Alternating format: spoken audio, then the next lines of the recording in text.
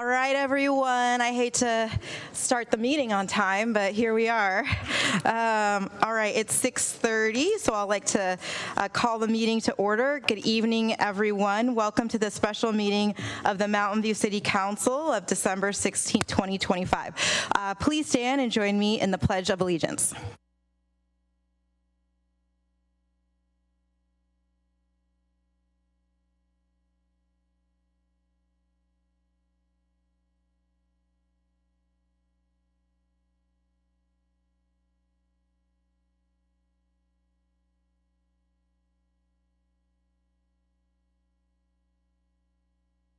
All right, great. We'll move on to roll call. The city clerk will take attendance by roll call. Councilmember Clark. Here. Councilmember Hicks. Here. Councilmember McAllister. Ho, ho, ho. Councilmember Ramirez. Here. Councilmember Showalter. Here. Vice Mayor Ramos. Here. Mayor Kamei. Here. You have a quorum.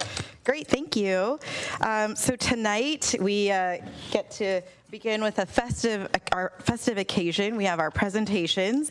Please note that these are presentations only. The City Council will not take any action. Public comment will occur after the presentation items.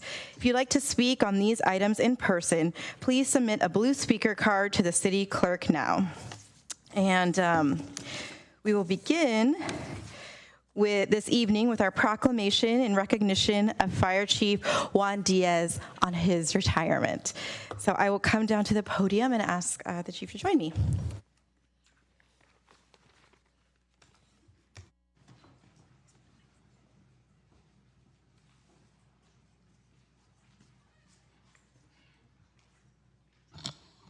I see a lot of people for you, so I want you to stand here while so everyone can see you.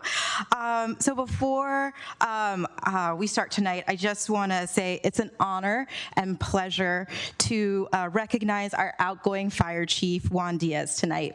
Chief Diaz has served our city for nearly 12 years. During that time, he has provided our community with steadfast and innovative leadership of our top-notch fire department. I'm going to read Chief Diaz's accomplishments shortly, which will be in his proclamation. But before I do so, I just wanted to add my own personal thanks to Chief Diaz. Chief Diaz is a proud immigrant and has shared his story as a refugee to the United States openly. And I think this really ties into our Mountain View culture of being a community for all. And I will say, this has been his superpower. Over the last 4 decades, through resilience, perseverance, and a deep commitment to service, Chief Diaz has built a distinguished career, centering all of that on his lived experiences. And yo quiero decir algo sobre el jefe, right? Que fue una inspiración para mí y yo sé para la comunidad aquí en Mountain View, que cuando tiene un deseo, tú puedes hacerlo. So this isn't goodbye. This is, we will see you around. And being that Cuba and Puerto Rico, we are cousins, right? We're in the Caribbean Sea together. We say pa'lante, ever forward. So I just want to say all that, and now I will read the proclamation. Whereas Chief Juan Diaz will retire on December 30th, 2025, concluding a distinguished 40-year fire service career, including 5 years as a reserve firefighter in Santa Clara, 25 years with the San Jose Fire Department, rising to deputy chief, and nearly 12 years with the Mountain View Fire Department, and the last 10.5 years as fire chief. And whereas under his leadership, Mountain View Fire earned 3 consecutive insurance services office Class 1 ratings, the only such distinction in Santa Clara County, implemented full advanced life support services across all fire companies, built a Type 1 urban search and rescue team, enhanced the hazardous materials emergency response team to Type 2 certification under the California Office of Emergency Services, and significantly expanded public education programs. And whereas Fire Chief Diaz championed diversity, equity, and inclusion, advancing pathways for underrepresented groups, and promoting MVFD's first female battalion chief. first female fire marshal, and first Chinese American battalion chief. A 2020 Santa Clara County grand jury report recognized MVFD's notable progress in gender diversity. And whereas he established the MVFD California Joint Apprenticeship Program and the department's first fully funded annual recruitment committee, helping MVFD achieve the highest per capita number of women firefighters in the county, as noted by the 2024-2025 civil grand jury. And whereas Fire Chief Diaz strengthened the department's culture by introducing the Mountain View Way, creating a formal career development plan, launching annual awards and recognition programs, and expanding peer support and cancer screening initiatives. And whereas he built a robust community emergency response team, also known as CERT, program, expanded training to more than 1,000 residents, enhanced neighborhood preparedness, and established 7 portable emergency operations center buildings throughout Mountain View. And whereas he advanced innovation by securing modern fire apparatus and specialized equipment, including an electric vehicle battery extinguishing team, a Type 6 wildland engine, and MVFD's first advanced life support transit ambulance. And whereas he founded MVFD's first honor guard, created the county's first tactical paramedic program embedded with Mountain View Police Department SWAT, and developed the department's swift water rescue capability. And whereas Fire Chief Diaz strengthened regional cooperation through mutual aid and support of the Santa Clara County Type 3 Incident Management Team. And whereas during the COVID-19 pandemic, he partnered with Santa Clara County health officials to provide free testing and vaccination services for first responders, teachers, vulnerable residents, and communities in both Mountain View and San Jose. And whereas in 2024, he led the MVFD's 150th annual celebration, drawing more than 10,000 attendees. And whereas Fire Chief Diaz holds an associate and bachelor's degree in fire science, a master's degree in leadership with an emphasis in homeland security and emergency management, and numerous chief officer and specialty certifications. And whereas he served as the president of the Santa Clara County Fire Chiefs Association, liaison to the Santa Clara County Operations Section, representative to the State Homeland Security Program, and contributor to regional radio interoperability and mutual aid planning. And whereas an avid collector and restorer of unique fire apparatus, Fire Chief Diaz led the full restoration of MVFD's 1925 American La France engine, returning it to serviceable display after more than 50 years of deterioration. And whereas Fire Chief Diaz leaves a lasting impact on the Mountain View Fire Department and will always be appreciated and missed by the membership, his executive team colleagues, and fire service. Now, therefore, I, Ellen Kamei, Mayor of the City of Mountain View, along with my colleagues on the City Council, do hereby express gratitude and appreciation to Juan Diaz for his leadership, service, and dedication to the residents of Mountain View. Can I invite you to stand and give Chief Diaz a round of applause?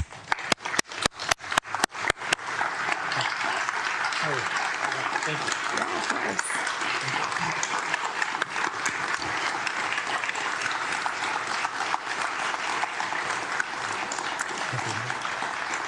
Yes, the mic is yours, or I can continue on with more presentations for you. Please. Okay, we'll continue with the presentations. All right.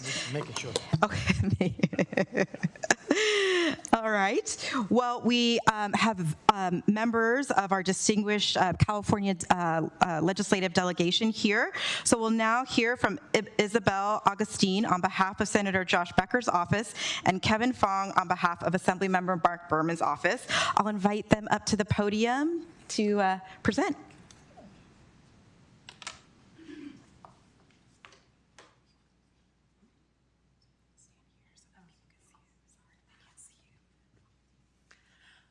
Hi, we just wanted to, on behalf of the California State Legislature and Assembly Member Mark Berman, Senator Josh Becker, thank you for your dedication and your decades of commitment to the people of Mountain View and the health and safety of our community.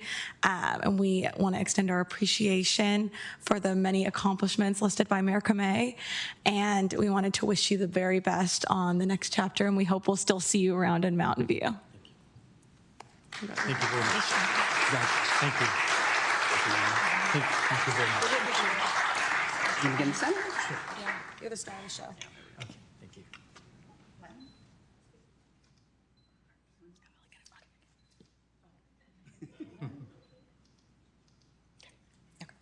Thank you very much.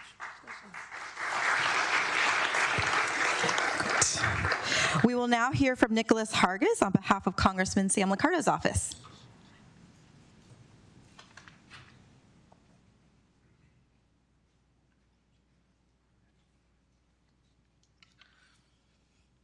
On behalf of Congressman Sam Liccardo and his entire office, it's my honor to present this congressional resolution to Chief Juan Diaz. And thank you, Mayor Kamei, for that beautiful proclamation stating his accomplishments. I will just read the final sentence from this resolution. I am proud and honored to celebrate Chief Juan F. Diaz for his extraordinary career with the Mountain View Fire Department and express deep gratitude for his many contributions to the well-being, health, and safety of our community. Thank you very much.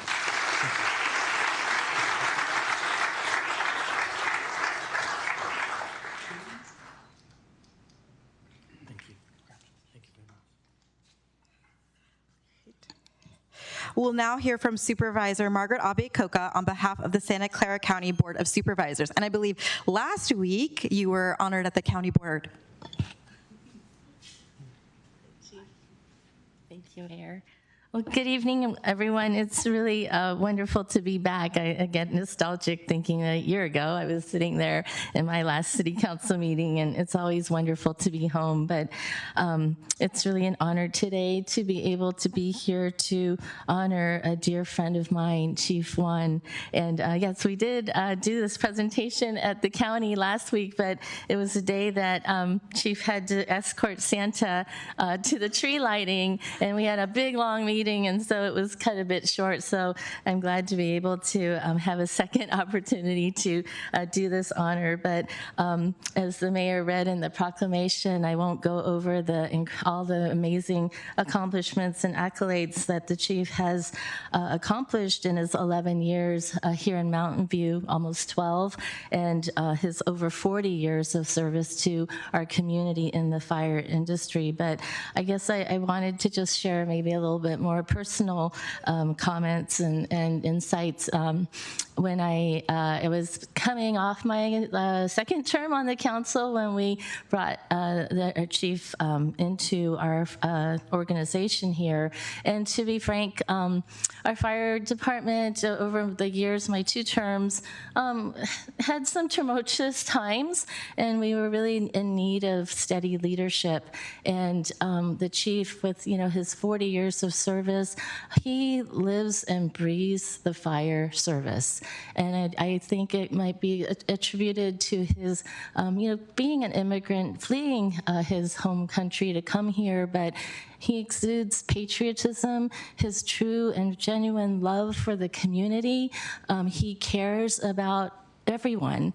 And, I have the deepest respect for all of our firefighters. They put their lives on the line to protect us and to protect our community. And the chief really exemplifies that to his core.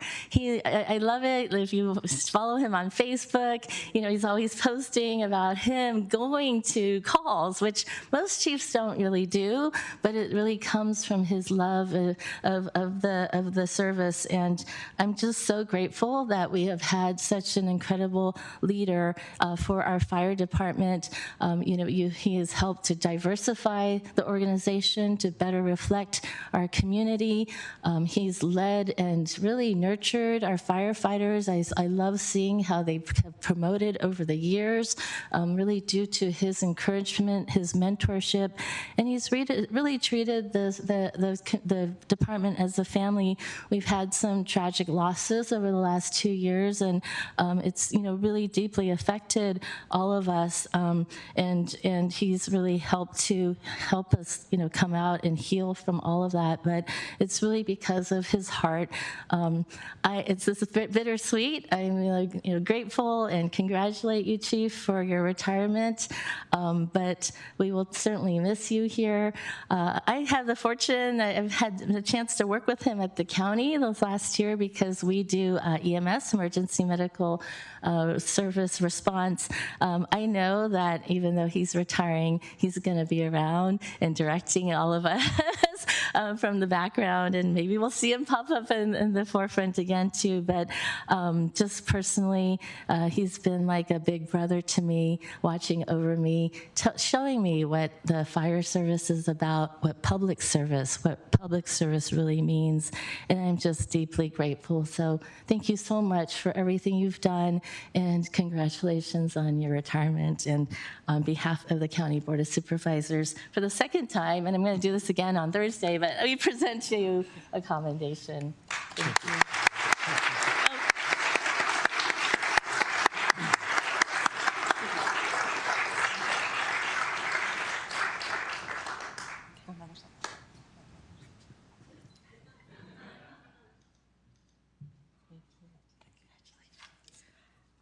I think before, Chief, you leave, would you like to say a few words? Well, this way, so I'll be very brief. Thank you, Honorable Mayor Kamei, and distinguished members of the City Council and our City Manager, Kimber McCarthy. The proudest day of my career was becoming a fire chief and serving this community. I am immensely proud of the men and women of the Mountain View Fire Department. Day in and day out, the Mountain View firefighters make sacrifices to protect our community. I'm extremely thankful to our City Council and to our City Manager that during the past and current City Council who have supported our firefighters so that we can have the tools and equipment to serve our residents. It's been truly an honor and a privilege to serve each and every one of you through our firefighters. Thank you very much.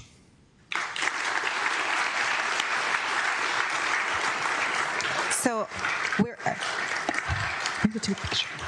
I think since we have so many from our fire department, and I know your family traveled very far to come and be with us, so we'll ask our council to stand. Maybe if fire doesn't mind coming here, and your family and all those who presented proclamations to Chief, we could take one large picture before we go on. I think it would be great. Thank you.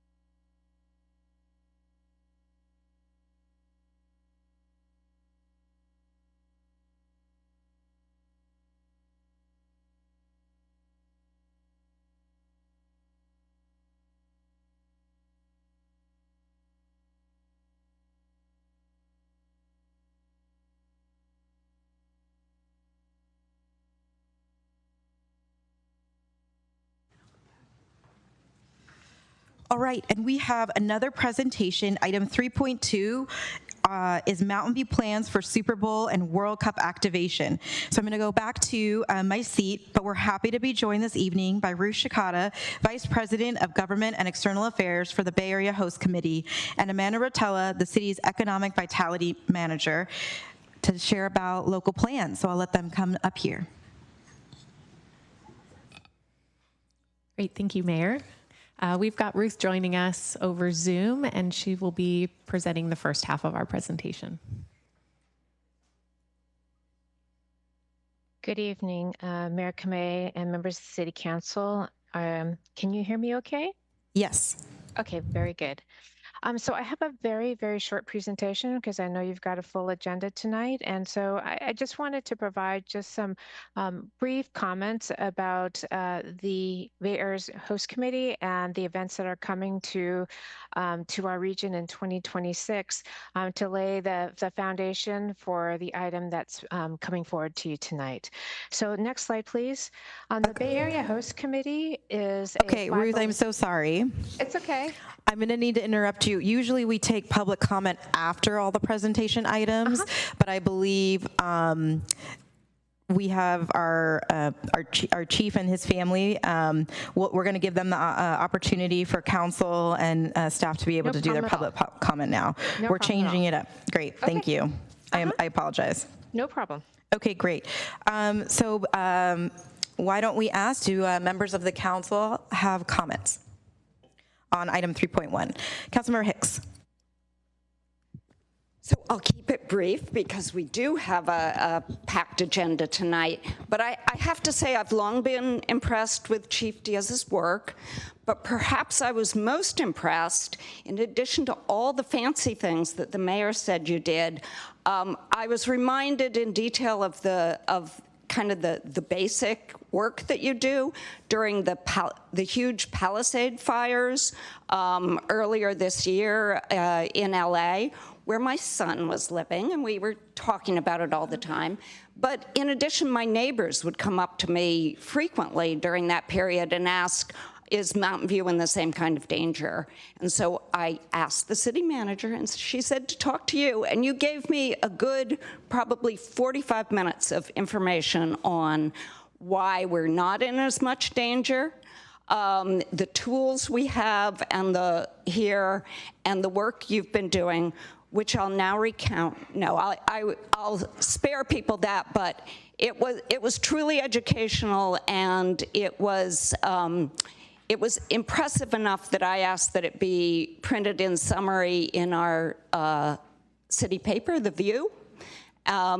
Much, I have to say, to the relief of a lot of residents. I would refer residents to that information. So, and it again reassured me that you and the fire department were doing a great job. So thank you. Great, thank you. Councilmember McAllister. Chief, 11 years ago, I was mayor, and I had the privilege of swearing you in. I didn't expect to come back and see you go, so I wish we could continue this saga for a few more years, but it was a great honor then to have met you, worked with you, get you sworn in, get you settled, and serve alongside you for 8 years, and now for a few more. Everything that everybody said was true. You're a man of great character, and that's something that no one could ever take away from you. So I am honored that one of my great events as mayor was to swear you in and bring you on board. So my congratulations to your retirement. And as Supervisor Margaret Abacook said, you'll be around. We'll need you to tweak a few things. You still owe me a ride before time departs. So congratulations on your retirement. You well earned it. Councilmember Showalter. I just wanted to kind of echo what everybody has said, and a big thank you. And also to mention just the incredible leadership during the COVID pandemic. I mean, that was just a once-in-a-century event for all of us. And the fire department, with you in leadership, stepped up to provide emergency medicine in a way that was just thoughtful and effective. I mean, you went to people's houses when they needed you to bring a vaccine, and you helped set up vaccinations. And I mean, that was just an incredible response. So thank you so much. Great. City Manager McCarthy. Thank you, Mayor. So I just want to publicly give my sincere appreciation and thanks to Chief Diaz for his amazing years of leadership and service to our city and to our organization.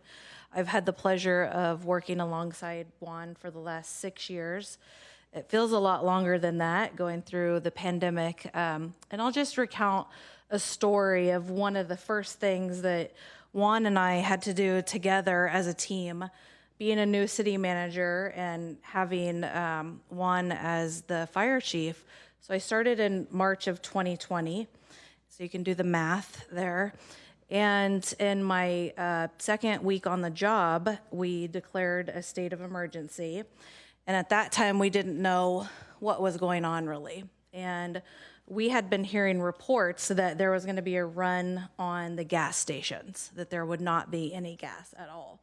So I remember calling you very, very late at night. Maybe it was around 11 at night. And he and I talking about making sure that the fire engines in every single vehicle was fully filled up with gasoline. At that point, we do not have electric engines at this point. And also with our then police chief at the time. And you and I just talking about what this means, you know, for the community and how we were going to serve the community and be there and make sure that we could. So that was really my first start with this partnership with Chief Diaz. And since then, I've really appreciated his ability to collaborate with his peers and his other executive team members to give me great counsel and great advice when I needed it, when I asked for it, sometimes when I didn't ask for it, which is a very good thing. And as you all heard, Chief Diaz has many firsts. He has created many firsts as fire chief, which is something to be very proud of. First ambulance, honor guard, so on and so on, water rescue, so many. So I just want to thank you on behalf of the organization for your tremendous efforts and leadership over the past 12 years, and just wish you such wellness and success in your next chapter. And also to say that his wife Leah is here, and sister who flew from Honduras to be here. And so just you're surrounded by people that love and care about you and wish you the best in your next chapter. So thank you for everything. City Attorney Logue.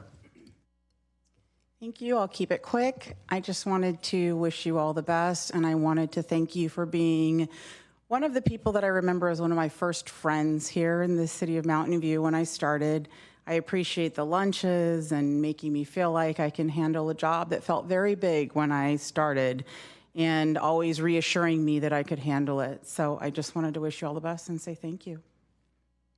Thank you. Thank you, Chiefer. And thank you to the public and to Ruth for letting us pivot to do our comments now. We'll thank our special guests for joining us, and we'll move back to item 3.2, the Mountain View plans for Super Bowl and World Activation. And so we'll go back to you, Ruth and Amanda. Thank you, Mayor Kamei and the City Council. Of course, that was much more important than my little presentation here tonight, and I'm so glad that Chief Diaz is retiring and off to a new chapter. Anyway, I just wanted to say that off this side that we are a 501c6 nonprofit organization. We reestablished ourselves in 2022. Some of you might have known our previous iteration for Super Bowl 50, and then for the College Football Playoff National Championship game in 2019. But in 2022, our board of directors, which is made up primarily of the presidents of the professional sports teams here in the Bay Area, decided that a sports commission was needed on an ongoing basis to serve regional needs and to bring mega sporting events into the area. Our mission is really to drive, to bring mega sporting events into the area and drive lasting economic, cultural, and social impact for the Bay Area. Next slide, please. And so how we do that is that we respond to the needs of event owners or governing bodies of these mega sporting events, whether it be FIFA, the NFL, NBA. And so if we take the NFL, for example, Super Bowl is their marquee event, their tentpole event. They put out requirements of what a community needs to do in order to host a Super Bowl. And local organizing committees like the Bay Area Host Committee then looks at those requirements, responds to those requirements, and hopes that the NFL might select our community as the place to host Super Bowl. When that selection is made, then we are able to use some of the intellectual property associated with the Super Bowl and sell some sponsorships in order to gain revenue to enable the hosting of the event. In general, all the tickets and all the broadcast revenues still belong to the NFL. All the rights associated with their intellectual properties belong to the NFL, and that we do what we can to bring in local sponsorships, to bring in the flavor of the San Francisco Bay Area into the Super Bowl, and to promote our region. So next slide, please.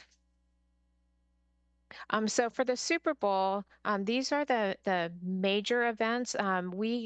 The NFL announced these events within the last couple weeks, but just for tonight's purposes, the Team Arrivals will take place on Sunday, February 1st. They'll fly into San Jose at SJC.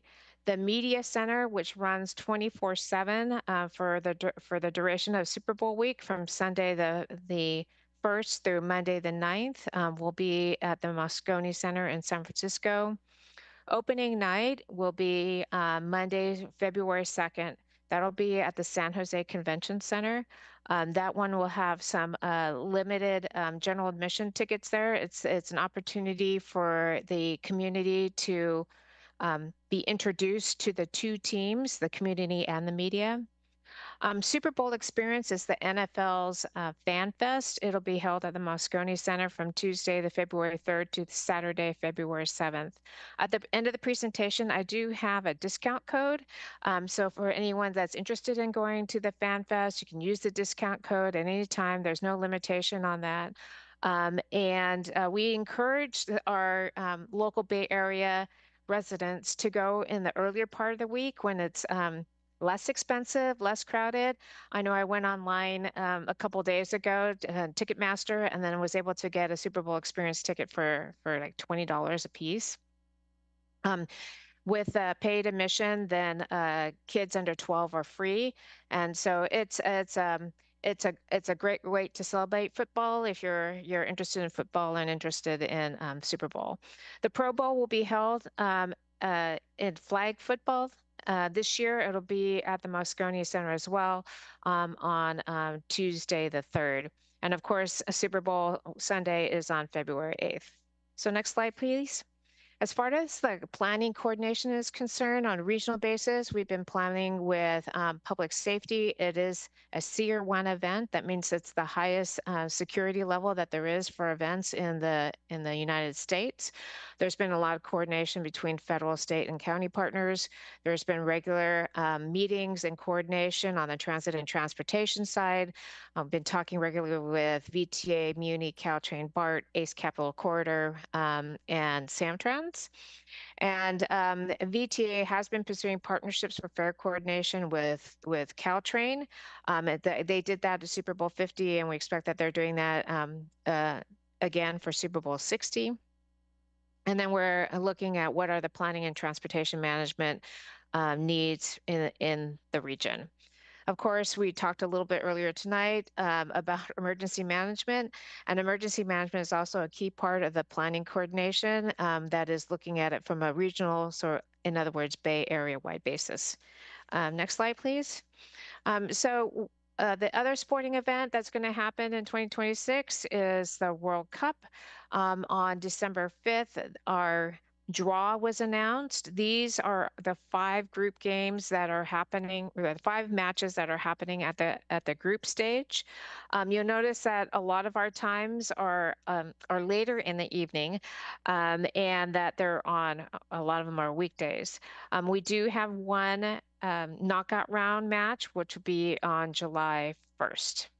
Next slide, please. So one of the things that we've done is to try and create some engagement on a local basis to allow fans to interact with these major sporting events, especially more so on the FIFA World Cup basis, is to publish this public screening playbook, which helps local communities understand what the do's and don'ts are with regard to viewing these matches, these games in public. This playbook is really meant for as a guide. And so on the next slide, please. So we try to provide some helpful hints on what you can do, trying, in other words, avoiding the intellectual property. So the use of the word Super Bowl or the use of the logos, like this one's on the right with Kansas City and the Eagles. And then instead, what the NFL allows for is the use of the words like big game. But there are ways to advertise and to bring people together in what we would call a more authentic manner.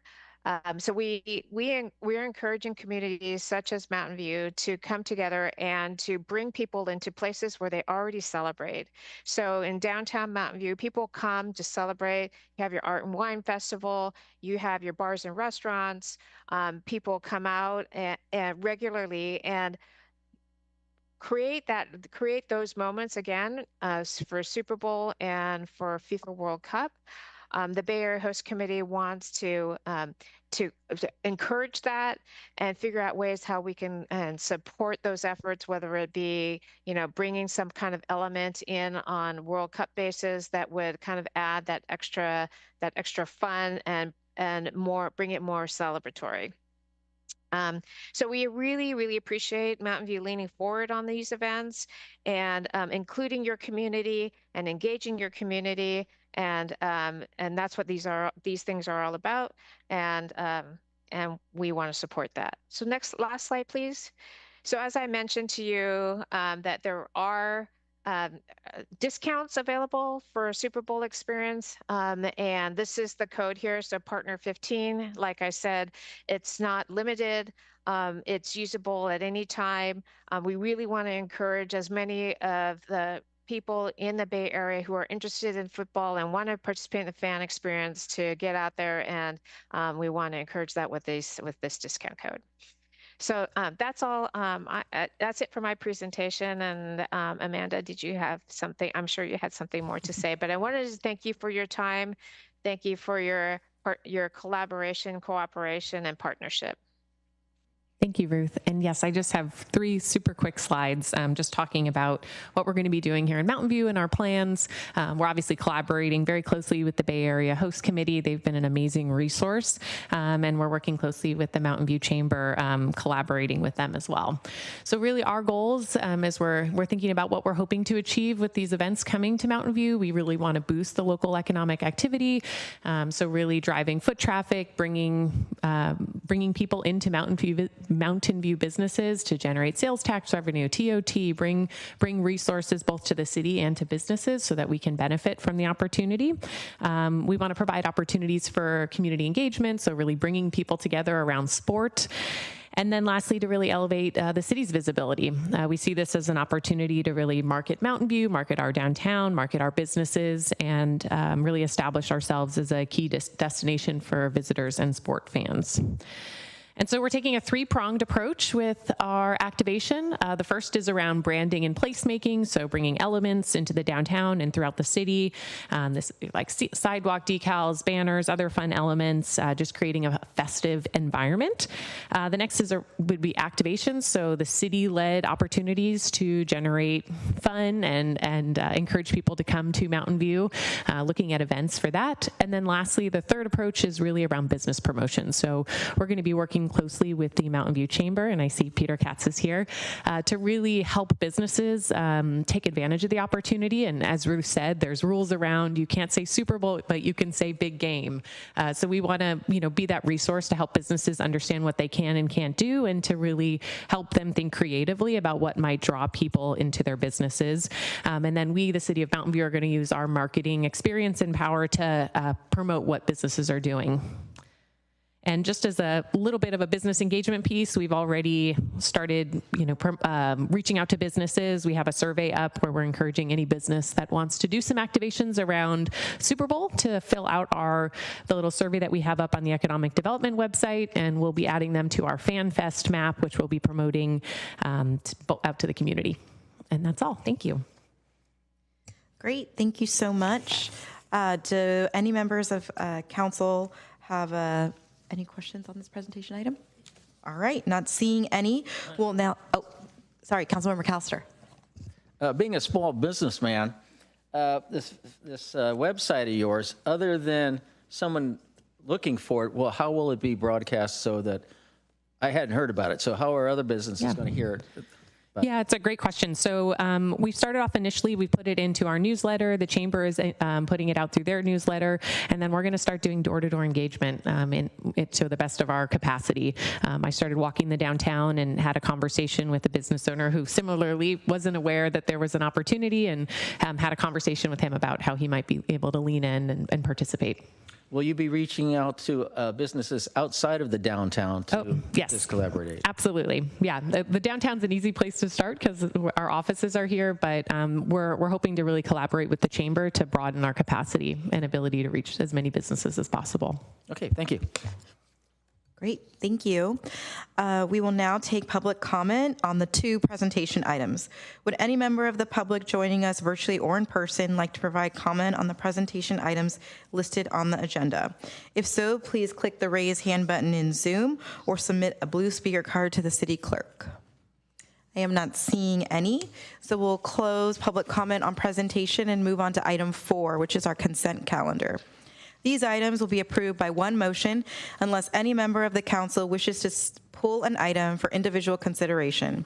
If an item is pulled from the consent calendar, it will be considered separately following approval of the balance of the consent calendar. If you'd like to speak on these items or the next item, oral communications on non-agenda items in person, please submit a blue speaker card to the city clerk now. Would any member of the council like to pull an item? Councilmember McAllister, is that a carryover or do you have something? No, I just want to make a comment on it. Okay, great. Okay, can you just tell me your item number? I think it's 4.6. Okay, 4.6. Okay, I'll come back to you. Councilmember Showalter? I'd like to make some comments as well. Okay, on which 4.2, 4.3, 4.5, 4.6, and 4.9. Okay. Councilmember Clark? I'd like to pull 4.7, please, for discussion. All right, so 4.7 has been pulled. So we'll go over the balance of the consent calendar, and we'll start with Councilmember McAllister, and then we'll come back to you, Councilmember Showalter. All right, Councilmember McAllister. Yeah, on 4.6 is council priorities, and I want to, when I came on board, I was always emphasizing the pavements and the road conditions, and I would like to thank my council for seeing that over the years, and like in 2022, our PCI pavement condition index was at 69. The next year it was at 68. The next year it was 67. So for the last 3 years it had been going down, where 70 is the minimal enough to say it was good. And so I appreciate the staff, council recognizing that this was the time to invest back in Mountain View. And so I just want to say that we're in the right direction, and hopefully you will see roads improve, but it's going to take a while. But it's something that we've been looking for a long time. Thank you. Great, thank you. Councilmember Showalter. Well, as we get to the end of the session, you know, this is sort of the end of our fall session tonight. There's always a lot on the consent calendar, and there's a lot of work behind it. So I just want to mention a few things. Item 4.2 is an emergency water intertie agreement with Cal Water. We get water supply from Cal Water. Most of it comes from SFPUC and from Valley Water, and we also have some wells. And it's really just good practice to have interties between all of these systems so that we can operate them as effectively as possible, and particularly in emergencies. So this is just really a good practice, and I want to thank the Public Works Department for going forward with that. Item 4.3, advisory boards. I always want to thank everybody who applied. We had a good group of applicants this time, and if you applied and didn't make it, I hope you'll try again. But congratulations are due to Sharon Sue to the Board of Library. We're reappointing Jonathan Davis and appointing Ida Rose Sylvester to the Parks and Recreation Committee. We're reappointing Marisol Malara, Mike Kasperzak, Peter Katz, and Jamil Sheikh, and appointing Peter Reiter to the Downtown Committee. And we're also appointing Irina Cohn to the Performing Arts. So I want to thank all of you in advance for all the hours you're going to put in for the city. Item 4.5, this was an auditor's report. And if you're interested in finding out about the way the city is spending your tax dollars, this is the council report for you to read. It's fairly short, but it gets very much to the point, and I thought attachment 1 was particularly informative. Then 4.6, that's an update on our council priority projects. The council report and attachment 2 are particularly good for getting caught up on what is happening with the projects that this particular council put in our work plan last year. And attachment 2 has a description of each one. I also just wanted to thank the staff who prepared this. This was really well organized and easy to understand. I know that takes a lot of effort. And then the last one is 4.9. This is really about improvements we are making to city, this one, it's called a heritage tree removal, but really what it's about is the solar improvements that we're putting in many of our city facilities. And we have an extensive climate action plan, and part of that is making sure that our city facilities are modernized and have solar and heat pumps and that sort of thing wherever it's possible. So this is a project about that. And not only will these projects add solar to a number of our city facilities or jointly operated school district facilities, but they're going to save a lot of money in energy costs over the long term. And I think that that's something that's really worth noting. So thank you. Great, thank you. So seeing no other council members in the queue, we'll do public comment. Would any member of the public joining us virtually or in person like to provide comment on these items? If so, please click the raise hand button in Zoom or submit a blue speaker card to the city clerk now. I am not seeing any public comment on the balance of the consent calendar. So I'll bring the item back for council action and note that a motion to approve the consent calendar should also include reading the title of the resolutions attached to consent calendar items 4.1, 4.2, 4.3, 4.4, and 4.8. I see we have a motion by Councilmember Showalter. May I get a second? Thank you, Councilmember Hicks. We'll turn it over to Councilmember Showalter. All right. I move the balance of the consent calendar. Item 4.1, adopt a resolution of the City Council of the City of Mountain View authorizing the city manager or designee to amend the City of Mountain View's salary plan for hourly employees for all classifications to comply with Mountain View's minimum wage, to be read in title only, further reading waived. Item 4.2, adopt a resolution of the City Council of the City of Mountain View approving an emergency water intertie agreement with California Water Service Company at 3645 Grant Road, to be read in title only, further reading waived, and authorize the city manager or designee to execute the emergency water intertie agreement with California Water Service and to execute all necessary documents to effectuate its purposes. Item 4.3, adopt a resolution of the City Council of the City of Mountain View reappointing Sharon Sue to the Library Board of Trustees, reappointing Jonathan Davis, and appointing Ida Rose Sylvester to the Parks and Recreation Commission, reappointing Marisol Malara, Mike Kasperzak, Peter Katz, and Jamil Sheikh, and appointing Peter Reiter to the Downtown Committee, appointing Irina Crone to the Performing Arts Committee, and appointing David Kim and Michelle McGuire to the Senior Advisory Committee, to be read in title only, further reading waived. Item 4.4, adopt a resolution of the City Council of the City of Mountain View authorizing temporary closure of parking lots 4 and 8 from 7:30 a.m. through 2:30 p.m. on select Sundays occurring between January 5th, 2026 and February 8th, 2026, not to exceed 4 Sundays, for use by the California Farmers Market Association, to be read in title only, further reading waived. Item 4.8, adopt a resolution of the City Council of the City of Mountain View amending the fiscal year 25-26 budget to appropriate the following funds for the general non-operating fund to the Community Development Department of Activations and Promotions, related to the 2026 Super Bowl and World Cup, and the amounts of one, $295,000 for city activations and promotions, and two, $30,000 for a grant to the Mountain View Chamber of Commerce to support Chamber and Mountain View Business Associate activations and promotions, to be read in title only, further reading waived. Great, thank you. Let's vote.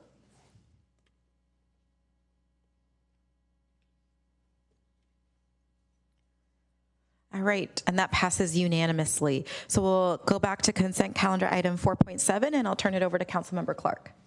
Thank you. I just wanted to, I'm the chair of the Investments Review Committee, and I just wanted to, first of all, our investments are all doing quite well, and we moved forward with the staff recommendation and some of the recommendations of the IRC committee members. Taking off my chair hat, I did want to just raise another recommendation in here that was made by the committee, but I wanted to make sure that the full council was aware of it and had a chance to chime in.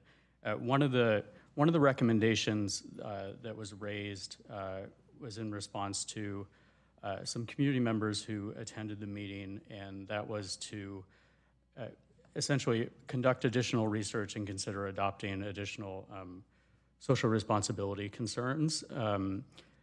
Essentially, we already have some social responsibility language in there, and the proposal was to broaden that a little bit further. And the proposed language was quite broad, and I had some reservations about it, and I just wanted to make sure that my colleagues were aware of that discussion. And I've actually thought more about it, and I've heard some additional concerns from community members, particularly our Jewish community members, about the additional restrictions that are being proposed. And so I had a chance to do a little bit more research, and I think staff did as well, and they can answer questions. But I think the additional restrictions that we were looking at studying are so broad that, one, there's a concern about the breadth of those restrictions, but two, we also, despite the breadth, confirm that none of our current investments would be covered by that, so there wouldn't be any immediate changes even if we were to adopt that language. And then second, because of our requirements on bond ratings that we would invest in, it's highly unlikely that any of the companies or investment opportunities on those lists that that were proposed by the community members would ever be something that we would invest in. So that's a very long way of saying in a year where we're potentially looking at revenue measures and staff is going to be tied up with a lot of that, plus everything that's gone on recently with world events. I just don't think this is the best use of staff's time because it won't really impact either our current investments or any of, I think, our near-term investments. So I think my preference would be just to adopt the staff recommendation, but without the study of the additional restrictions, because I just don't think they're going to move the needle for us in the near term, and I think staff's time would be better spent on the revenue measure and other things. So I'll just to get us started, I'll go ahead and move item 4.7 just without the additional review by staff of the investment restrictions that were identified. Great, thank you. Vice Mayor Ramos? So largely, this was an item, we did have some public comment in our investment review committee. We usually don't get public comment in our investment review committee, one, because it's like in the morning, and the subject matter is generally very dry, for a lack of a better term. But we did have a number of residents reach out, and they want our way of how we do our investments to be reflective of our values. I know that Councilmember Clark is concerned about staff time, but we weren't asking, well, they were kind of asking it for it immediately. I don't think the people in the committee were asking for it immediately. We just wanted to open that conversation to see what it would look like to make sure that we don't invest in weapons companies or private prisons or mass surveillance technologies. This is something essentially the community was starting to ask for. I don't believe it's, as long as we don't pressure staff to be very quick on it, to do it something in their own kind of time, I don't see why we wouldn't be responsive to a community ask like this. So I'm not entirely sure. I think like a good number of us, not necessarily directed staff, but asked like, what would it look like? What would, how much, we don't even know the scope. We just want staff to just start looking at it. And I totally understand that this may be a long process. When we first made our statement that we wouldn't invest in companies, fossil fuel companies, it was a long process as well. We just wanted to get started on it. So I'm not entirely sure, basically, if Councilmember Clark's motion is just to kind of shut the door on it. I don't want us to shut the door on it. I don't mind if it takes a long time. I just want us to actually just be responsive to our community. Councilmember Ramirez. Thank you, Mayor. So for the council's benefit, the recommendation from the IRC was unanimous, all 5 of us. It feels weird to use this as an opportunity to shut down that dialogue, but it's also not a personal priority for me, so I don't have a strong investment in the outcome of this vote.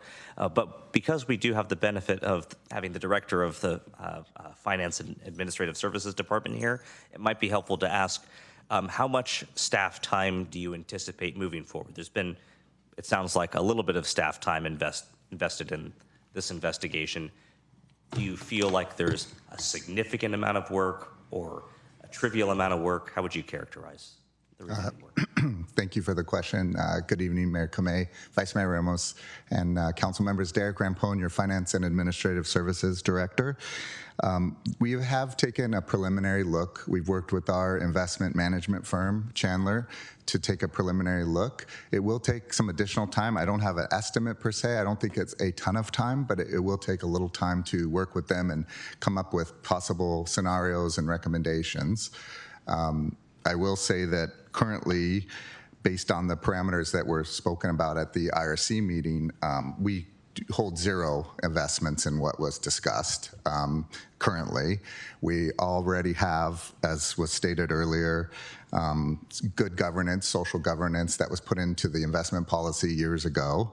And we are governed not only by the city's investment policy, but also the California Government Code. So we're pretty restricted on the investments that we can even take a look at. And so, but we're happy to take direction from the IRC. Okay.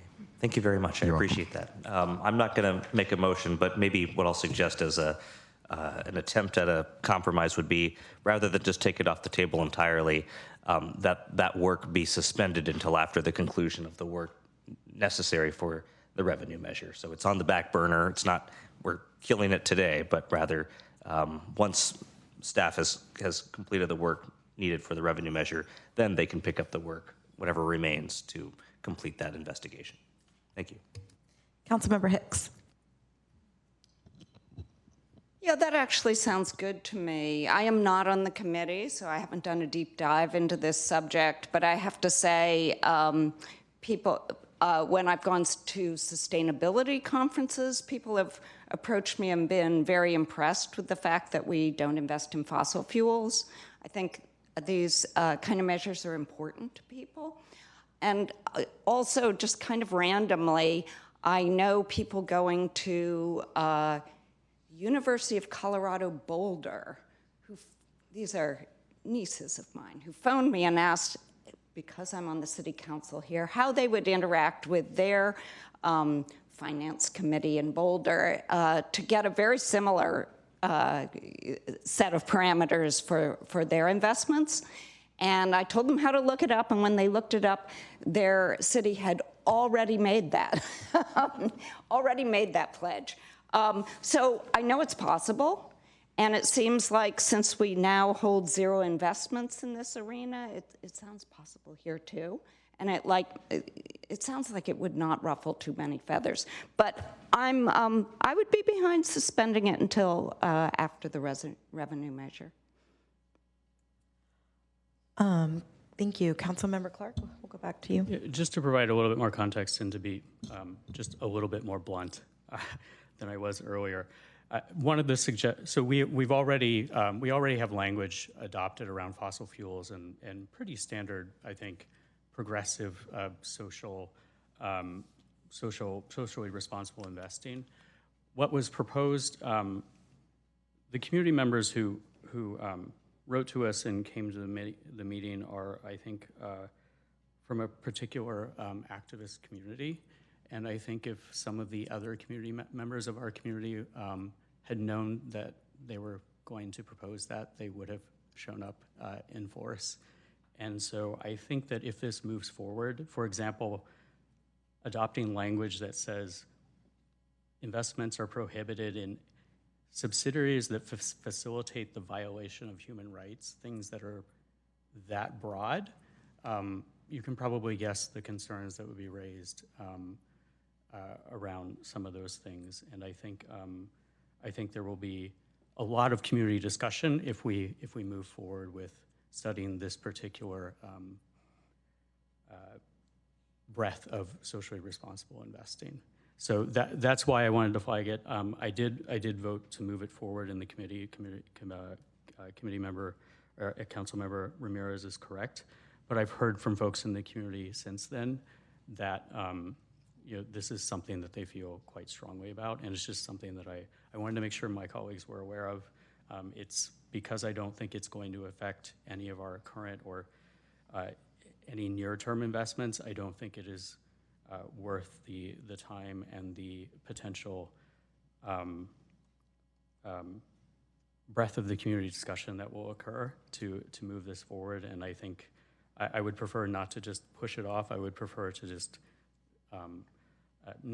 not do this right now, and we can always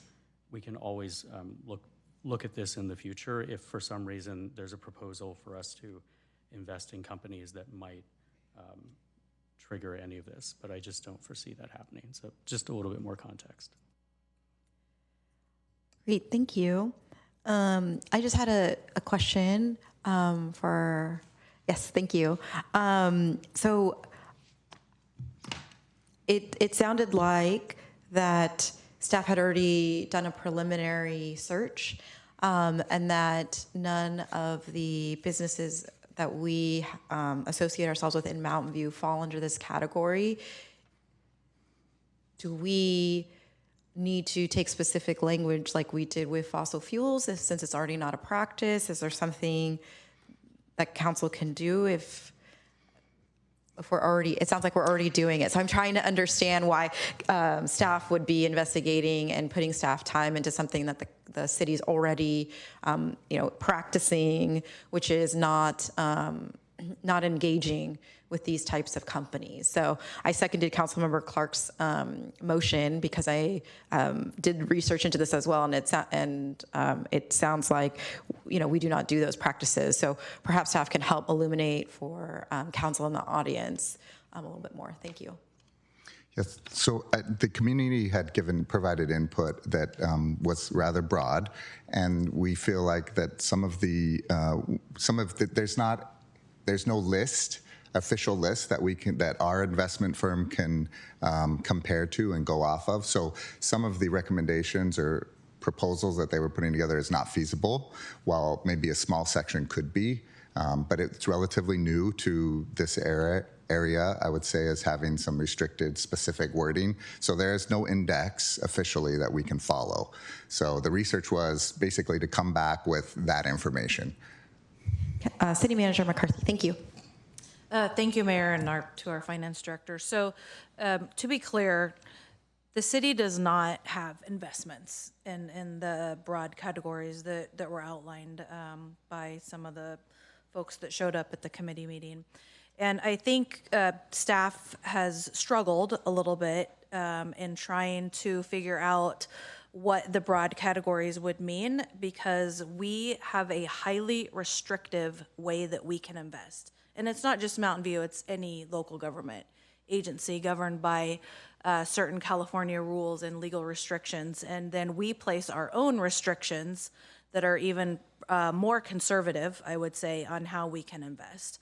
So I think the struggle that we have, or that we've talked about even with our the firm that works with us, is we would essentially be searching for what corporations might even fall under these categories, which we do not believe we have any investments of that nature or from any of those categories. So it's highly likely that staff would be coming back with kind of nothing to report, that there's nothing that we would find or have investing in now or in the future, especially because we have the social responsibility policy already in place with some broad caveats in the policy already.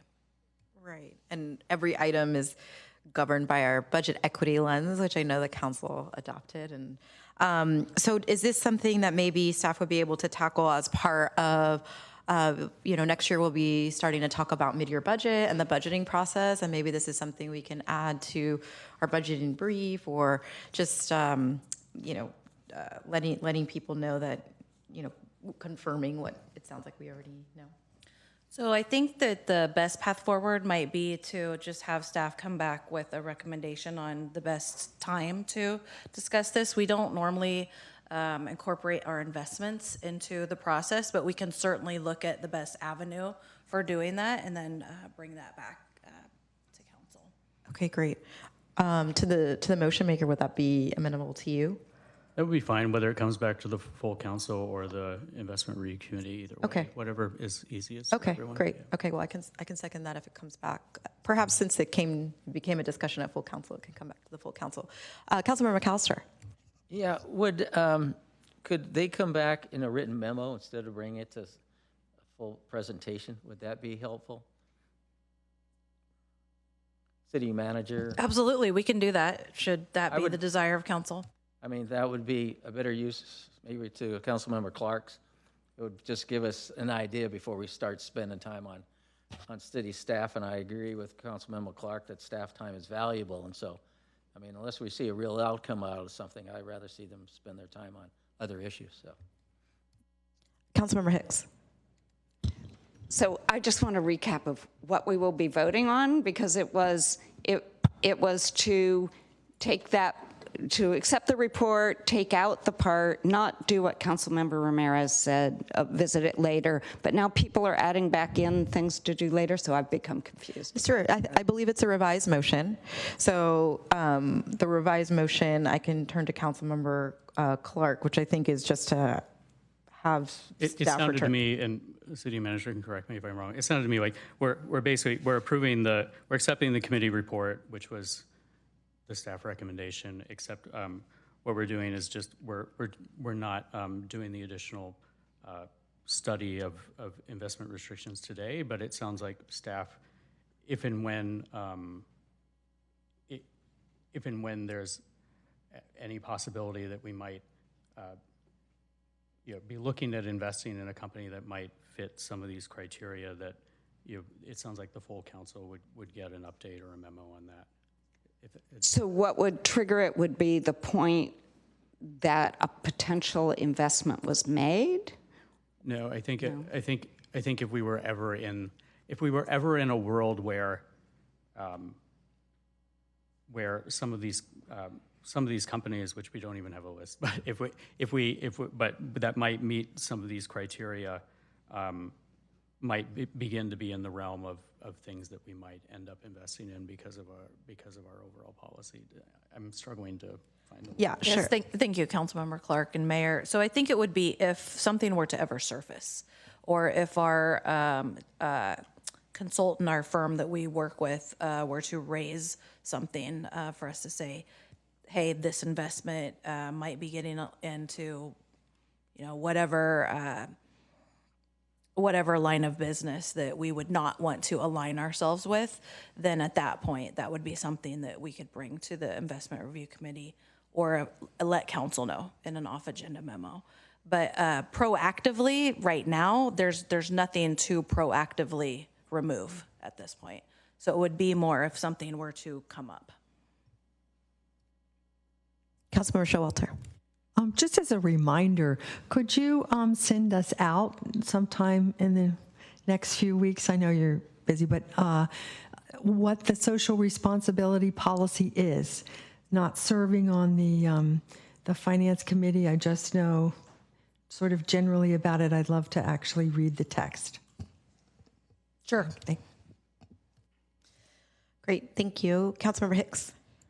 Yeah, so I think I'm going to abstain or vote no just because I'm not clear on what our current statement is. It sounds like possibly we could just use our current statement because members of the public are concerned if we're not. So I would prefer to look in it a little more the way Councilmember Ramirez said, but maybe this will get the votes.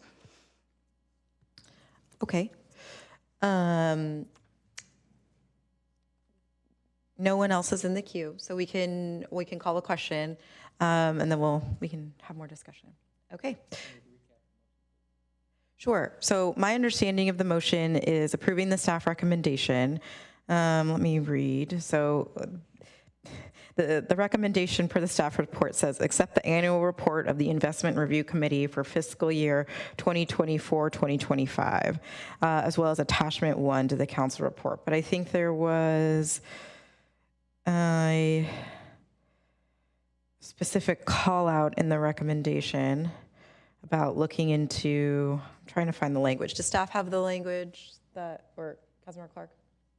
I think it's just what we're voting on tonight is to accept the report, and then there was a separate direction to staff that if there's ever a change in the environment to where some of these broader criteria might end up applying to some of our future investments, which I think is unlikely, but if they were, that we would proactively be either both the Investment Review Committee and maybe the full council would be made aware of that, just so we can look into it at that time.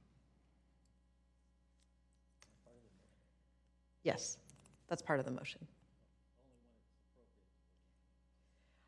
I think if anything would be flagged, it sounds like our Finance and Administrative Service Department worked with our outside entity, Chandler, and did a cursory review looking at if we invest in any of these companies, which it sounds like would include weapons and private prisons. And so they already did the cursory review of what was looked. Nothing was triggered. And so I think this would, it was brought in to include, I think, looking at staff. Do you have the language from the IFC meeting, please? Yeah, the recommendation was that the IRC recommended that staff conduct further research regarding the social responsibility concerns raised by the public and explore potential updates to Section 8.0 of the investment policy. So I think perhaps as part, thank you. So I think as part of the motion too, what we could include is what Councilmember Showalter said, which is once again, sharing our social responsibility guidelines, and perhaps that's something that we can make sure is available online and available for our public to also see, because I know that we've been committed to that as we looked at divesting from fossil fuel companies. So I know that that's a practice where we have used that as an umbrella for how we operate in Mountain View. And so perhaps that can come back to the full council.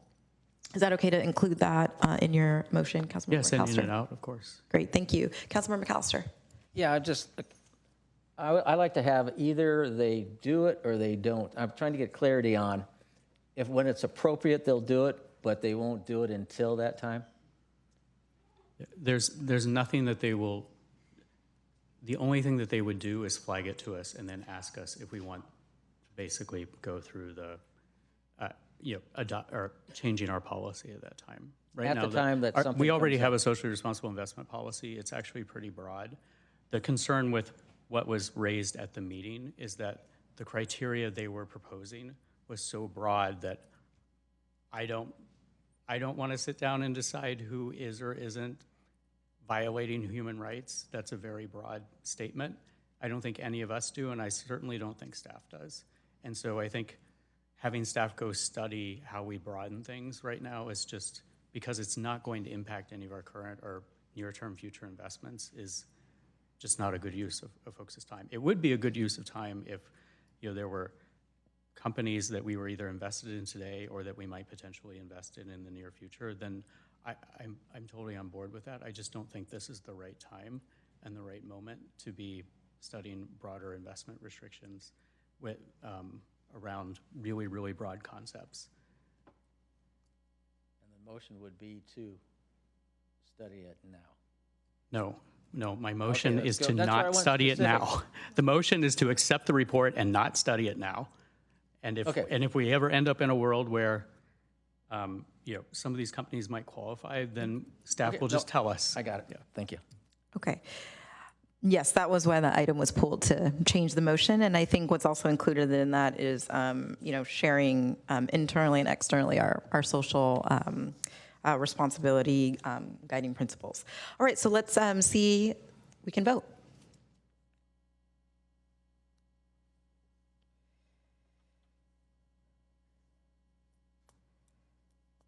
All right, and that passes 5-2.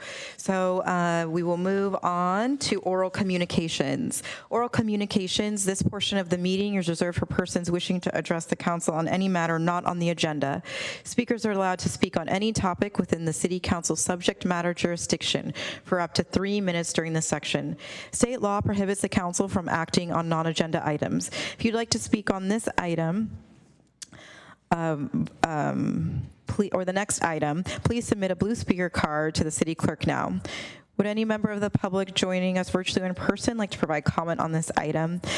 If so, please click the raise hand button in Zoom or submit the blue speaker card to the city clerk now. We'll take in-person speakers first, and each speaker will have 3 minutes. Stephen Goldstein. Sorry about that. Thank you for your time. I really appreciate it. I went through 2 years of homelessness due to the fact that a city employee made a comment in court saying that he could not find anything that would render my apartment unsafe. However, it turns out that the building I was living in had no building diagrams in the city record, no initial building code permit for building it. It was non-conforming at 184 Center Street as an R31 zone when the building was a R4 type building. And at the same time, I could easily document severe cracking in the foundation, severe cracking in the elevated walkway, and even sinking in my floor. And what happened? A city employee went to the court and testified upon visual observation, he could find no observable uninhabitable problems. However, that is not what the law allows. A letter also said that the city was assuming that it was in compliance regarding the building code at the time it was built. Turns out the building drawings were burned in a fire in 1958, and yet the building was built in 1960. And yet there has never been any action taken to rectify the fact that the building records were incomplete in the city, thus violating the State Health and Safety Code 19850, which says that the city must have those records in the records in order to have some kind of proper operation of the rental property. Finally, at the same time, the state clearly states that no government agency can assume safety without evidence. And what I understand is that the city has done everything it took to prevent any inspection of the property. Again, I wound up being homeless because of these actions, and I'm not giving up. I'm saying that the city should have had this corrected. The state law says that the city should be demanding that property owners be providing these records to the city before anything can be approved, including, importantly, a certificate of occupancy. Without these records being in place, a certificate of occupancy under those circumstances would be not valid. And I think at this point in time, what's going to happen is I'm now in contact with the State Housing Department to arrange a audit of the city's practices. And if the city is found to have a significant amount of records missing in the housing department, that could render a lot of problems for the city. I suggest the city does something to correct it. Thank you. All right, any other public comment in person on item 5? Okay, not seeing any, we'll go virtual. Bruce England. Thanks, Mayor. Good evening, everybody, council members, members of the public attending. I'll be short. I just want to, I figure we're getting close to the end of the year, and I want to bring up the Community for All policies of the city and praise the city and members of the community and all stakeholders who are upholding those goals and those positions regarding Community for All. Now, it's very focused on our own city, but you know, our country and our world is built of a collection of communities, and we're one of them. And if other communities also have their equivalent of Community for All policies, then we're in a good position. So I think that altogether what this means is that we're not divisive in what we do, that we care about all people, and that we don't try to put wedges in between one group of people versus another. Mountain View represents diversity and care for all members of the community, obviously, including people who don't even have homes to live in. We try to take care of everybody. And so once again, I want to praise the city, and I want to praise everybody who works on this and holds these values to be as important as I think they are. And I hope that they will continue forward as they are. Thank you. Thank you. Hala Al-Shawani. Yes, good evening. Thank you, Mayor. Good evening, council members and city staff. My name is Hala Al-Shawani. I'm an old resident, residing member of the community in Mountain View. Just wanted to comment on last week's council meeting. Last Tuesday, December 9th, there was an outpouring of public concerns and grave fears regarding having their properties designated as historic buildings. And I believe this is justified. In all the city's outreach community meetings on downtown historic preservations that I have attended, there was very little information, if any, regarding the benefits and the responsibilities of owning historical buildings. There was no mention of tax benefits, subsidies for repairs or replacements, the ability to modify, to update historic buildings. None of this was covered generally or thoroughly. This information is vital for the public as well as the policymakers to know and understand so that everyone can make informed decisions. The city should also state the benefits of retaining our historic downtown to the economic vitality programs and the significant tax revenue that it generates. Fiscal impacts and otherwise are important to mention. Moving forward, I hope that the city staff and or the hired consultants can provide a full disclosure of what is entitled in owning a historic residential or commercial buildings in Mountain View. Thank you so much. Thank you. Sophie Ye.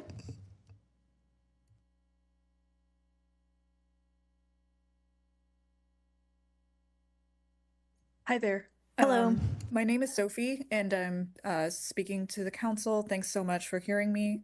I'd just like to voice support for what was discussed earlier around the investment report. I think I concur with what Bruce was saying earlier. I think as a community, Mountain View really thrives based on diversity and, you know, moving towards treating everyone as a human and ensuring the rights that people have. And I feel like as a city, we have the ability to make a powerful stand. And the fact that we already do not support investments such as those in weapons, private prisons, and mass surveillance should be seen as a good sign, and we can continue to move forward with that going in the future. Thank you. All right, that concludes public comment, and we'll move on to item 6, which is our public hearing. Item 6.1 is our Housing Element Program 1.1G, Zoning Precise Plan and General Plan Amendments. Principal Planner Diana Pancholi and Community Development Director Christian Murdoch will present the item. If you'd like to speak on this item, please submit a blue speaker card to the City Clerk now.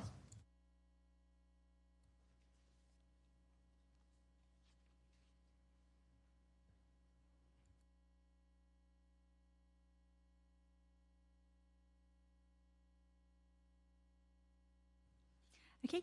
Good evening, Mayor and Council members. My name is Diana Pancholi, Principal Planner with the City's Planning Division, and I'm joined here tonight by Community Development Director Christian Murdoch. At tonight's meeting, staff is presenting the proposed amendments to implement Program 1.1G of the Housing Element.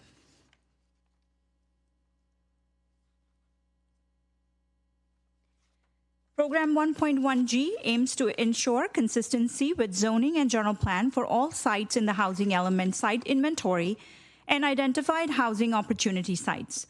The housing element rezoning sites and densities are shown here. As a reminder, the Moffett Boulevard zoning changes will be completed separately through the Moffett Boulevard Precise Plan process. And just as a reminder, the program has a housing element deadline of December 31st of this year. A little bit of the background on this, the housing element itself.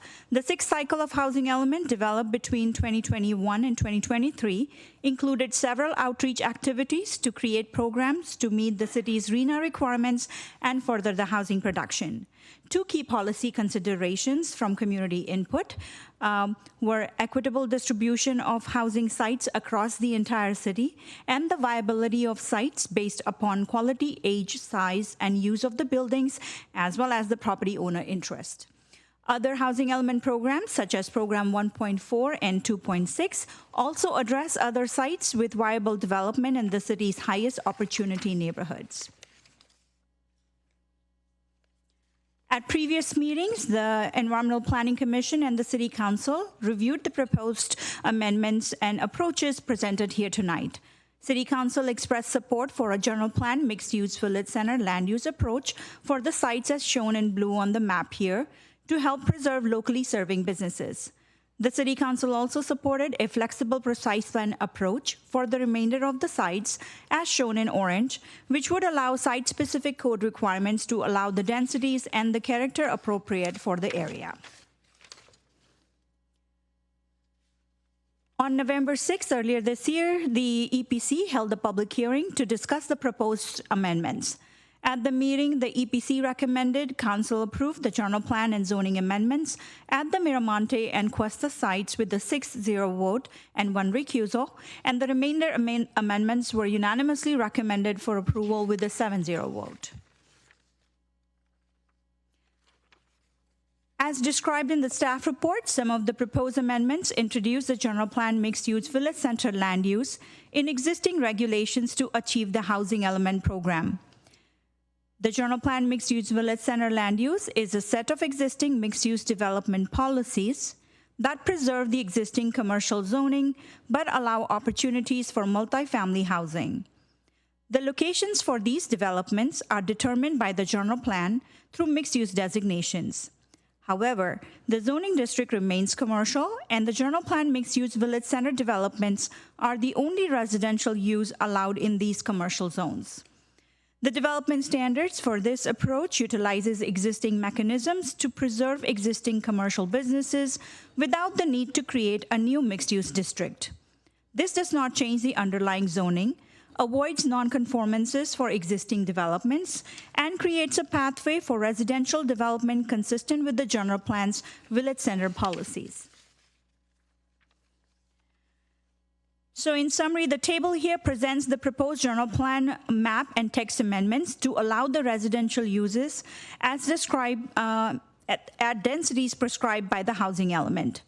The cells shown in blue are amendments intended to facilitate the general plan mixed-use village center land use, and the orange cells reflect the remainder sites. Details of the amendments are further discussed in the staff report. One key difference is the 1949 Grant Road Amendments, which proposes densities to allow 35 dwelling units per acre, which is slightly greater than the 30 dwelling unit per acre allowances of the housing element. And similar to the general plan amendments, listed here are the proposed zoning and precise plan amendments to make the sites consistent with the housing element and to allow residential uses and development standards to allow existing office businesses to return to these sites if redeveloped. Other minor code amendments are proposed to update outdated code references in the precise plans for consistency with the city code and the state law, and zoning amendments to clarify abrogation easement requirements, which relates to restrictions on the use of property and incidental effects such as noise and the height restrictions on any new structures.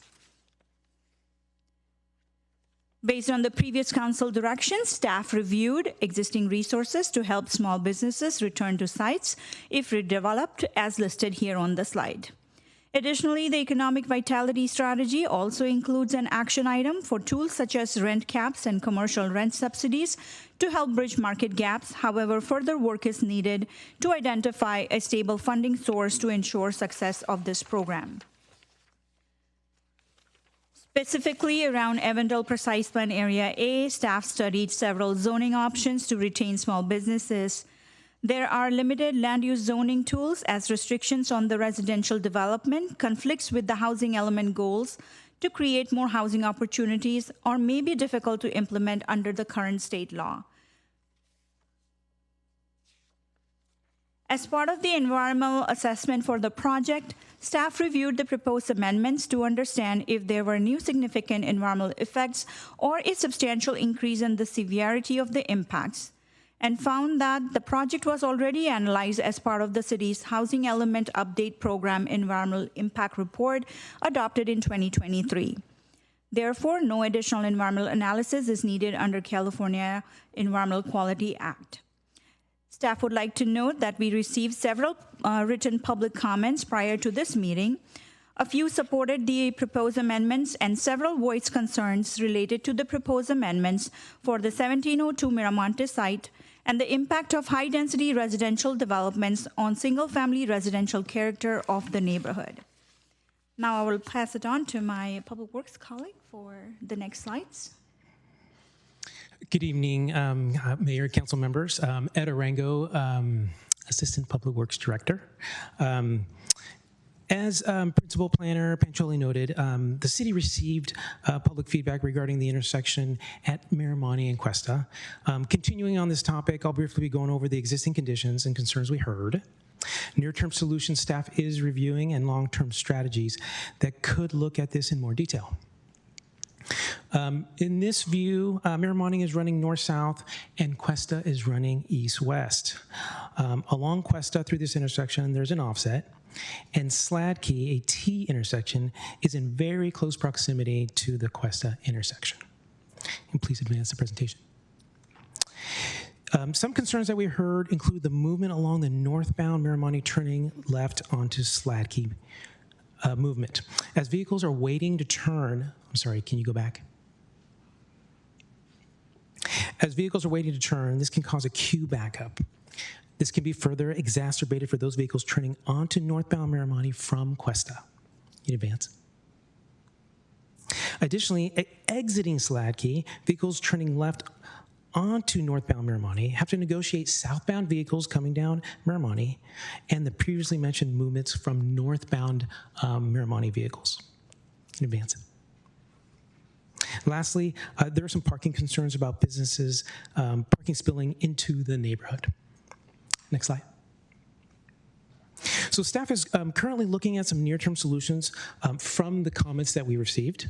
Some preliminary options we've discussed is the possibility of restricting the left turns into and or out of Sladkey at Miramonte. This would help address the concerns previously mentioned, and if pursued, would require to conduct public engagement with the neighborhood. The Miramonte paving project, which is limits are from Cuesta to Castro, will be starting construction in March.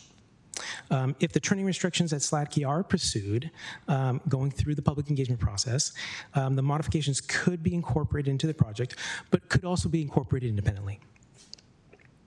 For the traffic signal at Cuesta and Miramani, staff will be observing the signal timing and seeing if there's adjustments needed during specific times of day that may help with operations.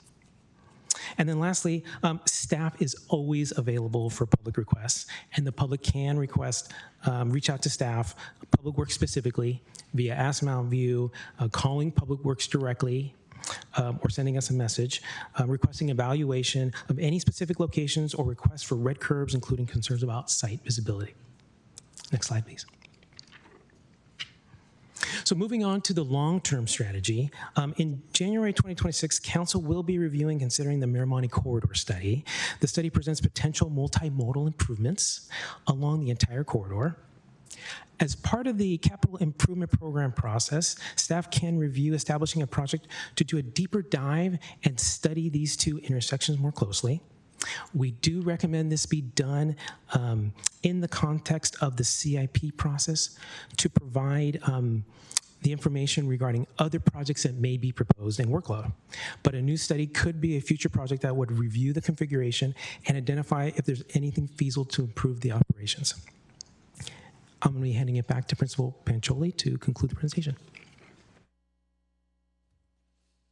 So in conclusion, staff recommends the City Council to approve the proposed amendments to implement the Housing Element Program 1.1G goals and increase the housing opportunity in the sites. Please note that Assistant Community Development Director Blazinski and Project Manager Krisha Pinoler are also present here tonight if Council has any questions, along with our environmental consultant as well. Thank you. Great, thank you. And just for the public, apologies we didn't say from the front. So staff's going to do their presentation, Council will ask questions, and then it will be everyone's turn to provide public comment to Council. So we'll go to Council questions. Councilmember Ramirez. Thank you, Mayor, and thank you, staff, for responding to the numerous questions that were submitted in advance of the meeting.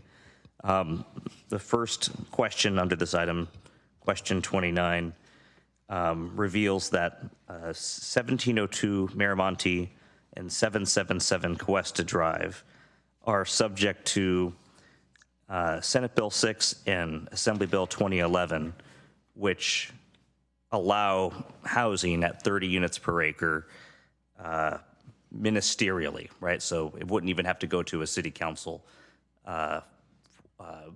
public hearing for a vote and approval. Is that correct? Good evening, Mayor, Vice Mayor, City Council. Christian Murdoch, Community Development Director.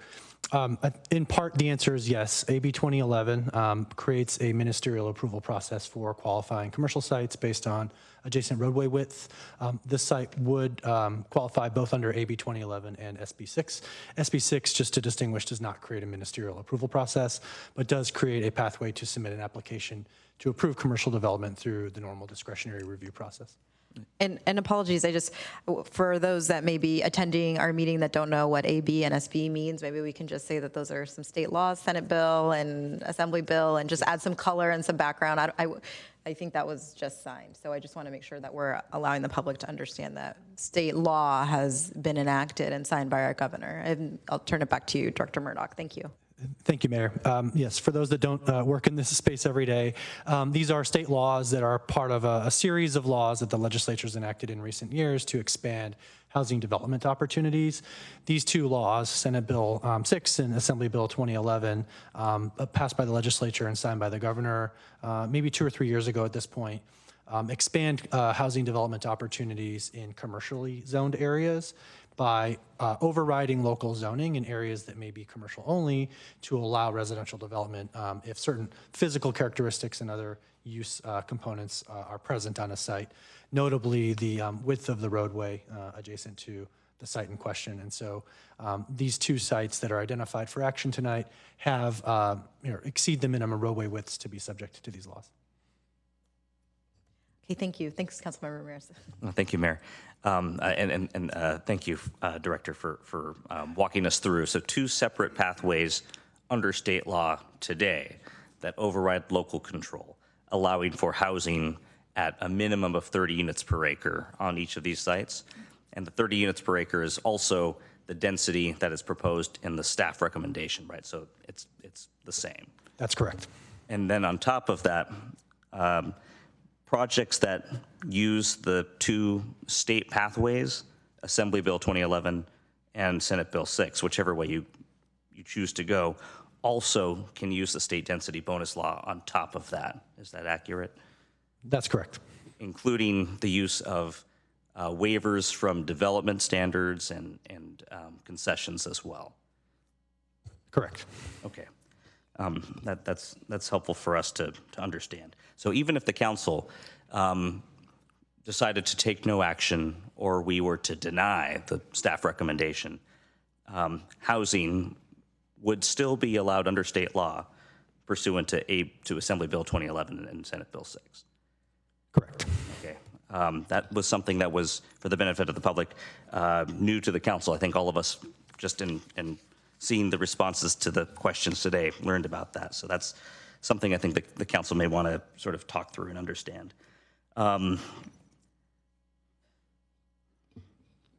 Are there certain advantages to having, so we have a commitment under the housing element program to conduct the rezonings. The responses to other council questions disclose some amount of risk in not following through. And I won't delve too deeply into that, but maybe another way of looking at that could be, are there certain advantages, even if we already have to allow housing at these sites, are there certain advantages to having local development standards governing those properties?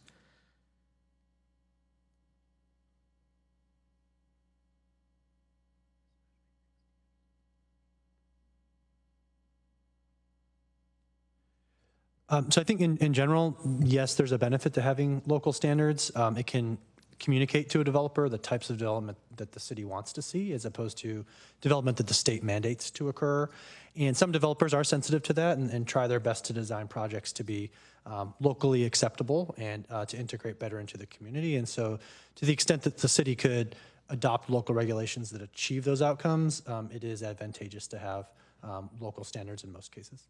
Thank you. And my last question will be, can staff sort of walk through, from your perspective, maybe a couple of examples in the staff recommendations for proposed development standards where you might work with a developer to communicate certain expectations?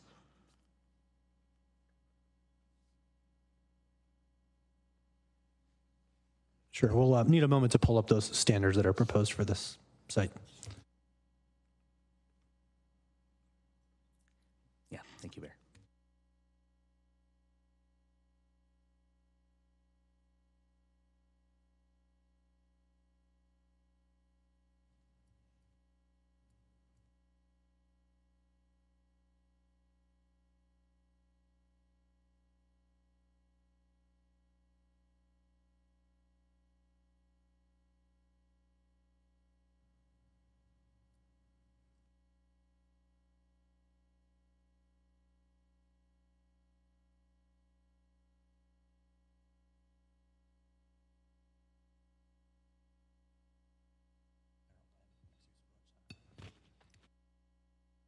So,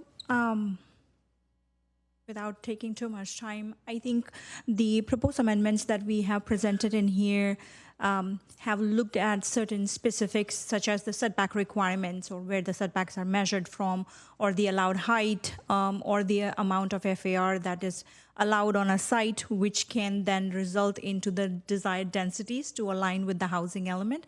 That would be some of the examples of the standards that are being proposed in order to bring the sites in compliance to allow a development that can come in and produce the amount of densities that are prescribed in the housing element. Thank you. Councilmember Showalter. Thank you.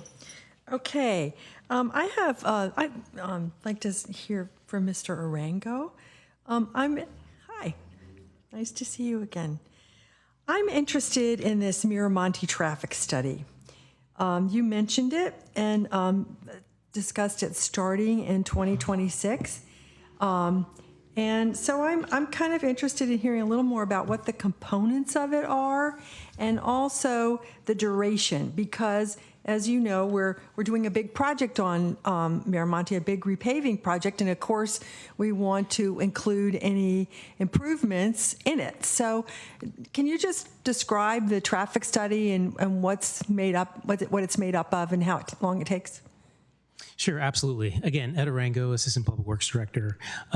So we had a sort of the two-prong approach that we were looking to do here. The first is sort of this near-term elements that the staff can do at staff level with the resources we have, evaluate what the implications would be and what it would look like. Again, this is, we just recently started these discussions, so we need an opportunity to evaluate the feasibility of this. Is closing the access from its left turn movements, coming out of Sladkey, going onto northbound Miramonte, and then coming into Sladkey from northbound Miramonte. And so we see this as an opportunity to address some of the concerns with the congestion in that specific area. These two intersections are very close together, and traffic can back up into the intersection as soon as other movement starts being introduced.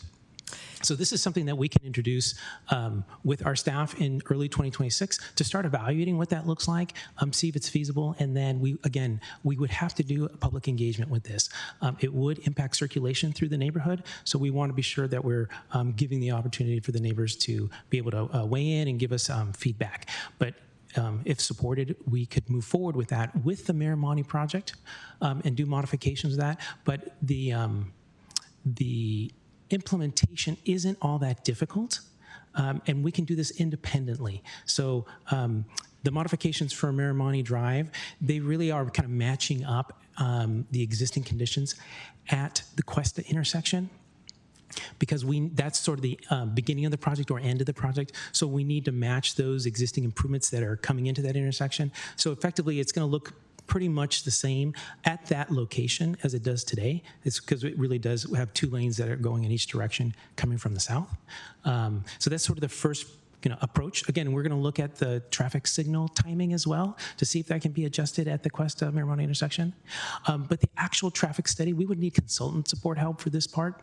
And that's where we're proposing to, if council directed us, we could include that as a proposed project in the next capital improvement program review cycle. Come back to council to evaluate what that would look like for workload and whether that would be a 26, 27 project or a future project, depending on the other priorities that we have on the projects in the capital improvement program.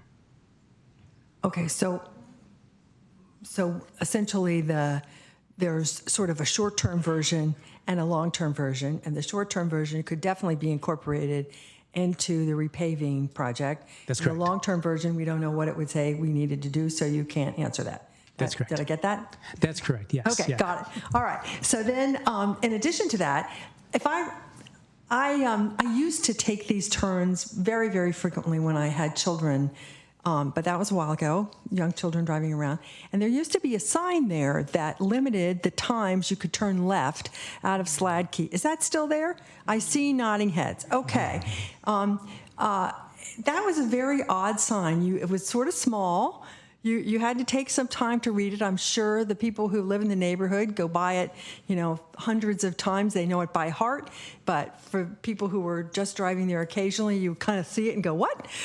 Anyway, we've been putting in a lot of pedestrian sort of temporary signals. They don't function when nobody's walking there, but when they do function, there's all these lights and stuff. Is there any, do we ever put in a stoplight that only works for like 3 hours a day or something along those lines? So I'm going to try to start off this response, and then I have Lorenzo Lopez, the city's traffic engineer. He's on Zoom and is available to answer responses questions. But let me start off and see if he has anything to add to this response. We do implement traffic signal equipment, as you mentioned. That really is, it's not necessarily times a day as much as it is sort of pedestrian actuated, so on demand. So recently, Caltrans installed the pedestrian hybrid beacons on El Camino Real. This is an example of an on-demand traffic signal where it's really free-flowing traffic on El Camino until somebody decides that they want to cross the street. So they push the button, and then that notifies traffic that there's somebody here wanting to cross, and then it turns red. And that is a true traffic signal stop. So the traffic has to abide by that red light, and it allows the pedestrian to cross. So it's sort of on demand. And then it turns off once we have the timing to allow enough travel time for the pedestrian to get across the street. So that's one element that we're introducing. We're doing this at the Grant Sleeper intersection as well. It's currently under construction, but a current example is the El Camino site. We also implement pedestrian we call them rapid flashing beacons. So this is also on demand. These are smaller poles that flash at the vehicles when a pedestrian pushes the button, indicating that there's a pedestrian wanting to cross. Creates more visibility and attention to the crosswalk and the intersection that we've identified, so that vehicles are aware that somebody wants to cross here, I better slow down and stop so that to allow them to cross, rather than not having it. So we're selective on where we put these, usually in the high volume areas, really provide. And they're all pedestrian oriented? They're all pedestrian, on demand by pedestrians. So pedestrian pushes a button, or if a bicyclist, and then they cross. But again, it's not necessarily times a day as it is by the user. So, and then I want to offer an opportunity for the traffic engineer, Lorenzo Ropes, to provide any additional input, unless if he can be promoted. Hi, Lorenzo.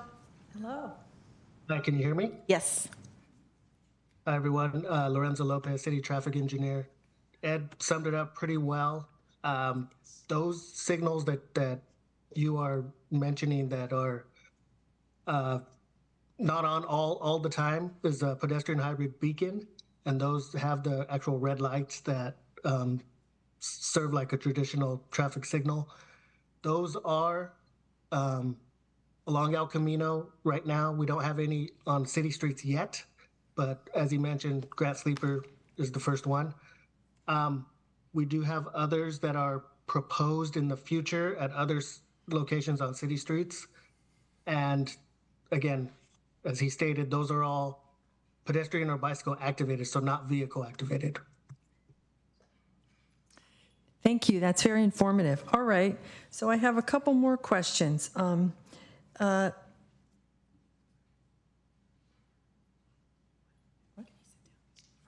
Oh, yes, not for Ed. Thank you. Thank you so much, Ed.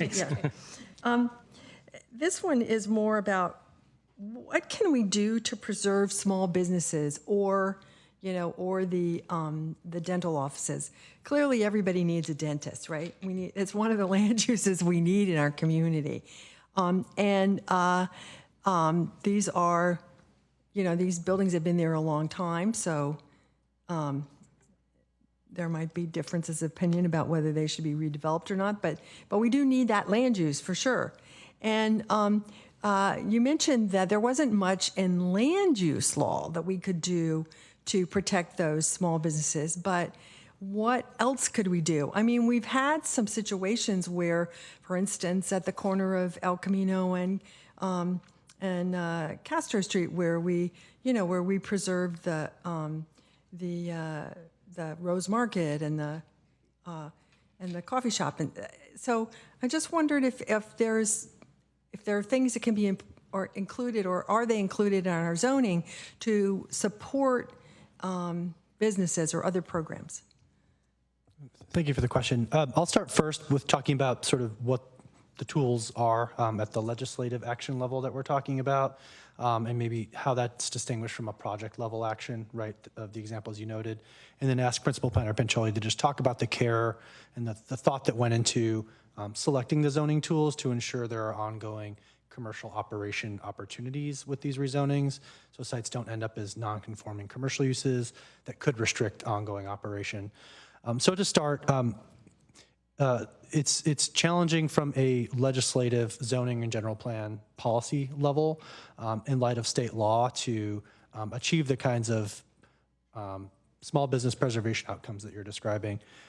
Typically, that would require discouraging other uses, such as residential, that might have different economics that lead to development of those uses in a way to protect the desired use, right? In this case, the small business commercial opportunities. because of state law and the responsibilities the city has in the housing element, we're not able to discourage residential uses in this case to preserve commercial uses. And so I think the sort of balance of the tools that are available is challenging in that regard. Where the city may have additional opportunity to work with an applicant is on a specific project, which is not the stage we're at tonight, which tonight is a zoning and general plan action. In the future, there would be a project action where there's an actual developer with a project, impacts that are known, and a timeline, where the city has the opportunity to encourage the applicant to work with those businesses to minimize the impacts in that specific project level situation. And so, you know, the lack of additional tools tonight doesn't mean that further opportunities are foreclosed in the future to continue to work towards that business preservation. Okay, and then my final question is just to ask you to remind us how long the Blossom Valley Center across the street from there, where the Safeway is, has been zoned Village Center. Can we get back to you on that during this meeting? Yeah, but I guess the point I want to, yes, I would like you to get back to me. Thanks. And just adding to the other part of the question is, you know, the specific rezonings where we have selected general plan mixed use village center land use is we looked at a lot of different ways to rezone this, but this one would allow residential while also keep allowing commercial. That was one of the zoning tools that we used. And then there are some minor modifications that we are proposing to our existing code where you cannot convert the existing ground floor commercial into an ADU and lose that commercial space. That is another example of the specific things we considered. Thank you. That's all my questions for now. Great, thanks. And we'll let staff will let us know when they've found that as we go through the questions. Councilmember Hicks. Thankfully, many of my questions have already been asked on the importance of small businesses, and then the one Councilmember Ramirez asked on the state bills that kind of conflict with things we may try to do here. So I think my remaining questions are regarding the site at 1702 Miramonte that there's been some concern about. I guess my question is going to be around some of the kind of conflicting or overlapping legislation that could affect that site. So one is my understanding, and please confirm or not, that if we were to remove it from our housing element, there is a buffer, so it would be possible to remove it. Is that true? So, buffer of, in terms, for the public, in terms of meeting our required number of units in that particular area for our housing element requirements. Right. I'd say that there are a number of considerations the council should keep in mind when thinking about removing this. As it relates to the buffer consideration specifically, I think we would be okay in terms of our housing element capacity and buffer in the event that the Miramonte site was removed. Okay. But, so we would be okay, but there is already, as Councilmember Ramirez went over, there is state legislation that says even if we removed it, this would be what Assembly Bill 2011 and State Bill 6. The housing development would still be allowed without council review. So we'd remove it, but in some ways it would still be there. Not in the housing element, but available for the same type of development.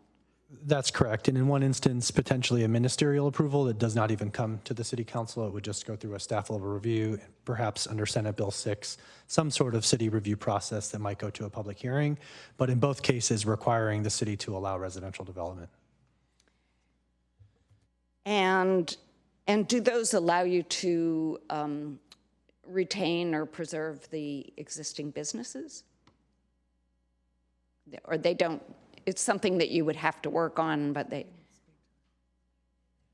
Yeah, we would need to double check both laws to see if there's a required commercial component in either case. I think our initial sense is that there's not. So the city may have fewer options to impose those other sensitive qualitative components about commercial use ongoing. And then also, would there be, if we were to remove it, would there be additional work for city staff, such as additional CEQA review? So the simple answer is yes, there would be additional work for staff if council opted not to complete the actions recommended by staff tonight. We think that ultimately the city would need to amend its housing element, which is a pretty substantial effort that's not currently planned for in our work planning and staff resourcing. The council may remember the initial housing element process and how involved it is. Much of that's required to amend the housing element as well, engaging with the state, preparing public review drafts, responding to public comments, conducting environmental review, and obtaining state certification. We estimate it would take the better part of a year or more to conclude that process. An option short of that is to not complete the action tonight if the council is interested in doing that, so that additional study could be done related to the traffic concerns and the scope of improvements that could be made are better understood. But in either case, there are risks to the city from not completing the action tonight, given the housing element deadline or the deadline that's in the housing element for this program. So let me see if I understand. We could potentially remove those properties, not be in a better place legally because the other laws would allow the same type of development, but give staff a lot of extra work. Correct. Is there any advantage to doing that, to removing them? It seems like when the series of questions I've asked, we come up with a lot of disadvantages. Are there any, do we get in any better place in any way? I can't think of any advantage to the city relative to trying to shape the outcomes of future residential development at the site by removing these from the housing element. Okay, there's an answer. Okay, we're going to get to public comment pretty shortly. I apologize. I know it's been 2 hours since our meeting started. Thank you very much. This is our public meeting process, and council will have an opportunity to finish their questions, and then I promise we will get to public comment. Thank you. I'm finished with my questions. Okay, Vice Mayor Ramos. Thank you, Mayor. Can I see the slide about the traffic improvements again? I have some clarifying questions relating to that.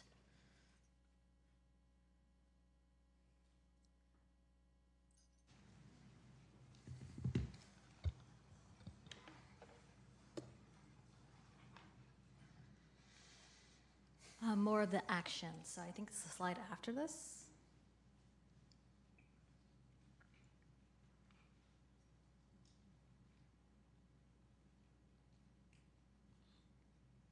There we go. So out of all these items, do any of these require any council action today to move it forward?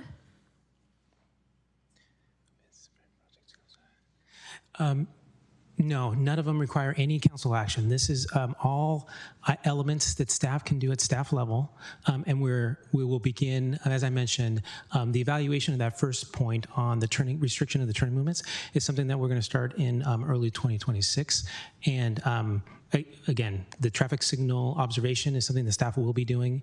And then, again, the last point, I don't want to beat a dead horse, but the public always can reach out to us, contact Public Works for any site-specific requests, and staff will evaluate that on a site-specific level to see if there's a red curb request or there's some site visibility that needs to be evaluated.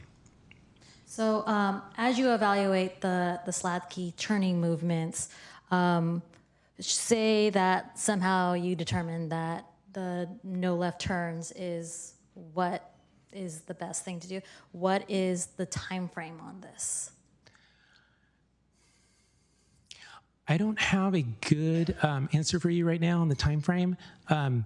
The element that we would need to include is this public engagement process. If we were to restrict those left turn movements in and out of Sladkey, it would affect neighborhood circulation and just how people get in and out of their residences. So we want an opportunity to have the neighborhood hear this if we decide to pursue it, get their feedback before we would recommend doing kind of any further implementation. That piece is that's the question mark that I don't have a good answer on timing. But again, early 26 is when we'd start evaluating that. We may have some kind of survey that goes out maybe by spring. to identify what that looks like, assuming we would want to pursue this. Again, at staff level, we would not feel that this is something that's feasible before we'd reach out to the resident, because we feel that after evaluation, if it's not feasible, we would stop there. Okay, so if it's determined not feasible, what are some of the other options to improve that intersection? I see the traffic signal, and I'm not entirely sure what would be included in the paving project too. We only included the element of the paving project that if we decided to move forward with those left turn restrictions, we have a contractor already working in the vicinity and on that exact location that we can request to do modifications to close those restrictions. But this is what we came up with on the near term. It's a tricky intersection to be able to do anything more at the staff level. And so that's the second part of what I mentioned on if there's a study that council want us to look at, we'd suggest that that be evaluated as part of the capital improvement program process, because that is an actual project that would need to get funded. We need to bring a consultant on board, time and effort. Again, at council's direction, we would absolutely do that, but kind of weigh the other projects that are being proposed for the next fiscal year and future fiscal years as well. All right, and this might be for the city manager. When would our public get the first crack of an opportunity to advocate for something in our CIP? So I can answer that question. Oh, great. Thank you. Sorry about that. So our capital improvement program process is sort of it's an annual evaluation, but it's a full-blown evaluation of the entire program every other year. This last spring was that. We did a full-blown evaluation. We mapped out the next 5 years. We're already in year one, so the next 4 years after. But then in the spring, on the off years, we evaluate the next fiscal year. So the 26, 27 projects that we've identified in the capital improvement program right now will be evaluated at that time. That's the work program that we would look to come to council, identify if we wanted still to do all those projects, or if there's any new projects that we wanted to include. And then it really is a workload balance, which projects would need to be removed in order to insert new projects, and we would do that with a conversation with council. Sorry, did you give me an actual time? Sorry, I did not. I think we're looking at April of 2026 to come to you as a study session for the capital improvement program. All right, thank you. That's all my questions. Councilmember McAllister. Ed, while you're sitting there, or standing there, a couple quick questions. How many accidents have been recorded in that intersection? I don't have that data in front of me. We'd have to return at a later date with that information.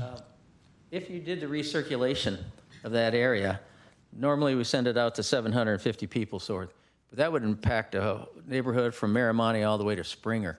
So would you expand that public notice to a much greater population?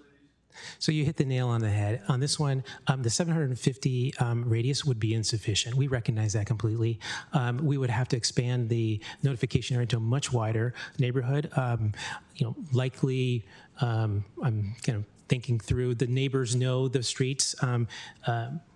Fordham Road also parallels Miramonte, so at least that far, if not further, and then up to Barbara, again, at least that far, if not further, because that's the neighborhood that really would be affected. Okay. And here's another one. How about, I love roundabouts, and I've seen them in Europe. Now this is one heck of it sort of fits that criteria because there's roads coming all around.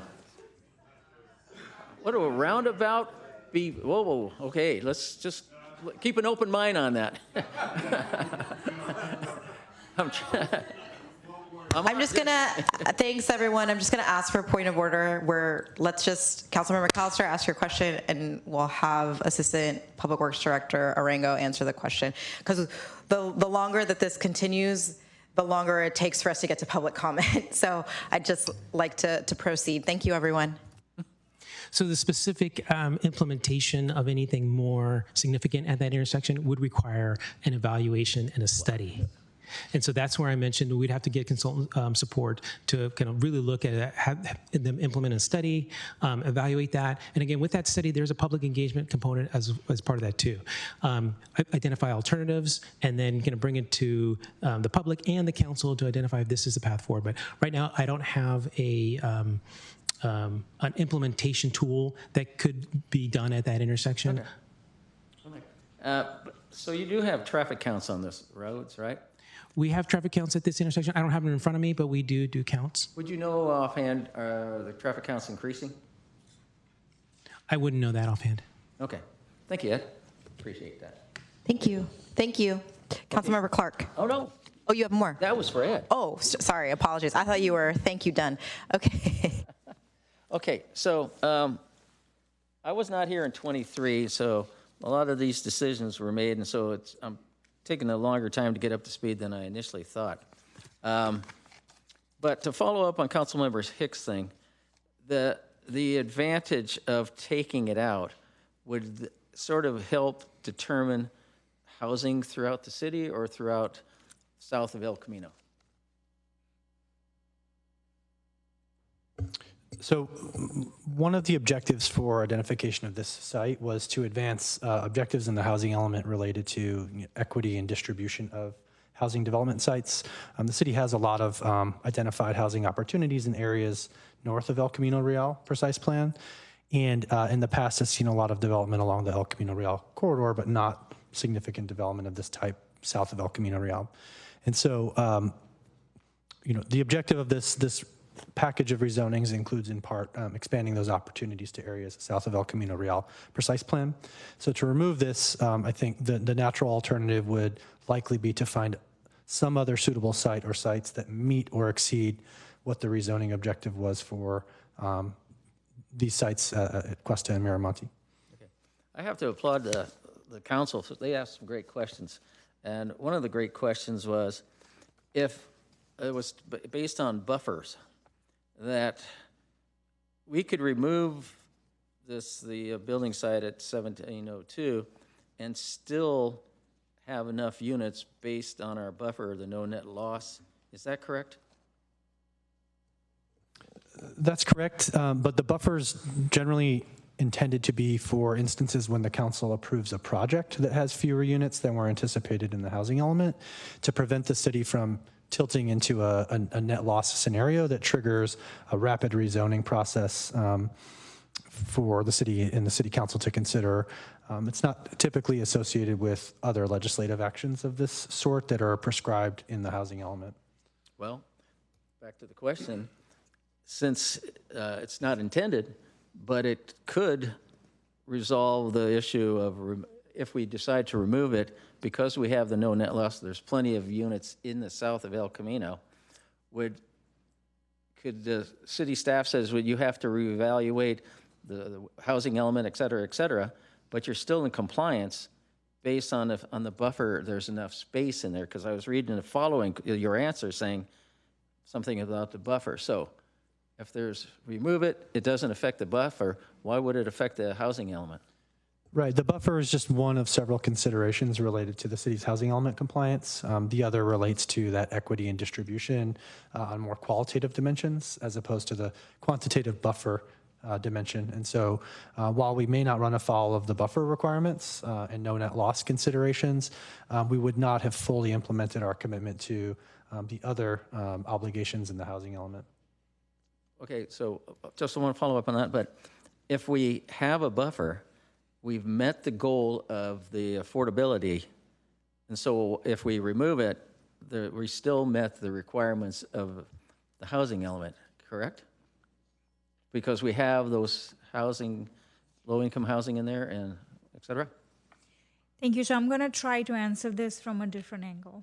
Oh, I like my angle. Go ahead. So what Director Murdoch was trying to tell you is, there is the numbers game, and then there is where are you going to put those numbers? These are the two things that we are constantly trying to bring a balance to when we are trying to get a housing element adopted and approved. And when we tried to do it, and right around January and February of 2023, when we were really struggling to have that conversation with HCD, we were given, pretty direct input from HCD to find these back pocket sites. And HCD being the California Department of Housing and Community Development, they're the state agency responsible for reviewing and certifying city housing elements. So these, Miramonte being one of the sites and the Blossom Shopping Center, were some of the sites which are identified through that direct coordination with HCD. So although we might have the buffer number still there in terms of the capacity, but in terms of where we are distributing those or getting those numbers from, that might not meet HCD's qualification criteria. Okay. Was the city staff initially looking at these properties, or were there influences to say, do it this way? Yeah. All right. So these sites were not initially identified by staff in work on the housing element. They came up in later stages of the housing element development process in response to the review comments, if we'll call it that, from the state and others during the process. Okay. Another confusion part that I had was I asked about medical, and since we have a major hospital there, that is I think anything around that area is considered a major medical center because it's a hub, I should say. You look at Stanford and all these other ones. And so with this medical, where's that question I asked about? 37? No, why are medical buildings considered different than commercial ones? And you said because they need special use, their special requirements, regulations impact the different types of commercial retail. And then on another one, you say they are part, number 40, dental offices are considered medical offices use and are permitted in the CN neighborhood. But sort of says that they are a special animal type of business. So does that give us any consideration of saying, okay, well, they're medical, we want to keep them, and therefore they're could be deferred, exempt from including in other parts of this housing element? So I think you bring up an important consideration for local zoning and including housing element site identification. I think the challenge here is that the city has gone through that process to vet sites and identified this site at 1702, 1704 Miramonte for housing element purposes. And so, as discussed earlier, there is a process to amend the housing element if the council's reconsidered that site selection criteria and process. It's a very involved process that we haven't yet budgeted staff time and resources for, and would take likely the better part of a year to complete. And so it would be a very involved process to revisit the site selection to discourage development, as it were, in the housing element for a site that has uses that the council wishes to preserve. I was sort of, okay, that's a comment. I'll save that later. So the other one, so let's go on this, let's go about saving business, a small business. As a small business owner, I'm very concerned about redevelopment and how many small businesses we're losing. And when this came up earlier in the year, I was very concerned about losing small businesses. And there's not much we can, is there more than what you put in there under the small business preservation that actually says we can do something? Because according to, to follow up on Councilmember Showalter's, or at Castro and El Camino, they did, when they built, we required them to put business in there. We didn't give them enough parking, but we said you had to put them in there. Can we do that with all these new state laws that say, can you say we require that you maintain or save space or build space for these medical units to go back in? Right. So I think the example you noted was a project level sequence of events. There is an opportunity to have a dialogue with applicants at the project phase that's different than this sort of generic rezoning phase that's a legislative action.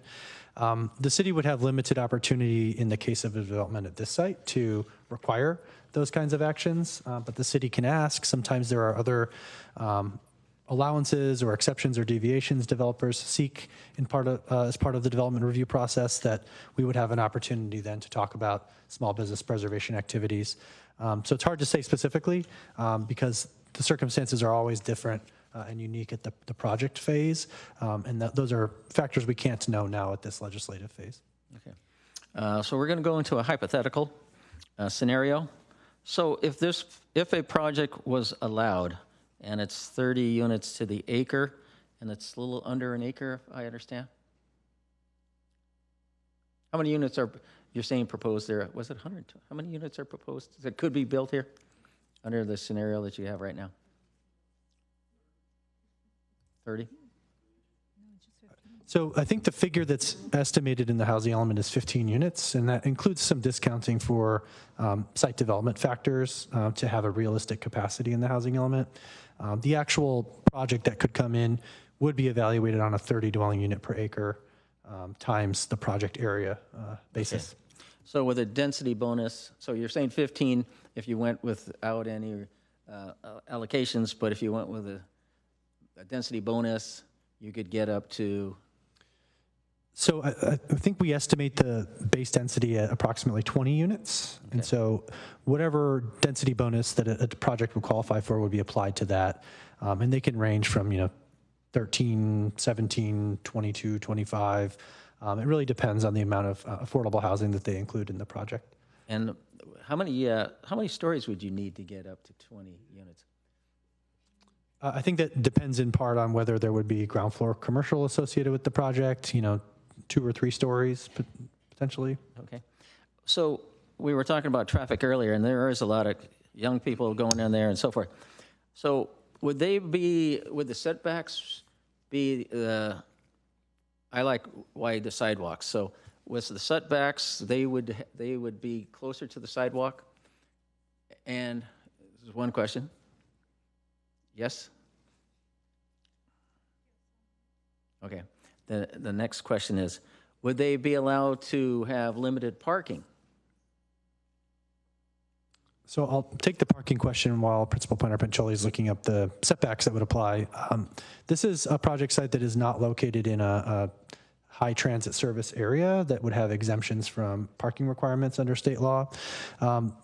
A density bonus project could utilize reduced parking standards as provided in state density bonus law.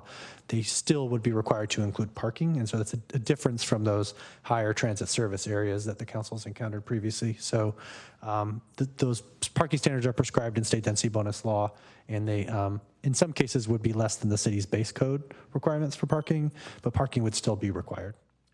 Would parking be required for every unit? Or could they, some units I've seen that they're only putting in 50% or less?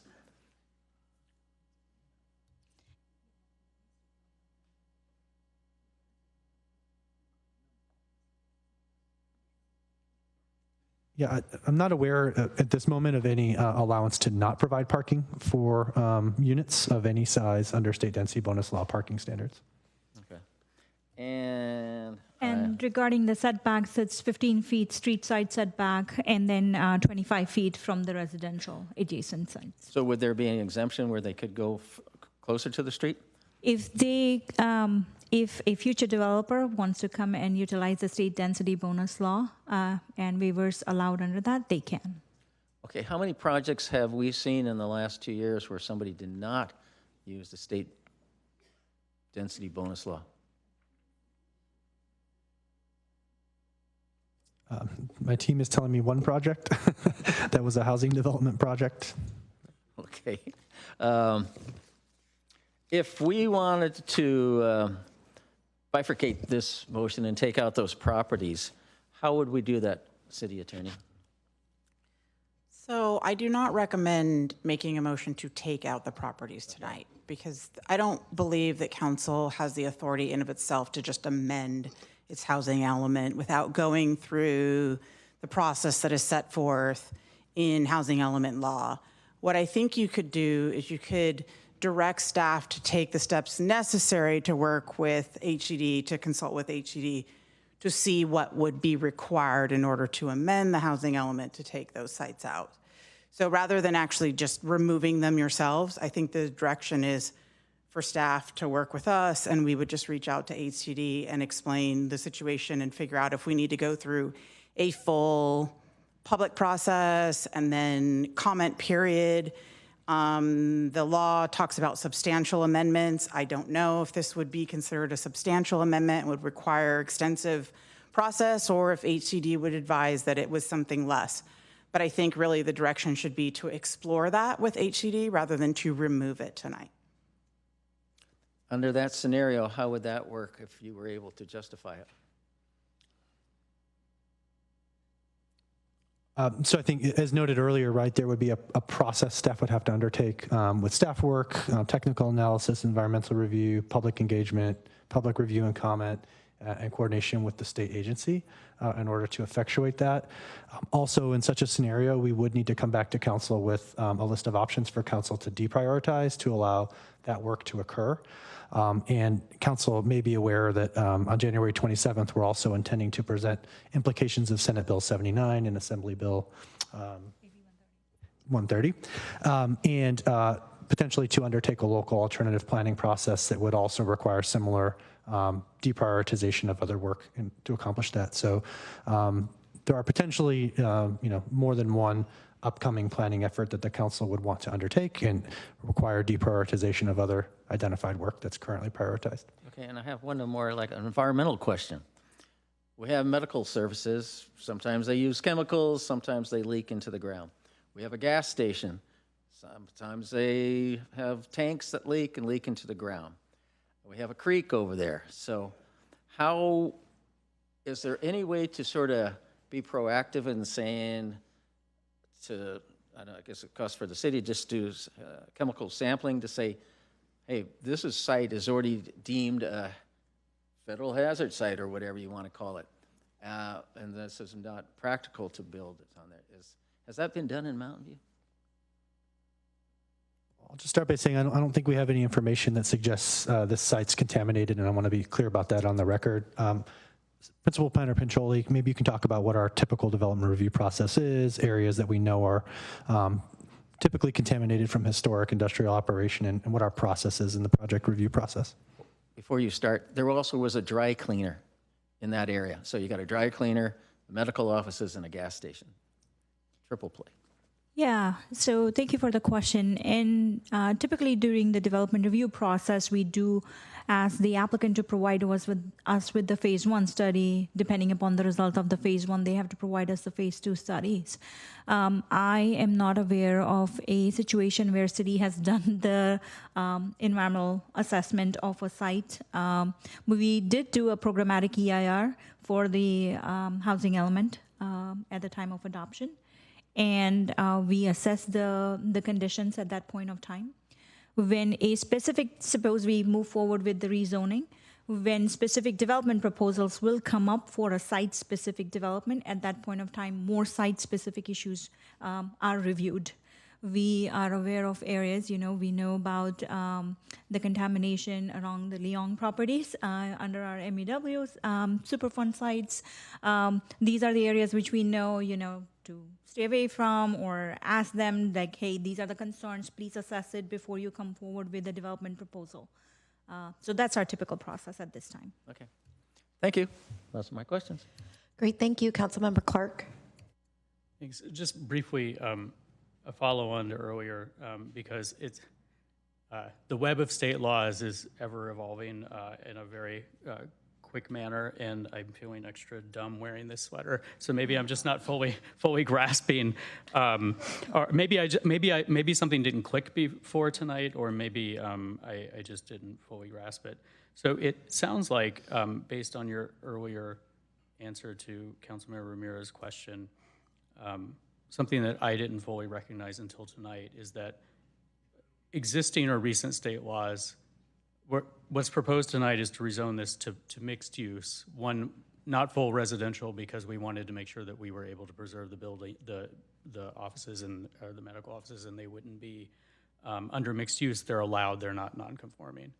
But the rezoning that we had previously agreed to the state through the housing element on was 30 units per acre. It sounds like since then state law has evolved to already allow 30 units per acre residential on this site, regardless of what we do tonight. Is that correct? Just looking at the statutes, I mean, it was roughly the same time. So Assembly Bill 2011 was enacted in 2022. Okay. So it's all converging in roughly the same span of time. But essentially, if we were to rezone the property tonight, we're not increasing the density that is already allowed under state law. That's something I didn't fully grasp. Correct. Okay, so someone can do a ministerial application today for 30 units per acre residential on that site, and they can wipe out the dentist office under today if they wanted to, if they wanted to do a full residential application at 30 units per acre. I think that's likely correct. Yes. Okay. I think I'm guessing there's a benefit to us of applying the general mixed use zoning to that site because presumably we have objective standards and other things that would apply if someone were to come forward with there's no development proposal today, but if someone came forward with a development proposal under general mixed use, they can't just go through the ministerial process with no objective standards. They would have to go through our process with a general mixed use zoning and all of our objective standards would apply. Correct. Okay, so it sounds to me like, unlike what I thought before tonight, there's really no, if I lived, I don't know, 500 feet from this, there's really no advantage to me. There's an advantage to me of having this zoned as mixed use because now objective standards apply. Whereas if we just do nothing tonight and let state law apply, someone can just go through a ministerial process without a public hearing, presumably, and wipe out everything and build a 30 unit to the acre residential complex with no parking. Because I think right now the way state law stands for residential project, you don't have to apply parking. I think it might depend on the transportation aspect of it. Yeah, I'd say generally yes. I would need to follow up more specifically on the point of parking under AB 2011 and SB 6, and then just clarifying in both cases, projects would be eligible for state density bonus law, which could cause deviation from objective standards that the city has adopted. I see. And then the final question is, so let's say if we wanted to defer this to do additional study of traffic and other things, at the end of the day, that's not going to matter because 30 units to acre is already allowed without any traffic improvements or anything. So that's not to say we shouldn't, or maybe we'll direct staff to study additional things here, but delaying this really doesn't materially change anything other than putting us in a really bad position with the state because previously, our housing element was denied, and the reason why some folks may have seen 15-story building proposals come to us was because the state denied our housing element, and one of the key aspects that they noted was that we didn't zone for enough housing south of El Camino. And that's what we ended up having to fix by finding some additional sites working with the state like this. Yes, I think I generally agree with that characterization. Okay. And then just to refresh my knowledge, the reason we were able to require Rose Market and other businesses to stay at Castro and El Camino was because that was a gatekeeper project, I think, which basically allows us to require anything and everything we want. And in this case, there's not going to be a gatekeeper process for this. Yeah, I think that likely was a gatekeeper project. I just didn't want to confirm that earlier. I would need to double check, but I think it likely was, and that does give the city significant additional discretion. Okay, thanks. Okay, thank you. Thanks to colleagues for all their great questions. I'm sorry, I have a couple. So just a quick question. So looking at the recommendation, but also hearing from our Assistant Public Works Director. So in your presentation, you said you had the near-term solutions and the long-term strategy. So those are just staff FYIs. We don't need to add anything into the recommendation tonight. It sounds like colleagues may be interested, and I'm just wondering procedurally how that might need to go forward. Thank you for the question. That is correct. On the near-term elements that we had identified, there's no council direction needed. We're going to be starting that effort. Okay, on the long-term strategies we've identified, we're suggesting that we come back to council in the spring. Again, in April of 2026, we're going to start doing our first study session, or I think we're just going to have one study session with council to evaluate the capital improvement program. And at the time, the public can weigh in on projects as council, and we have an opportunity to evaluate projects and balance what the priorities are.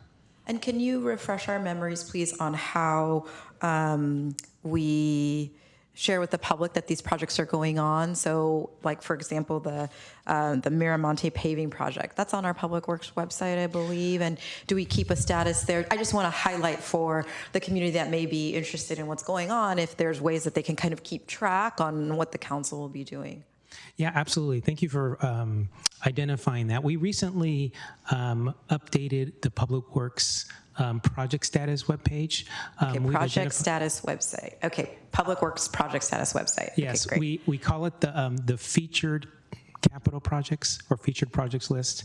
We've identified approximately 25 projects that are we think are interest to the community, to council, on kind of ongoing status. The Miramonte paving project is on that webpage as identified one of the projects with the information of what it is, the current status, when it will be completed, and then a contact, which is most important. If there's a contact, we actually put the project manager's contact information right on there so the public can reach right directly out and get a hold of who's actually working on the project. Great, thank you so much. That's my questions for you. Okay, turning to staff. So I just had a quick follow-up. I think Councilmember McAllister asked an outreach question, and I know there was one in the council questions. Can staff refresh our memory? So we do the 750-foot radius of potential project sites, but this was also part of the housing element, so maybe you can share what the outreach was like. Are we reaching out directly to our neighborhood associations? I'd really like to understand better. Thank you. Yeah, so during the housing element process, we sent out the mailers to the property owners and the tenants. In addition to that, we also reached out to all the neighborhood associations leaders so that we can get more outreach to those folks, and also reached out to all the interested parties who had signed up as we went through a very long housing element update process. Whoever signed up, we sent out email notifications to those parties as well. Right. However, some of these areas were added later, and so did we still do that process? Yes, we did. Right before when we were coming back to the decision makers for adoption, we did send out notices to all these parties that I just listed. Okay, and if staff or if council has feedback on expanding the radius, is that something that we can discuss tonight, or we can give direction on, or anything? I would defer to the city attorney. I mean, that's not an agendized action item. I think we could hear some general feedback on that. That might shape further action in the future. Okay. Agreed. You could give general feedback on that. We've got, council's received quite a bit of public comment about increasing the radius area or letting people know in a greater region, especially those that may be affected, but not necessarily within that. So just trying to understand how to address that. So we would have to, can you just clarify, we'd need to do that as a future agenda item? Or just as general feedback, sorry. I think we can answer questions about the process and hear if there are individual thoughts on modifying it. I don't think the council could give direction on that item tonight. Okay. So I think for staff too, so I have questions on the small business preservation. This one is actually related to the an area we haven't been talking about yet, which is the Evandale Precise Plan. So I'm trying to understand the recommendation from staff. On page 10, we talk about, so the small business preservation, the 3 steps that we're trying to do, kind of in summary, we're looking at site selection, business development, small loan program, and just how difficulty small business preservation is. I think colleagues asked questions related to that. However, when we look down as underneath the alternative zoning, it talks about how, we looked at preventing small business displacement, that there are these businesses on Leung that serve the community that we could not include, but you still want them included. So I don't really understand why we talk about how difficult small business preservation is, but we have an opportunity to preserve them. And I understand it's a citywide issue, but I just was, because there's also a statement about how we would still be able to meet our obligation, and just trying to understand, people are going to need dentists, dry cleaners, just trying to understand. Thank you. Of course, I think you've hit on a really difficult policy question and trade-off that the council has to make. All factors considered in balancing the significant importance and obligations the city has for housing development, the staff recommendation was to shift the balance in favor of housing production, but flag this as an opportunity for council in light of that specific interest on this item related to small business preservation, that there is an option if council finds the balance to be someplace different than staff to withhold the rezoning on those parcels that are identified. Well, my understanding of all the parcels we're talking about for this item, we can rezone them and we can try to create opportunities for the small businesses to come back. But unlike the gatekeeper process, there's kind of no measure other than perhaps applicant goodwill to try to bring them back. Am I understanding that issue correctly? Yes, I think that's fair. Okay. All right. Great. Thank you. All right. Well, thank you for letting me ask my questions. It looks like we have another question from Councilmember Ramirez. Is that right? Thank you, Mayor. A quick follow-up. I think the mayor asked an important question about Leong, and I wanted to see if staff had a chance to evaluate whether AB 2011 or SB 6 also applies to that corridor and those properties. Yeah, so we looked into that question, and the Leong's sites would probably not qualify under the AB 2011, but they may qualify under SB 6. Okay, thank you. That's helpful. All right. Thank you for everyone's patience. We're going to move on to that concludes the questions from council, and we will move on to public comment. So if you're a member of the public joining us in person, we'll start with in-person public comment first, and then we'll move on to virtual. If we have anyone virtual or in person that still has not submitted their blue speaker card or raised their hand, please do so now. Given the volume of speakers we have, we're going to do 2 minutes, but we have someone who's made special arrangement to speak on behalf of, I believe, quite a few community members, and that's Kristen Lenart, who will have 10 minutes. So please come to the podium. You'll start our public comment. You'll see a 10-minute timer here, and then it will chime. And then I'll just ask folks if they don't mind starting to queue up for after Kristen, which is Wendy Sarathi. Apologies if I'm mispronouncing. Ella Lenart, Lana Shukman, Eric Knopf. Pull up your presentation now. Oh, great. Great. All right. And you can just say next slide if you'd like, and staff can work with you to do that. Great. Okay. All right, thanks so much. There was some new news tonight that we were just talking about. It does feel partial builder's remedy-esque if there's no controls and there's no choice. And but anyway, I wanted to basically say thank you for everyone here today, because the questions are amazing. The attention you're giving to this topic is really important. I do think that in this presentation, we do have a proposal that seems to meet a bunch of the needs of the people, protecting the city from non-compliance and negative consequences, although in light, I'm not sure. Protect the number of affordable units that we're trying to maintain. I think that's an important concept. And protect the safety of our children at this location, and protect local establishments that are community anchors for us. Next slide. Mountain View is changing, and I think that if we all work together, we can grow together. I think more housing does mean that the costs will go down, and we need this, and changing zoning laws is an effective way to do this. And I want to say that change can be good, but inclusion is key. And thanks to the council for including us in the decision making, because you guys all have a hard job. Next slide, please. So I think we want to focus the conversation in this presentation on the intersection of Slad Key, Miramonte, and Cuesta. The data that we have in this proposal shows that approving the housing element as is actually increases the risk of noncompliance and triggering the no net loss law and potentially SB 35, and it adds more risk of not getting houses built. And so I'd like to share that data with you. Our specific ask is to not rezone at Cuesta, Slatke, Miramonte intersection, as it is not a viable spot, and shift the units to what is a viable spot. Next slide.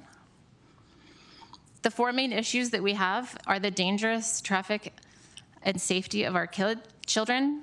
It's very dangerous already to walk and bike, and there are certain physical characteristics that cannot be changed. And a lot of them were spoken about tonight, so I don't need to mention that. But more housing here will create more cars and more conflict points and greater risk to the safe and health of our kids and community. The businesses, they're not just local businesses. I mean, they are local businesses, but they're women-owned, minority-owned. They have like 300 plus clients in the neighborhood. And the owner has no intent to sell, and they're discussing 10-year leases. And so, in addition to the fact that under construction, they would be permanently displaced, and that can be discussed more. The outreach did not match the significance of the scale of this change. Notices went out. We mentioned 750 feet. I live exactly 9 feet away, and I never received one. And half of our working group lives within a 5-house radius, and half of them did not get it. We have not been included in this conversation. We have a petition. We have almost, we have 1,134 people who have signed it in the last 4 weeks, strongly opposing this, having lots of concerns because we've lived with the safety issues, and we've lived with the accidents and the almost accidents. We know people who've died. We know people who have gotten hurt. Like, it is a very, very systemic, serious issue that we need to take seriously. And here, us representing 1,100 people who are trying to speak up and say, please, please hear us. Next slide, please. Of the 27 comments written, 23 were on traffic, parking, safety, the 2-lane streets, worried about overflow parking, slower emergency response, not wanting to let their kids walk alone, walk and cross streets, not bike. My own children have expressed fears of biking when there's lots of parked cars where they're pulling out and crossing the road and crossing Cuesta, and it's extremely dangerous. Next slide, please. I think I want to explain a few reasons why this is a huge impact, and they are physical, inherent issues or situations of where we are located. Here you can see Miramonte and Grant, and you can see that it's a major thoroughfare between 280 and all the way up to the 101 and 85. So they're huge thoroughfares, and having change on Miramonte has more impact than on Grant. Grant is a 4-lane road. When we go north of Cuesta, there is going to be the road diet, which will push cars even more into a more narrow corridor that is already struggling with congestion and safety. Next slide, please. This is where the children are traveling. The circles represent schools. There's 5 major schools. On the west side of Miramonte is where we go down to the schools down in red. On the other side of the street they go north. There's almost 2,000 children that travel down here and back and forth, either biking, walking, or in cars. And this shows that this is a very particular intersection with very, very high traffic, coupled with the issues on the traffic patterns. It took 17 minutes to drive from Cuesta to Covington, 32-car backup during school time. And so there are some very serious patterns that make biking along all of those cars also very unsafe. And when you have St. Francis, I don't know if you've been, but if you go to Safeway at around 3 p.m., you'll see about 100 or 200 cars picking up their kids and about 200 or 300 kids crossing the street, not in a crosswalk. This is over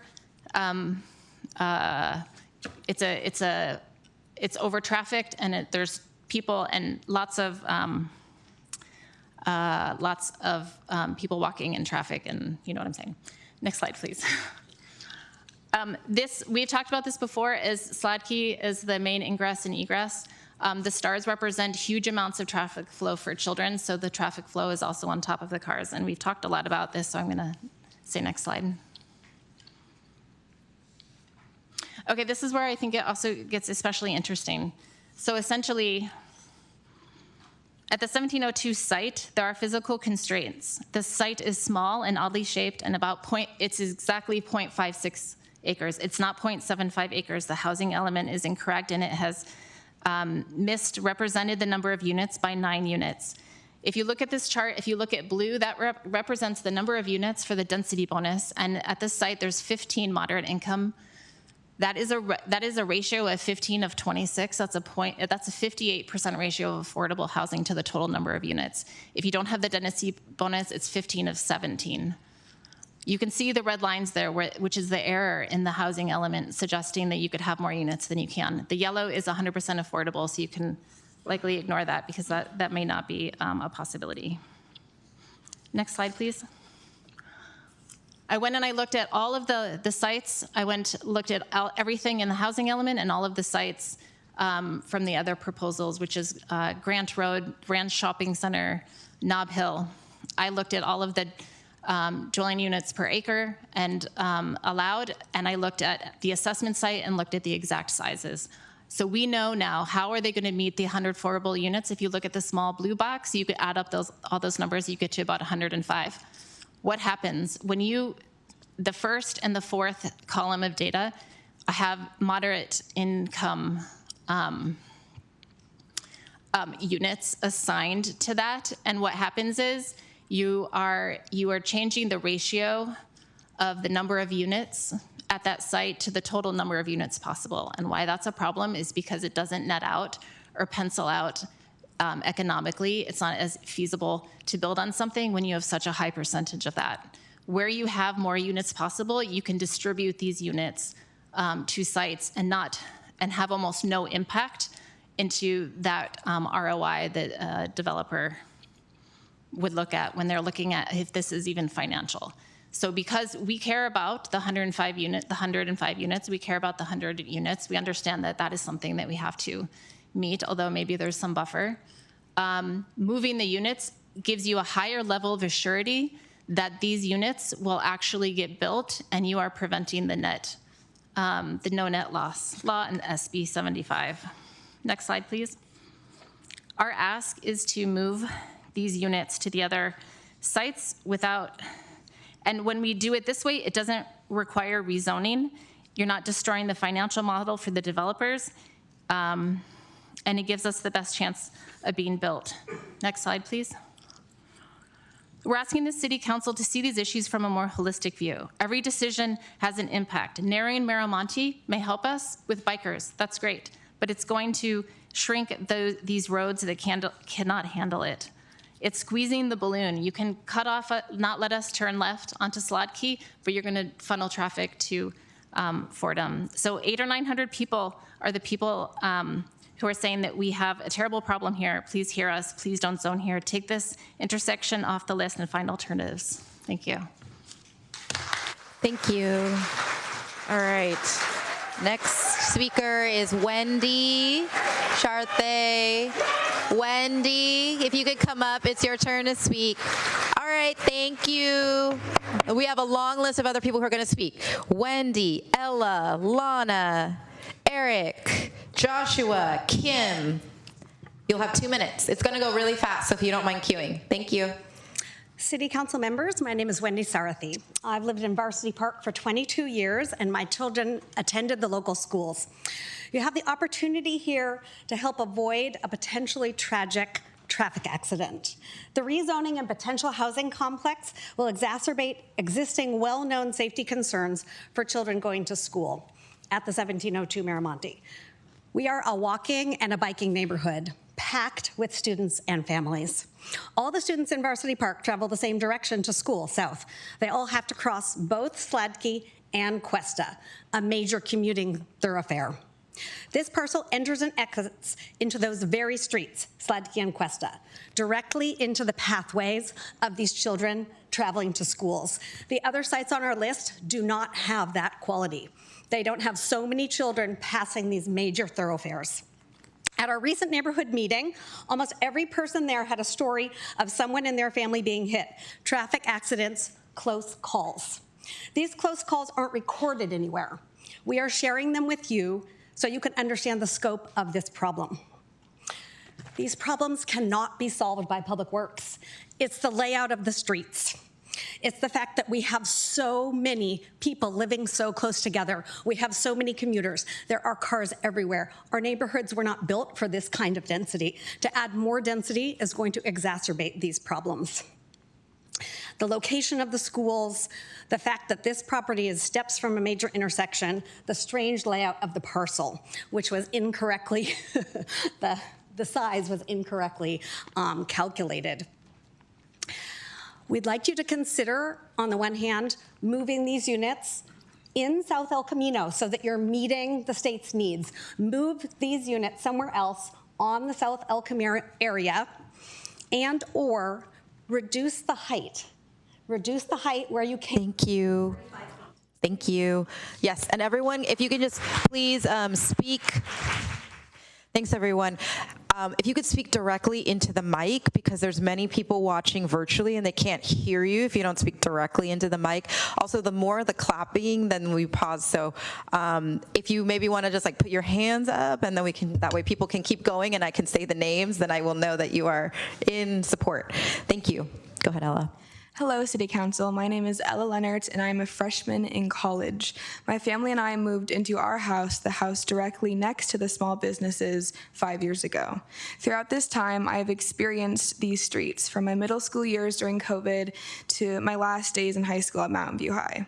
I have been biking to school for the majority of those years up until 2 years ago when I started driving.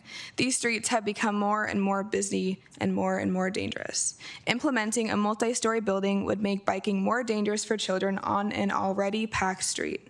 The proposed solution of closing off the turns onto Sladkey and Miramonte does not solve the issue of having too many cars parked on the road and overpopulation that we already have.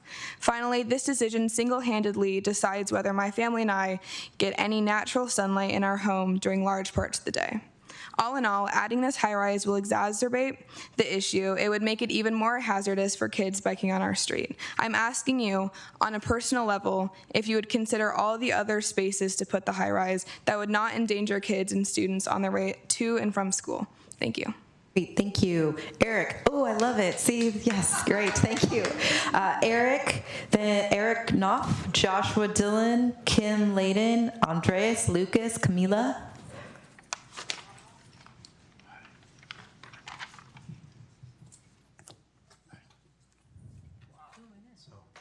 Are you Eric? I'm Eric. Okay. Mayor, Vice Mayor, Council, thanks for hearing us out. Quick about me, my name's Eric Knott. I've lived on Sladkey Avenue for over 20 years. I live 6 houses down from the site in question. I'm an engineer at Ericsson 3D CAD on a daily basis, and so I'm experienced in creating concrete visual representations from abstract specifications. I find visualizations helpful in distilling and communication written proposals in a more understandable way. I created the following images to satisfy my own interest of what a 6-story building would look like on the site, which is allowed by the current zoning requirements, and found the result fully out of scale with the neighborhood and surrounding area.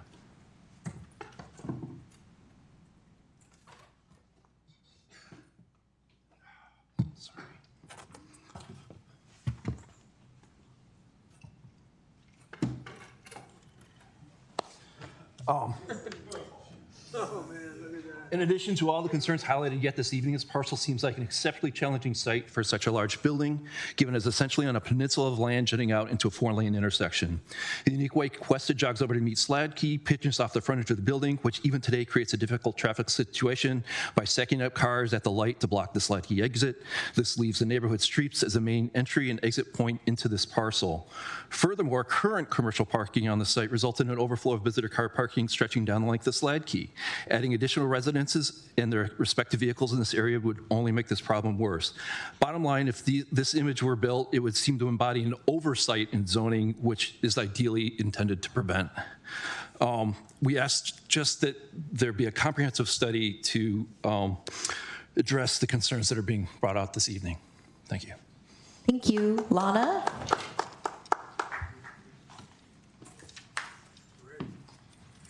Good evening. My name is Dr. Alana Shachman, and I've operated my general dentistry practice at this location for over 13 years. We provide care to thousands of children, adults, seniors, and patients with medical and mobility challenges, many of whom live within walking distance.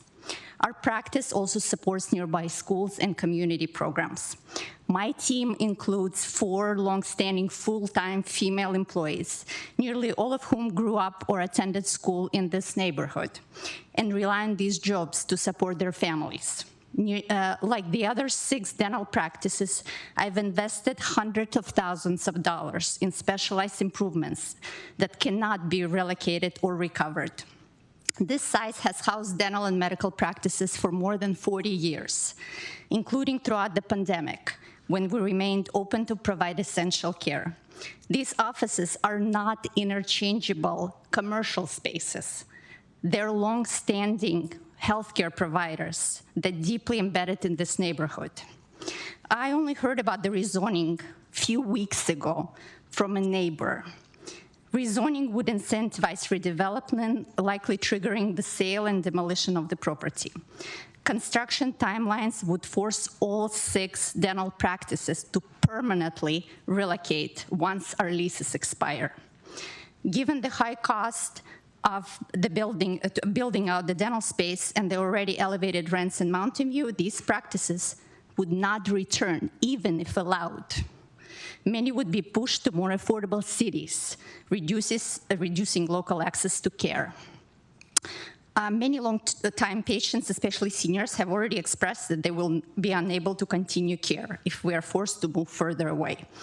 Small healthcare practices like mine operate on thin margins, and we can't absorb the dramatic rent increases that.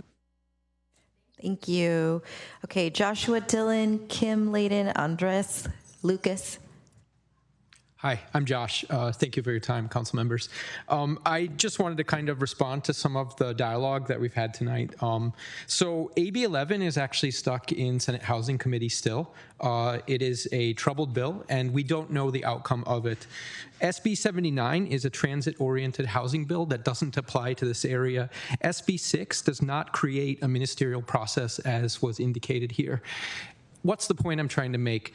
The point is, clearly this decision is being made in haste. You don't have all the information. We don't have all the information. Let's work together to find a way where we can actually have a sustainable solution here. But let's not make choices under duress or threat. That's how bad choices are made, and those bad choices will affect the fabric of this community for decades, maybe 100 years. In fact, I moved to Mountain View with my family, who, by the way, I have probably the youngest members in the audience here, Ari and Zoe, give a wave, who would obviously be affected by walking to Block, Springer, and the schools nearby. Look, this community is charming, and it's charming because of its downtown, which was thoughtfully planned. It's charming because of the community within which we live, because it was thoughtfully planned. That's what your job is to do. Your job is to provide for the community, to keep us safe, to represent us. You have 1,000 people who, within 4 weeks, have been surprised, blindsided, and are coming and telling you that this is a decision being made in haste. You know it's being made in haste. You know as well as I know. Let's find a way to actually do this thoughtfully and do this right so we can accommodate the needs of the state, the needs that you have, and the needs we have. We don't have to just make a rash decision. Thank you. Thank you. Remember, jazz hands. So next up we have Kim. And then following Kim, we have Andres and Lucas. Hi, my name is Kim Layden. I have been a resident of Varsity Park for over 10 years, and I raised my son there. I'm worried that my neighbors are going to be mad at me, but I want to speak in favor of the rezoning. I don't know as much detail as a lot of my neighbors do, and maybe it's not the right time to do it, and the laws and that sort of thing. But what I do want to say is that I have a kid who tells me he's never going to be able to afford to live around here if I don't give him my house. And we are in a housing crisis in California, and I think I want you to know that some of the neighbors in my area are cognizant of that, and we don't want to stop housing development in our neighborhood. California, as I think everyone knows, needs 3.5 million more housing units built. The Bay Area needs another 700,000 housing units built. And we all say we're pro-housing, but then when someone wants to build housing in our neighborhood, there's always reasons that ours isn't the right neighborhood. And that happens in every neighborhood every time we try to build housing, and that's part of the reason that housing is so incredibly unaffordable and so hard for people to get. So it breaks my heart that our children aren't going to be able to afford to live here. Nurses, teachers, firefighters, the people who clean our houses, who take care of our yards, who work in the stores and the restaurants. We need to find places for them to live. And I know change is hard and it's scary, but our neighborhoods get bigger, our cities get bigger, our children get bigger, and we have to change. And I want to say that I'm proud to be a Mountain View resident and in a city which takes its moral responsibility to develop housing for the people of California seriously. And so I thank you for that. I know you'll make a good decision whether it's to approve or not approve this zoning tonight, but and hopefully you guys won't be too mad at me for saying that. Thanks. Great, thank you. All right, Andres? Hello, good evening, Mayor, Vice Mayor, staff, council members. Thank you. My name is Andres Agarcavilla. I live on Cuesta Drive. I have some remarks. First, we voted for you. You're here. You have agency. Your decision matters. If ministerial action were to happen, it would have happened. There's a reason why Cuesta Miramonte doesn't get to Sacramento or Newsom, right? It's because the decision is with you. It's a fallacy that this decision is unimportant.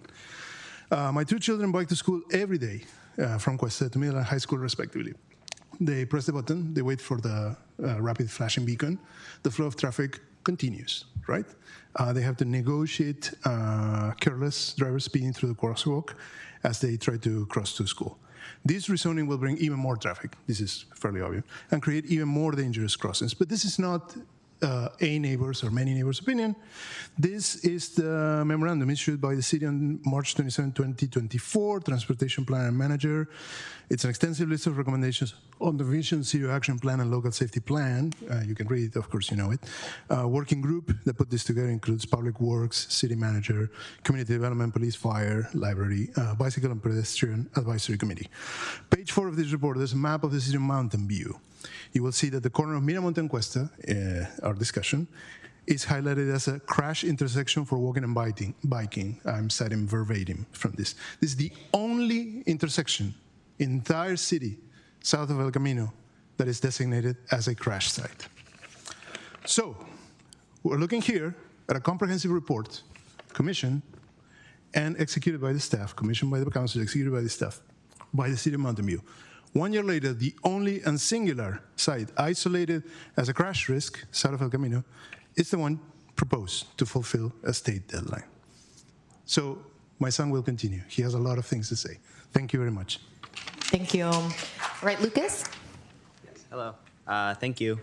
To continue on, this seems like an oversight from part of the city to add more cars, congestion, and parking pressure to precisely the worst possible spot, as stated by the memorandum.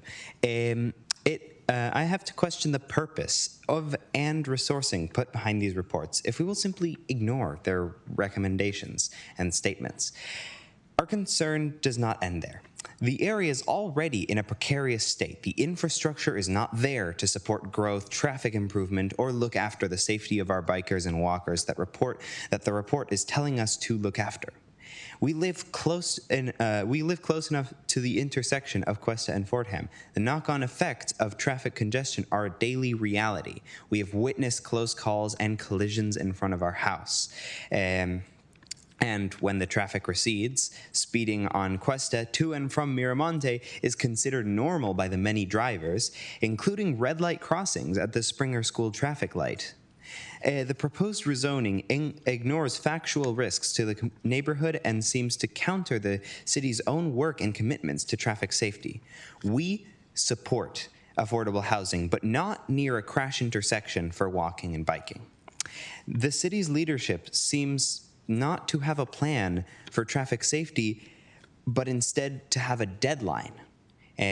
So please do not rezone 1702/1704 Miramonte Avenue and 777 Cuesta Drive. Thank you for your time and consideration. Thank you. Camila, then Andy Turner, then Noam Lorberger-Baum, and then Shrikath Bellamkonda.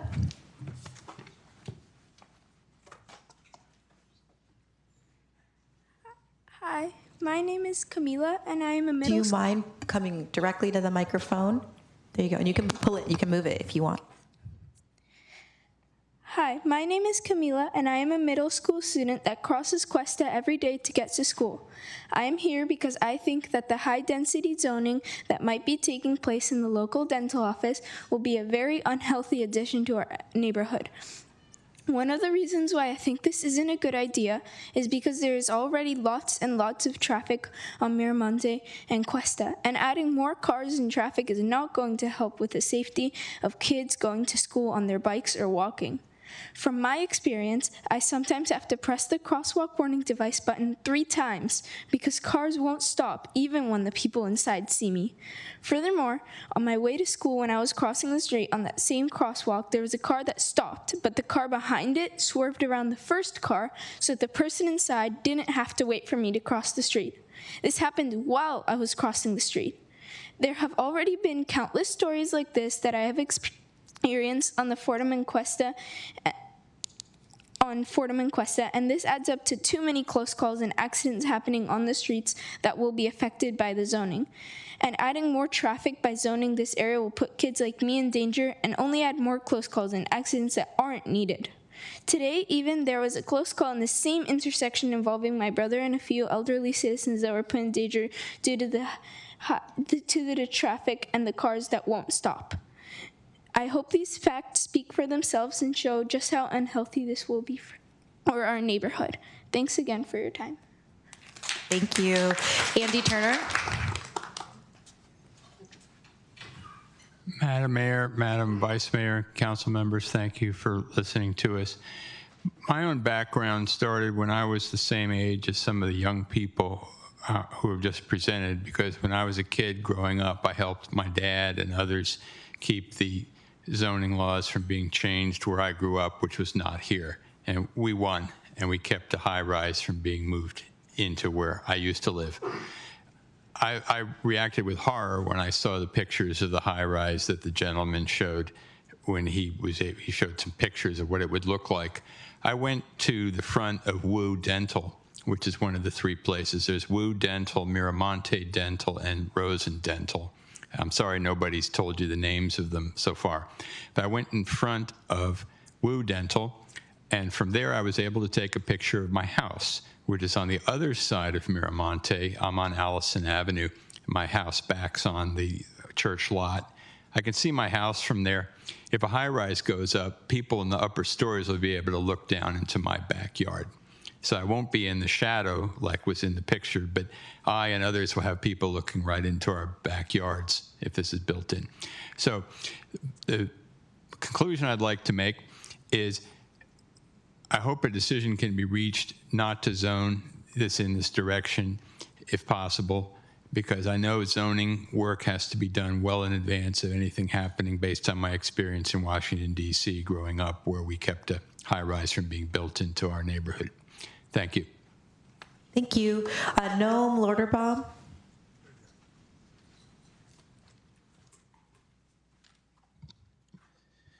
Mayor, council members, my name is Noam Lorberbaum.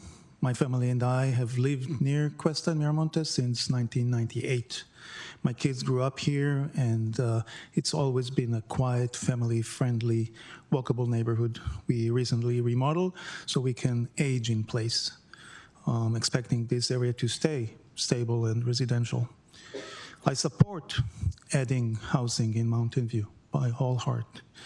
My concern is putting high-density zoning right at the edge of a single-family neighborhood where traffic and safety are already strained, as we heard. That would change this from a quiet residential area into a higher activity zone with more traffic, more parking spillover, and then this streets can handle. Rush hour already shows the limits here. The no left turn sign we talked about on Miramonte and Sladky has been knocked down multiple times. So if it's there or not there, depends on what day you ask. The Keep Clear zone in front of that area is blocked often by traffic and creating conflict for cars, pedestrians, including elderly, and kids on bikes, like many people said. I understand you must implement the housing elements and follow state laws like SB 6, but these laws do not require placing higher density specifically at Cuesta and Miramonte parcels. You can adjust sites as long as total capacity is maintained. So I'm asking you to exclude 7002, 7004 Miramonte, and 777 Cuesta from 611 and direct staff to find alternatives. Thank you. Thank you. Shrikant, then Layla Abazari, then Victoria Lim, and then Frank Cow.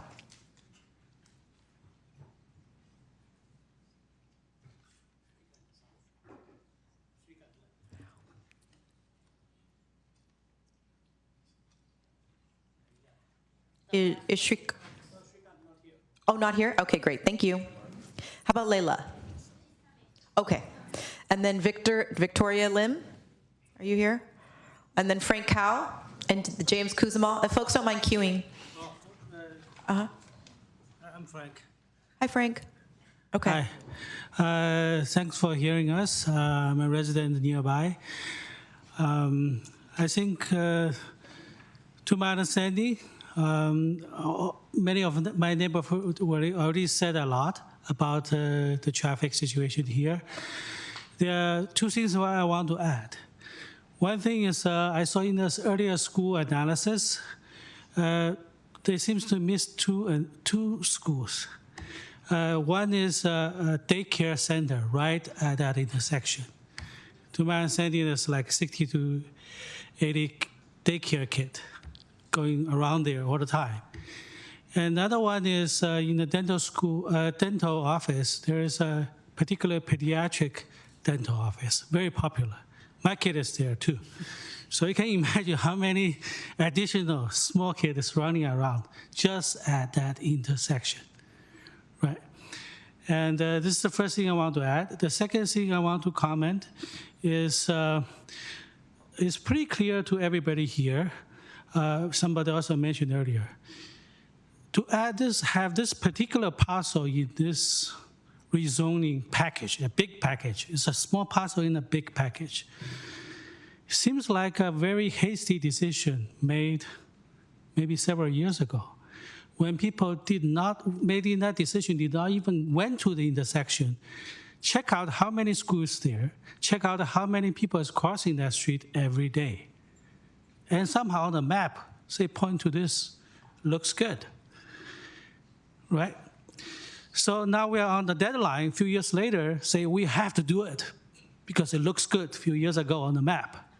So what I'm asking is, looking at everybody here, don't make that same mistake today.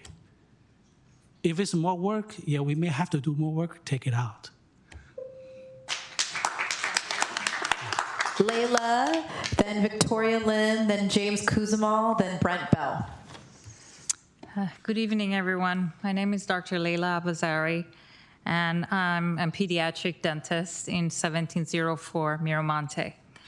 I'm a long-standing commercial tenant, small business owner, employer, and a nearby resident. I strongly urge you, the council, to deny the proposed rezoning of the one-story commercial properties at 1704 and 1702 Miramonte.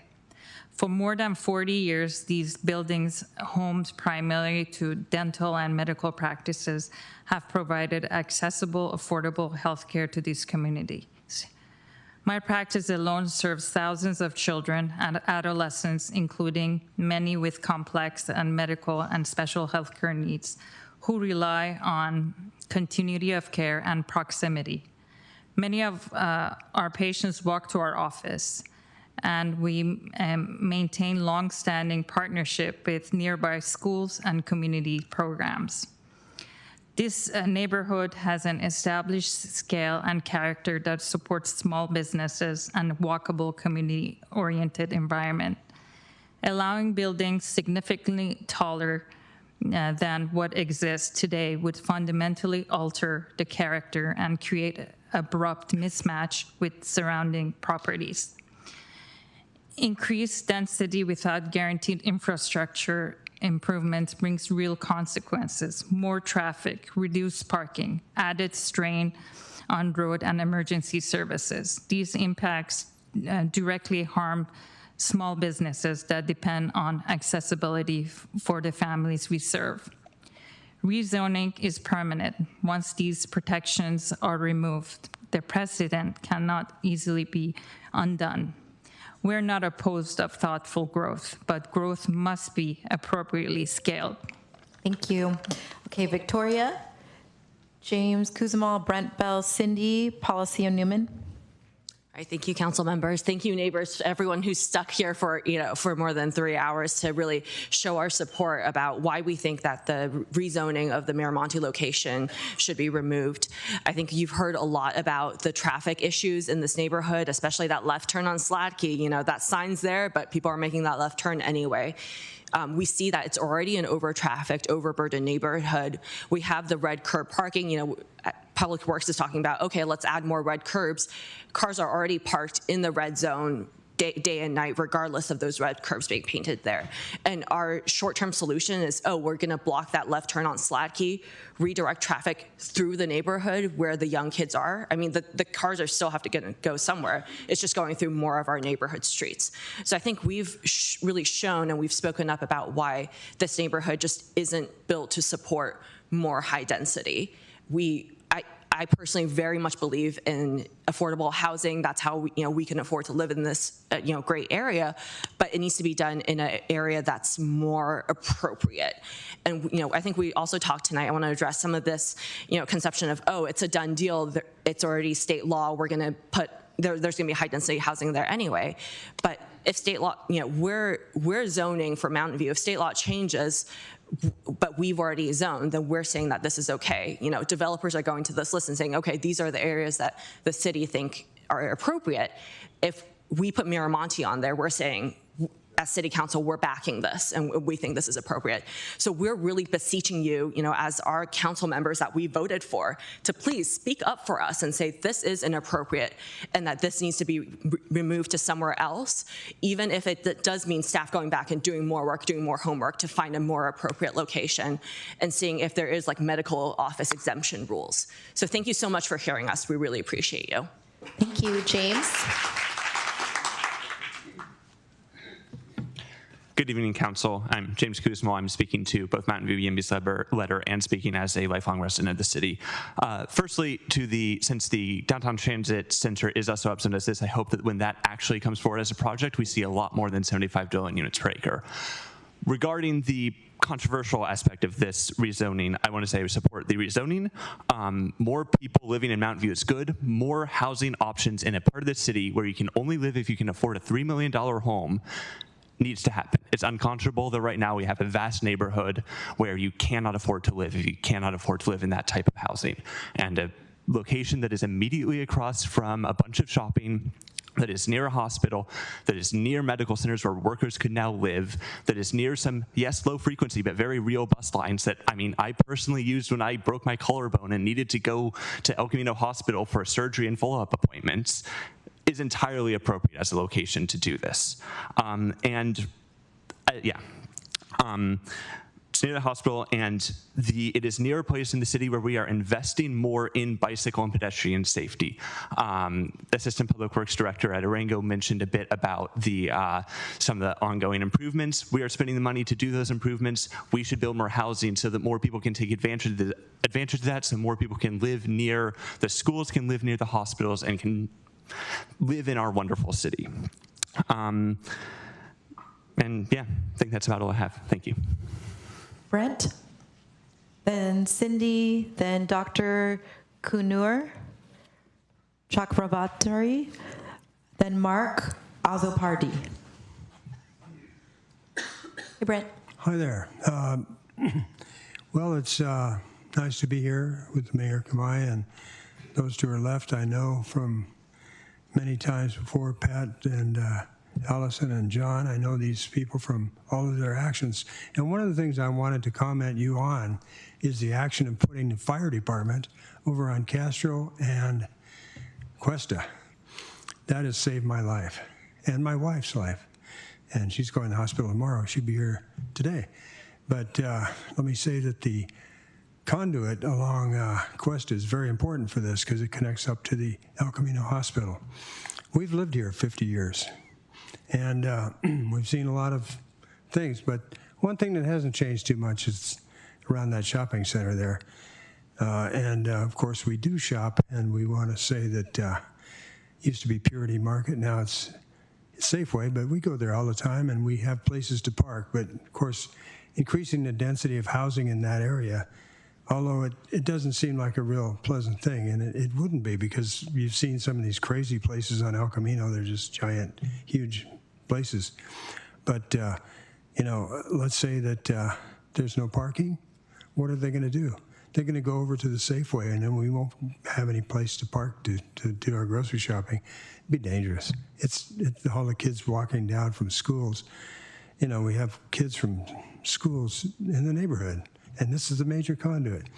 We have them at Springer School. We got them at the high school and the other high school. We got three big schools in the neighborhood, and they're all walking. They're all taking their bicycles and everything. So it's dangerous now. Could be a lot worse.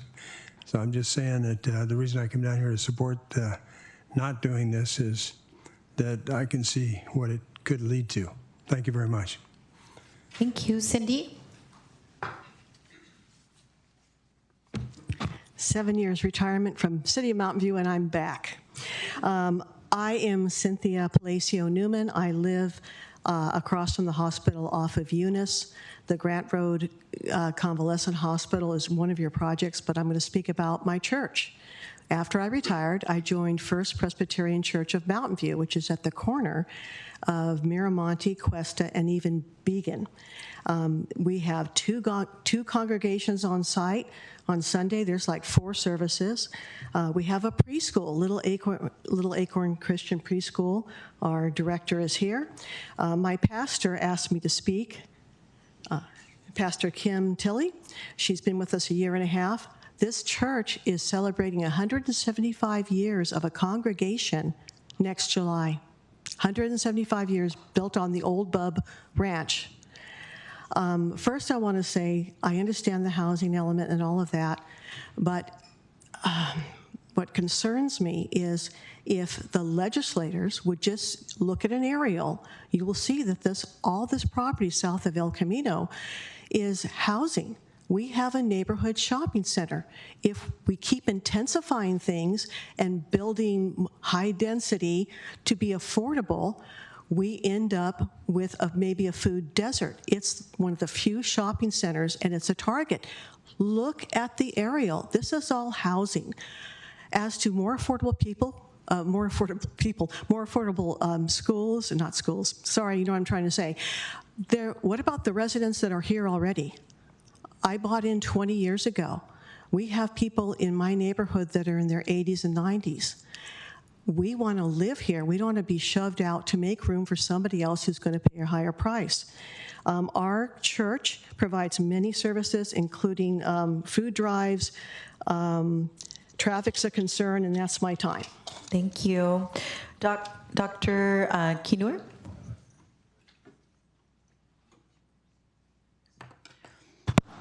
Hi, thank you so much for this opportunity. My name is Dr. Kohinoor Chakravarti. I'm a nonprofit worker, and I've lived in Mountain View for the last 25 years. Thank you so much for always keeping in mind the security and safety of residents of Mountain View. I live right adjacent to the Grant Road proposal on 1949. So my house is right next to that. And and there is no clarity on the zoning or the construction that's going to happen. Never received a notice, never a survey. This was the first time I found a letter in my mailbox that brought me here. So this comes as a surprise. And I wonder, the traffic analysis or anything that was done in 2023, almost 2 years or 3 years away from now, when COVID was happening and people were working from home, which is not the case right now, is really effective in this day and time. On Grant Road, from one end to just the end of Cuesta, the traffic is awful. It takes me on a mile about 30 minutes. With El Camino Hospital there, and the schools there, and the fire trucks not being able to move because it's like a parking lot, I don't understand how adding more housing and more cars is going to be helpful. A child already lost their lives at that intersection on El Camino and Grant. My son, while biking, was hit by a car, fell down, and still has those scars. I am not against housing. I'm just against the proposal that the housing is going to be effective here. It's going to be a bottleneck that's going to keep residents from getting to the hospitals. Thank you so much. Okay, Mark, then Reverend Kim Dortilli, then Kathleen, and then Alpana Calgood. Hello, I'm Mark Azzapardi. I'm a resident of Mountain View. My wife and I have lived here for 49 years on Tulane in Mountain View. I appreciate all your work the City Council does. I know it's a thankless task many times, and I know that some of this work has been kicked down the road from the state with the laws that they are passing. But one of the things I want to quote is a line from Strother Martin in the movie Cool Hand Luke. Now, you old people remember it. You young people just Google it, okay? What he said after he hit Paul Newman with a lash was, what we got here is failure to communicate. Yeah, you remember, huh? Yeah, you're a fossil like me. You know,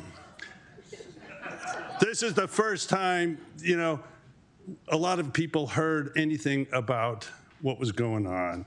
You say that we got notices. 750 feet isn't enough.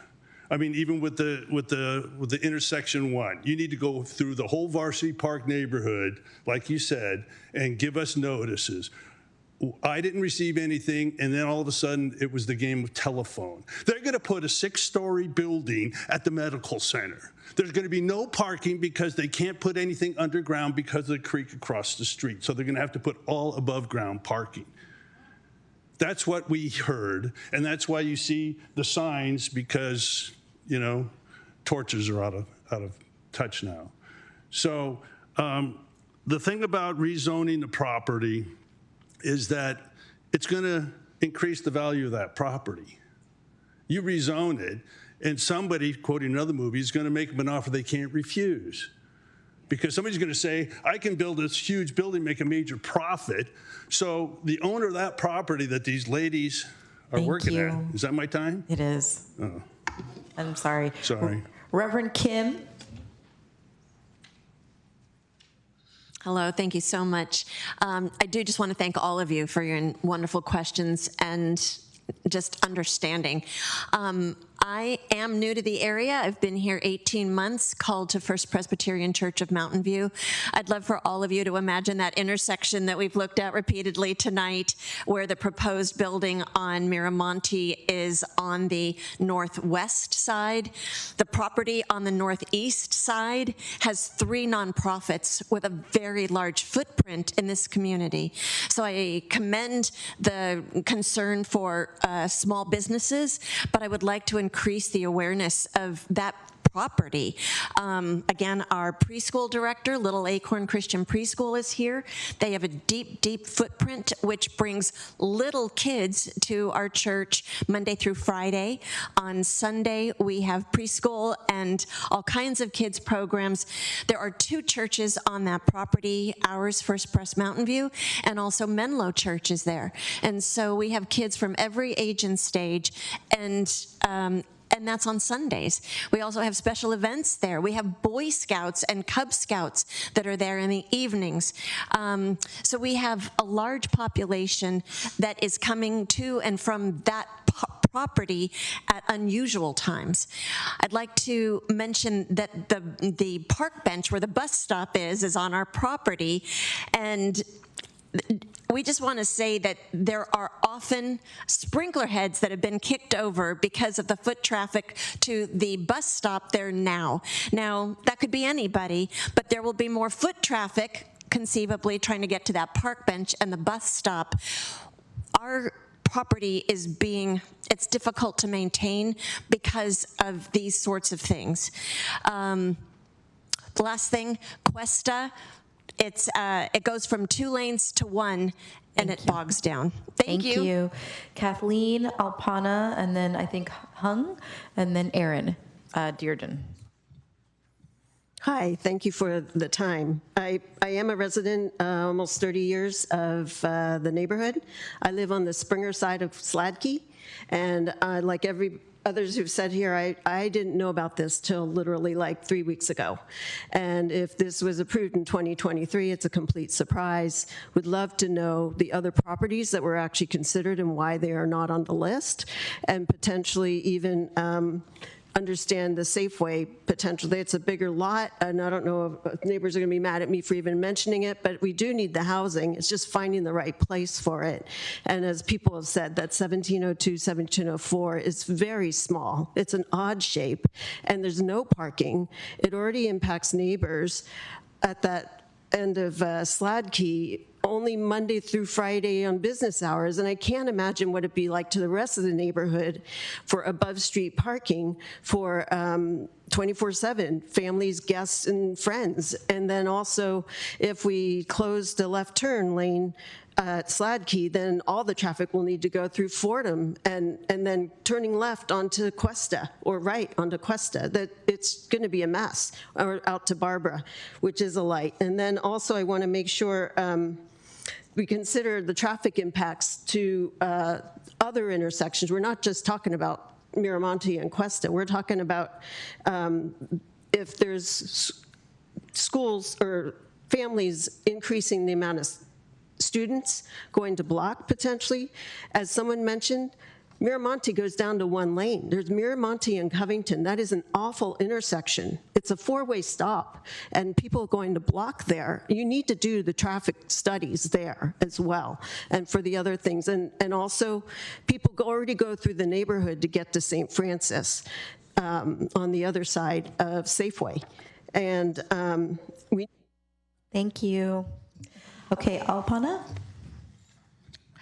Hi, my name is Alpana. I live on Sladkey in between Fordham and Springer. I have 2 sons, a 30-year-old and 25-year-old. We moved here when my older son started kindergarten, and they've all been to the public schools here. They've served on the city council throughout their middle school and high school years, and they added their voice to this protest. I think they're really concerned that this is a very short-sighted decision, not well thought out.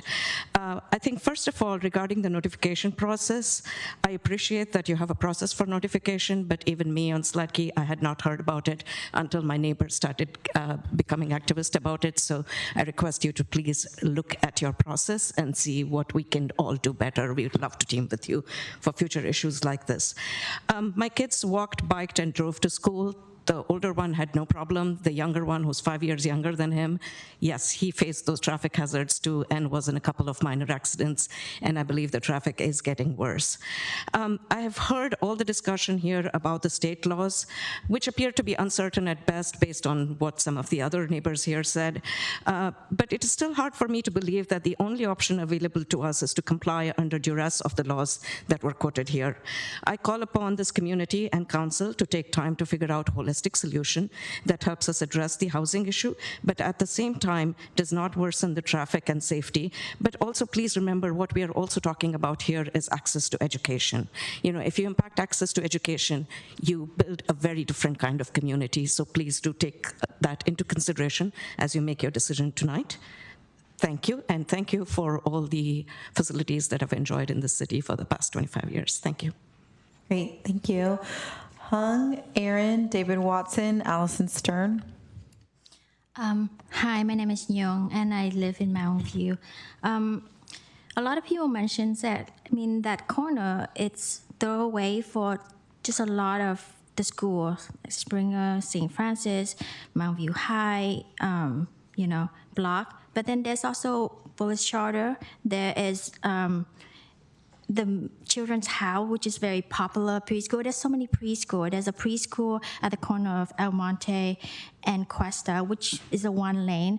And there's the Oak Preschool. There's Graham Middle School that no one talks about because the kids from Imais are gonna go to Graham, and they go through that way too.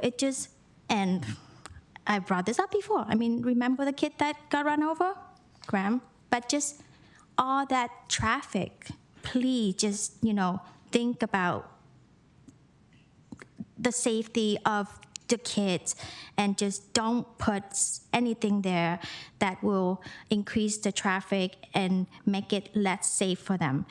Also, like small businesses, it took them like 10 plus years to build it, to get it running. So any disruption to the continuous operation will kill their business, will kill their livelihood. So when you make change like these, you only benefit the developer, but you have to think about like the residents and the local business owner and like the kids. You are our representative. We vote you into office to look for our well-being, not to benefit the developers. So please think about that. Thank you. Thank you. Aaron? Aaron Dearden? Maybe they left. How about David Watson?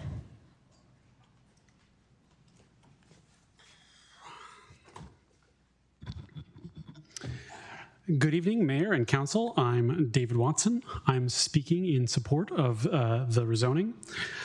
I hear the neighbors from south of El Camino asking, why is there so much density proposed here instead of next to the Caltrain station? To be clear, I think this is a fantastic site for housing. It's a high opportunity neighborhood. It should have apartments. But the reason the neighbors here feel like they have suddenly become the target of all this rezoning isn't because this is a bad location. It's because for decades, groups like Livable Mountain View fought tooth and nail to kill density downtown. They were successful in blocking housing in their backyard, and because Old Mountain View dodged some of their fair share, the city is legally required to play catch up here. Now, regarding complaints we've heard tonight about neighborhood fit, I'm not asking you to do something that I wouldn't do. I live in a single-family zone in a different part of the city, but when a 7-story apartment was proposed in my street, I supported it. The complaints about traffic and shadows are the exact same ones people make everywhere. But staff made the reality crystal clear. Voting no does not stop the housing. Under state laws like AB 2011, which did pass, by the way, homes can likely be built here regardless of what you do tonight. The only choice you have is, does the city retain control over the design, or do you abdicate that power to the state? Regarding the parking panic, you know I can't come up here without getting a little bit Georgist on you. The answer isn't to block the homes. The answer is to implement Shoupian performance-based curb management now. Set the expectation that new residents and old ones will pay the market value for storing private vehicles on public land. You have to approve this item, but ask yourselves how we got here. Thank you. Allison Stern, and then Shatatu Bhattacharya, then Jiao Luo, and then Alex Brown, and then we still have virtual public comment. My name is Allison Stern. I moved into Mountain View in 2007. I had been visiting since 2004. I was the crossing guard hit at Grant and Phyllis because of traffic being overcrowded and somebody running a red light. I was the crossing guard at Covington and Miramonte when somebody decided to go around the cars and over the stop sign. I am a resident here that can tell you that the traffic is getting worse. I have to tell my bosses that I can't come into work between 8:30 and 9:30 sometimes, especially on a Wednesday, because of traffic for not the 6 schools she listed, but the 9 to 10 schools. Because she missed Graham, she missed Bub, she missed the school in Los Altos off of Golden, she missed another school. There are a lot of schools, all with the traffic going through our intersection. It is not okay. We reduced the traffic so that we went from 2 lanes to 1 lane, and now traffic is even worse than it was, and now you want to add a 6-story building. Is that even sound reasonable? I had to protect kids the day that the guy went through the stop sign at Covington and Miramonte. You got to think about the traffic, not just at Cuesta and Miramonte. Oh, by the way, where are all the patients going to go at Grant and Cuesta, at the Cuesta site? Where are all those patients going? Because my father just got out of there. It's not okay. Shatayu?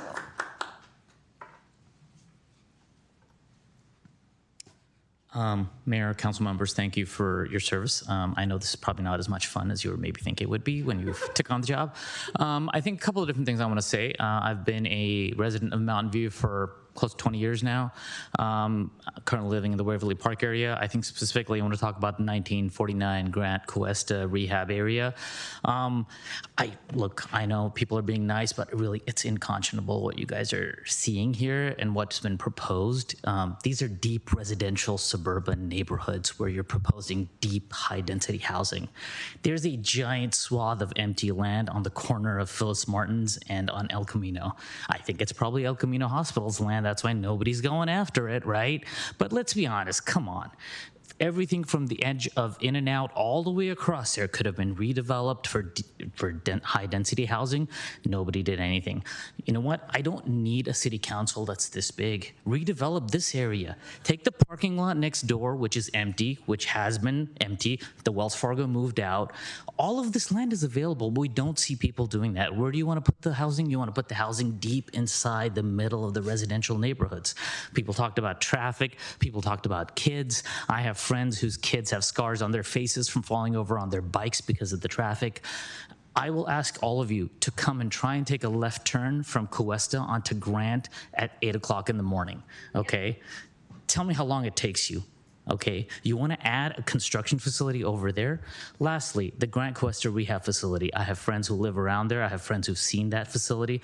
It is infested with rodents, with medical devices, all kinds of hazardous waste, all kinds of chemicals.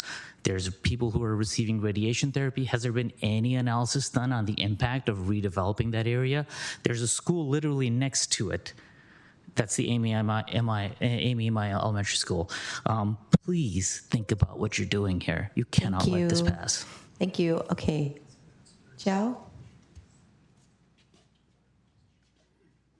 Hello, I'm Zhao Luo, and different than others, I'm not a long-term resident here. I just recently moved in, and when I heard from neighborhood, I was shocked. Like, what happened? The rezoning, I never know. And the reason I'm choosing here is it's a great, school zone, or very, convenience for my family, not my kids, but my mother-in-law, my parents. Without us to, driving by, they can cross the street to Safeway, and they have, a lot of, the fun place to go. And also, I know they mentioned great school here, but also, as a typical Asian mom, they have a kumo. They have, piano, entertainment, centers. That's my son after, the normal pre-TK, they went there. And I'm a working mom. They're mentioning, the safety and, traffic, but that was a fact. Let me talk about the influence as a working mom. I'm not able to allow him to walk in streets to take a class. I need a balance between work and the safety. He is the only child. If traffic getting bad or young people moving because they support like affordable house, and what are they parking in front of my house? I live in to land, and I needed to pick him up and send him to school. And I needed to, also driving him to the school. And what is my dream? What the reason I'm coming to the United States? I want to work, and I want to, support my son, but also achieve my personal goal. And I know I want to say we understand mixed-use development, but that should support the function. However, rezoning in the center of the school, center of the housing. Thank you. Thank you. Thank you. Alex Brown?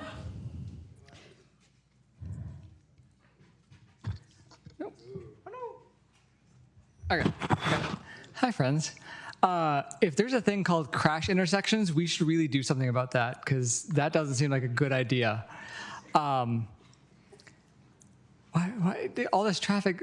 I feel like what I'm hearing tonight is that there is a real need in this area to handle the danger of traffic and all these cars and how it impacts people. I think that is something we need to address. I think the Vision Zero plan was a great goal. I still miss Rhea because she gave really good presentations, and I want to be Hoboken. I want to have safe streets for everyone in Mountain View, and that includes the people who could be living there and whose kids could walk to school, and so they're not in cars, not adding to traffic, because there is more housing in that area.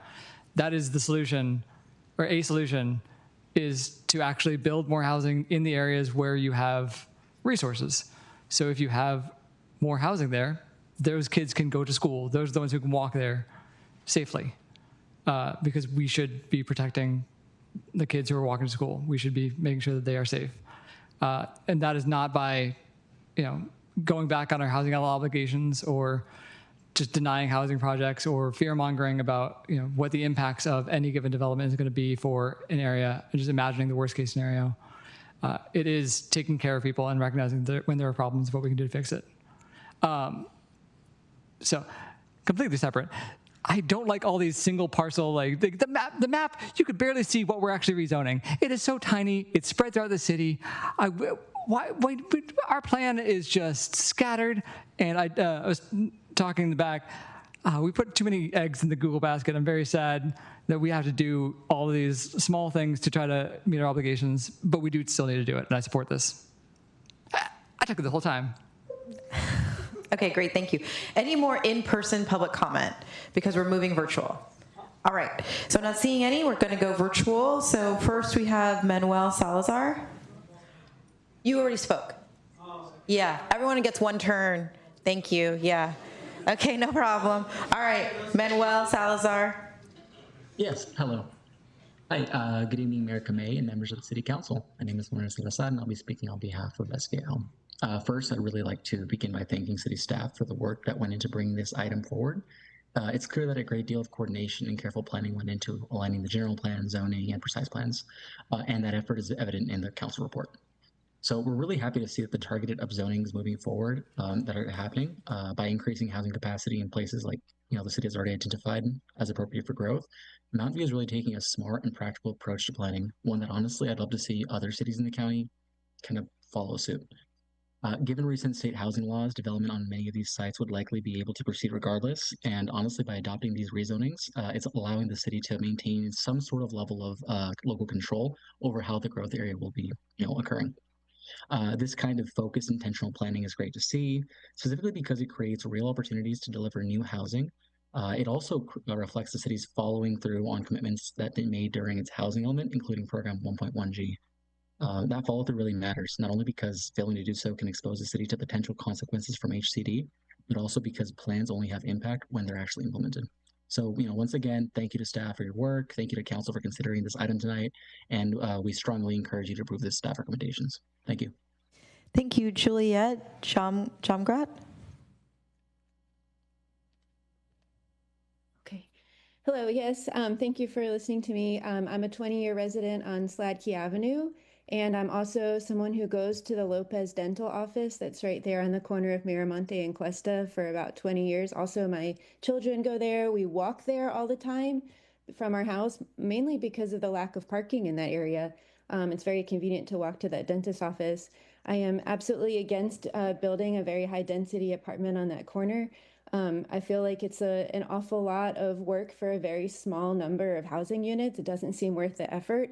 I think the city council can take the approach of denying this change in status because it's such an unpopular proposal on that corner and also across the street at the 777 Cuesta. It'll be really hard to find a developer willing to put effort into those areas for such a small amount of reward for affordable housing. I think the effort would be better taken up in a much larger spot, maybe one of the shopping centers that could be ripe for redevelopment.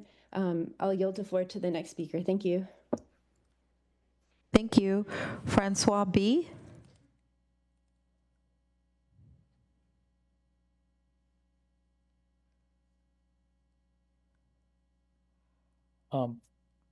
Hi, yeah, my name is Sanjay Valetti. I'm actually a resident of on Miramonte Avenue, a few doors down from the proposed site, and I think you should deny this rezoning for the very simple reason that it is going to cause a lot of traffic increase and accidents. And I'm speaking from personal experience here. So we had our parked car on the street crashed into by somebody a couple of years ago. A few weeks later, the same thing happened at the house next door to us as well.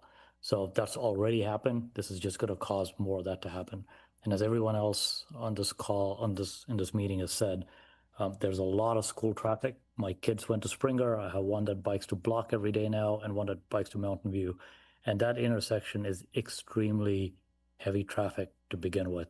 And what we heard today, and I'll quote, I think there was a quote that said, I don't have an exact timeline to give you on how the traffic is going to get fixed. So there's a plan to rezone, but there really isn't a concrete timeline or a plan to actually address the traffic problems. So I think the whole thing needs to be really thought through a lot more and not passed. And the last point I want to make is the whole idea of repaving Miramonte was to make this a safer route. And this entire new rezoning is going against that. And that repaving plan, by the way, is running about 1.5 years behind what you guys originally had in mind. So maybe focus more on improving the safety and de-emphasize the rezoning here. Thank you. Thank you.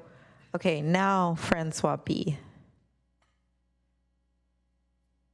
Hi. Yeah, thank you for the opportunity to speak. My name is Francois. I'm here to speak in favor of this rezoning. I moved to Mountain View in 2016, and I was renting an apartment for a long time until I got the chance to buy a home in the Miramonte neighborhood 2 years ago. I don't live right next to the area that's scheduled to be rezoned, but I live a couple of streets away, so I'm pretty familiar with what this area has to offer. And I hear a lot of people here who really love this area. They love the schools, they love the supermarket, they like the parks. I run a lot. I love running to Cuesta Park, running to Stevens Creek. I cycle as well to Los Altos. I cycle to get my grocery shopping done at the local shopping center. And I have to say, I've heard a lot about the traffic here and how dangerous it can be. I have to agree that it's not the best experience to cycle or to walk next to the street. But I think that's something that needs to be addressed no matter what. And what I would love is for others to really enjoy the same things I enjoy, like enjoy running, enjoy this neighborhood, moving close to the school, being able to attend the schools. We need to make more space for others, not just us who are lucky to be living in this area, but others to be able to afford to live here and move here and enjoy everything our city has to offer that you like, that we all love. So, change is difficult. Maybe eventually my own area will be rezoned. I would be in favor of it because I had this opportunity to move here, and I really want others to be able to do so. And it's a small drop in the big bucket, but I think everyone really has to do their part in California. Thank you. Thank you. Matthew Martin. Hey, can you hear me? Yes. Great. Yeah, I'm in full support of the rezoning. It seems like a lot of the people fear-mongering about traffic assume everyone who might move into new housing will live in an utterly car-dependent way. I live near Rengstorff Park. I own a car, but I bike to the transit center downtown, take the train, and then bike to work. I walk to Walgreens. I walk to the doctor. And speaking of dentists, I walk to El Camino and take BTA Line 22 to the dentist. I got gas 2 times this year. That's it. By the way, most apartment complexes, including mine, have parking. It seems like most of the cars on the streets around me are from detached homes. So many people say, we support housing, but not here.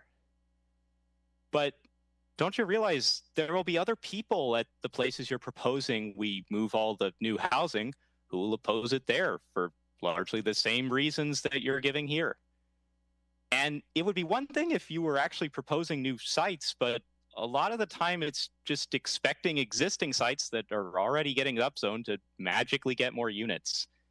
I think someone earlier said something about squeezing the balloon regarding traffic, but that's actually exactly what you're proposing with housing. If you oppose housing here, you oppose housing. And we're in a housing crisis. We can't afford to keep opposing housing. Finally, I want to note about safety for people cycling and about traffic. Miramonte's getting improvements for bike infrastructure. And, there is bus service on Miramonte. It's not great. It's every 30 minutes. But when VTA goes to look at what routes to increase frequency on, they're going to look at density. Thank you. Okay, Alex Shookham.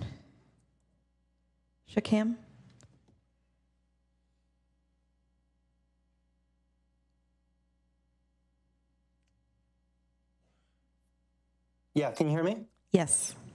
Yeah, first, I'd like to thank, obviously, the city and all the members with respect to this very difficult decision. But I do want to point out a few things. First, none of the practices that the staff contend that they notified were in fact notified. None of them. All of them were shocked and surprised as to the fact that they were just learning about this at this time. So it's not clear how, if no effort was made to inquire about the unique business dynamics that are associated with the impact of the staff's decisions, they didn't work with any of the impacted businesses at all.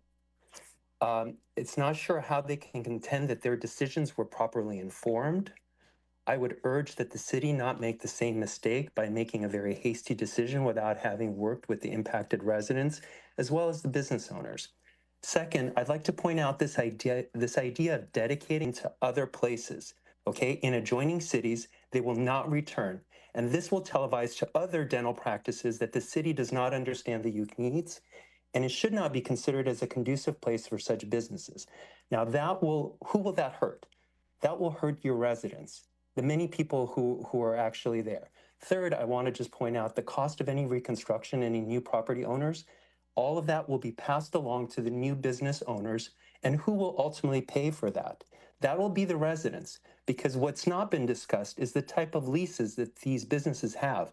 They're called triple net leases, where all of those costs get passed on to the businesses. And what do the businesses then do? Thank you. Sophie? Yeah. Hi again. I'd like to speak in support of the rezoning. I am someone who is living at the corner of El Camino and Grant, so I am close to the proposed 677 to 699 Calderon Avenue that's also being upzoned. I'd like to just put forward that I agree with previous speakers who have spoken in support of the rezoning, that I feel very fortunate to be able to live in Mountain View as someone who grew up in Cupertino and then moved here later. And I want to be able to extend the many positive parts of living to Mountain View to other people, especially when we are aware of what crisis we are in with regards to housing and what good fortune we have to be able to be where we are now.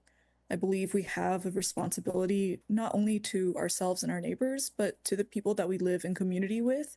And this includes people that we interact with when we go shopping, when we go working, when we go to school, and all of those different environments in which someone could be traveling very, very far to be contributing to the same community that we all are in. So I'd like to once again state my support for rezoning. We certainly face a crisis in terms of housing, and I believe Mountain View city has done a really good job of trying to meet those requirements where we are. And I just want to say thank you for all of the hard work that's being done to research these proposals. Thank you. Thank you. David Abazari? Hello, can you hear me? Yes. Hi, my name is Dr. David Abazari. I work at Forever Smiles Pediatric Dentistry at 1704 Miramonte. Something that I think a lot of people may not know is dental zoning is pretty rare. So in a city, it's not just medical zoning. We have a special zoning requirement for dentistry. And that's probably one of the reasons there's so many clustered at 1704 and 1702, because those were zoned for dentistry. So if a housing project does get developed there, we will be forced to leave, and there really aren't any other areas in Mountain View that would be able to accommodate dentistry for us. So as others have mentioned, we would have to locate elsewhere and at significant cost to us. And we hope that we don't have to go through that. We've been privileged to be part of the community for over a decade, serving some wonderful children, some kiddos that need some extra attention, and we're able to provide that with our sedation dentistry as specialized dentists. So we would prefer that this proposal do not move forward, and to work with the state to try to allocate some other area for construction of affordable housing. Thank you. Thank you. Daniel Holsey? Oh yeah, hi. Can you hear me? Yes. All right. I'm Daniel Holtz. I'm a Mountain View resident. I live in Del Medio, which is not in this area, but I think it's actually a far superior neighborhood because there's a lot more housing.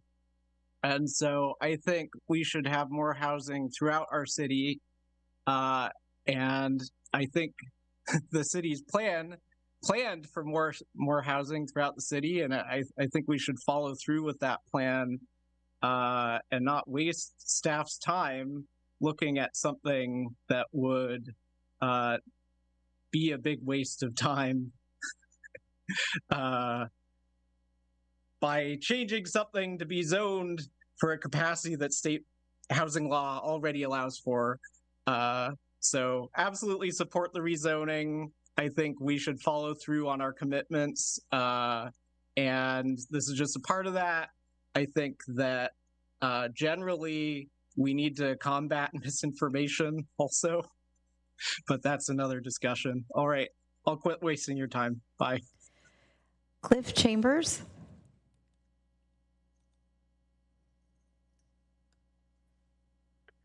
Hi, Cliff Chambers, resident of Mountain View.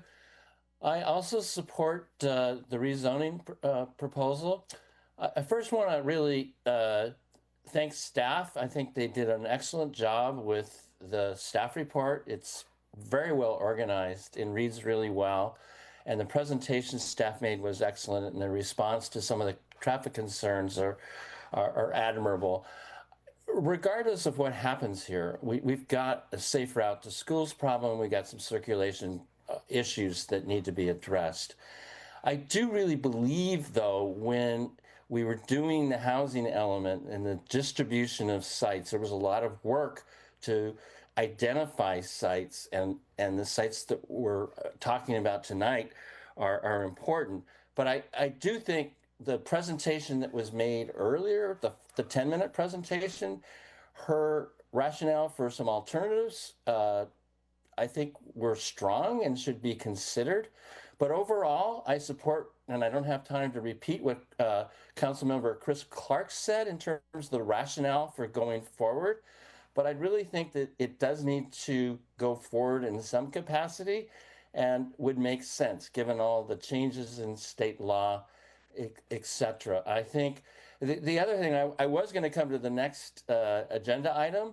It's going to go way too late, but I do think we have an opportunity for middle income housing and condo development, and we really need to be thinking about sites like this for, first floor retail and condos in the second and third floors. And I do think the other criticism I have of the staff report is I do believe that if there was some more graphic representation of well-designed 30 dwelling units per acre, it would make a big difference, because there are some really good designs of that kind of at density level. It's not that high of density. Thank you, Cliff. Okay, Ava Mogharabi. Yes, thank you. Actually, so good evening, Mayor and Council members. My name is Payman Mogharabi. Ava is my daughter. I want to speak against rezoning the Miramonte property area. This area isn't just generic office space. Over many years, it's become a real hub for medical and dental offices. So we're talking about doctors, dentists, pediatric specialists, and other healthcare providers that serve Mountain View residents every day. People come here for routine care, they come here for ongoing treatment, and time-sensitive appointments. It works because the zoning has stayed stable and predictable. So rezoning puts that at risk.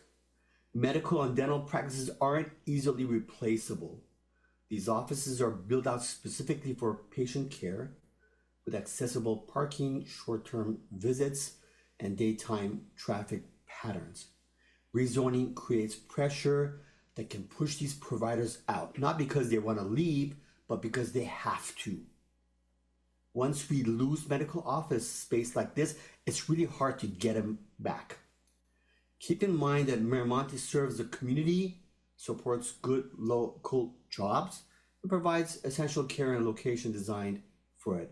I urge the city to keep the existing zoning and protect this important healthcare area. This is healthcare.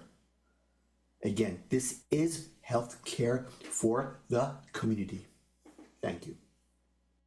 Thank you. Peng Zhang. Hi, can you hear me?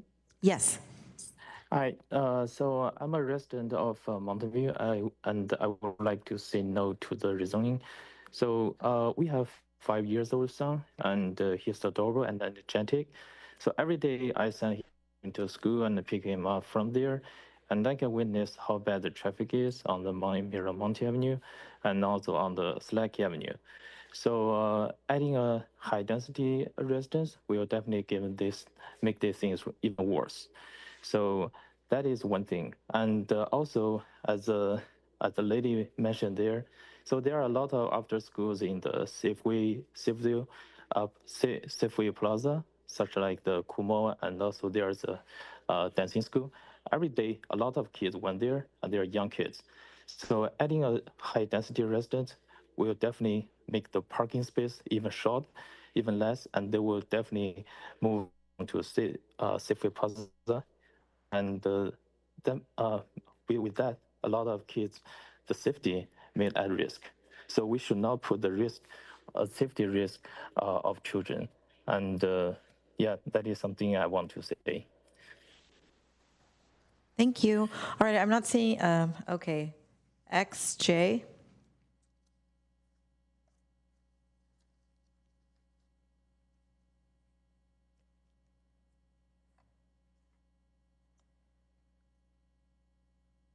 Hear me? Yes. Good evening, everyone. I've heard some Mountain View residents who didn't live in this area speak in support of this proposal tonight. But I would like to ask a few important questions. How many of you commute on this road every day? Do you know how heavy it already is during peak hours? And how many of you have children attending school in this area? There are several schools nearby, and adding large apartment buildings here will significantly increase traffic and create serious safety risk for our kids. We strongly oppose building apartments here and ask the city to protect our children's safety. Thank you. Thank you. All right, no one else virtual, but I do see someone, a last speaker in person. Pradeep Bardia. Good evening, and thank you for staying late, and thank you for being there. A couple of observations I want to make. I'm a resident of Sladkey Avenue. I'm right on ground zero of the 1702 and 1704. I strongly oppose this. The report that was presented by this team here seems to be biased.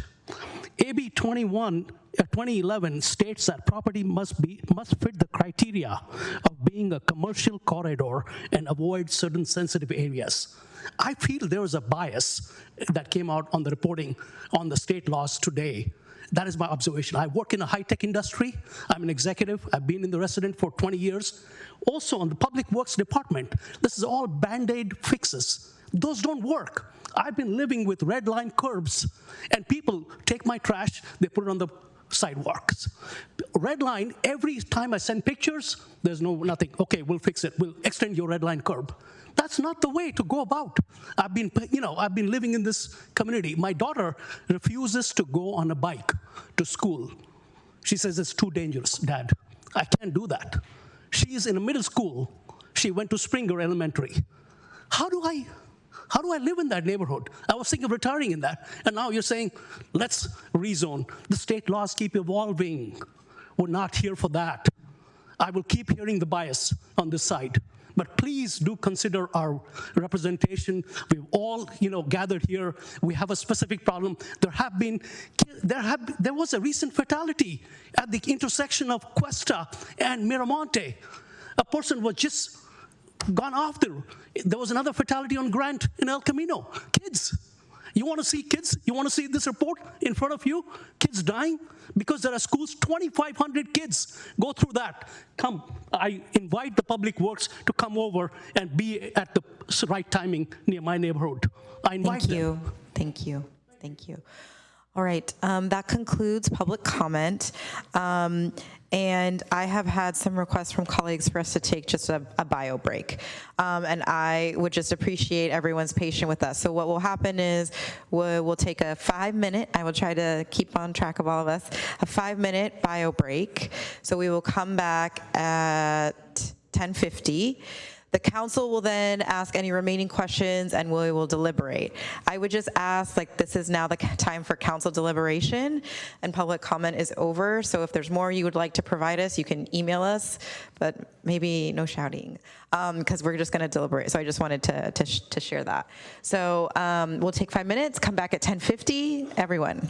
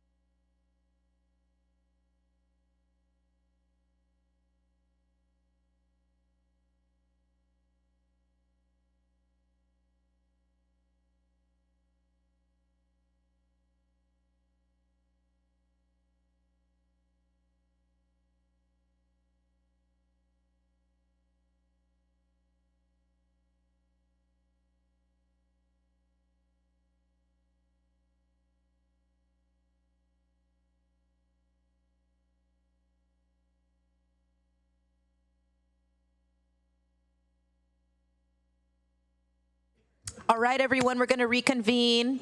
I'm trying very hard. 10:51. Okay, not too bad. Let's, looks like we have at least a council majority.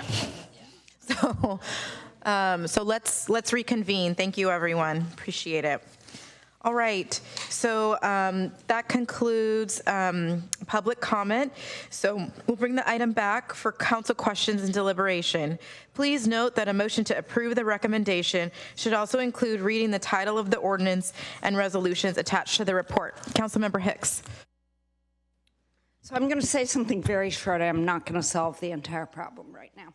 But there was some talk this evening about whether State Assembly Bill 2011, which would allow housing on the 1702 Miramonte site, whether that had actually passed. There was some talk of possibly it not having passed yet.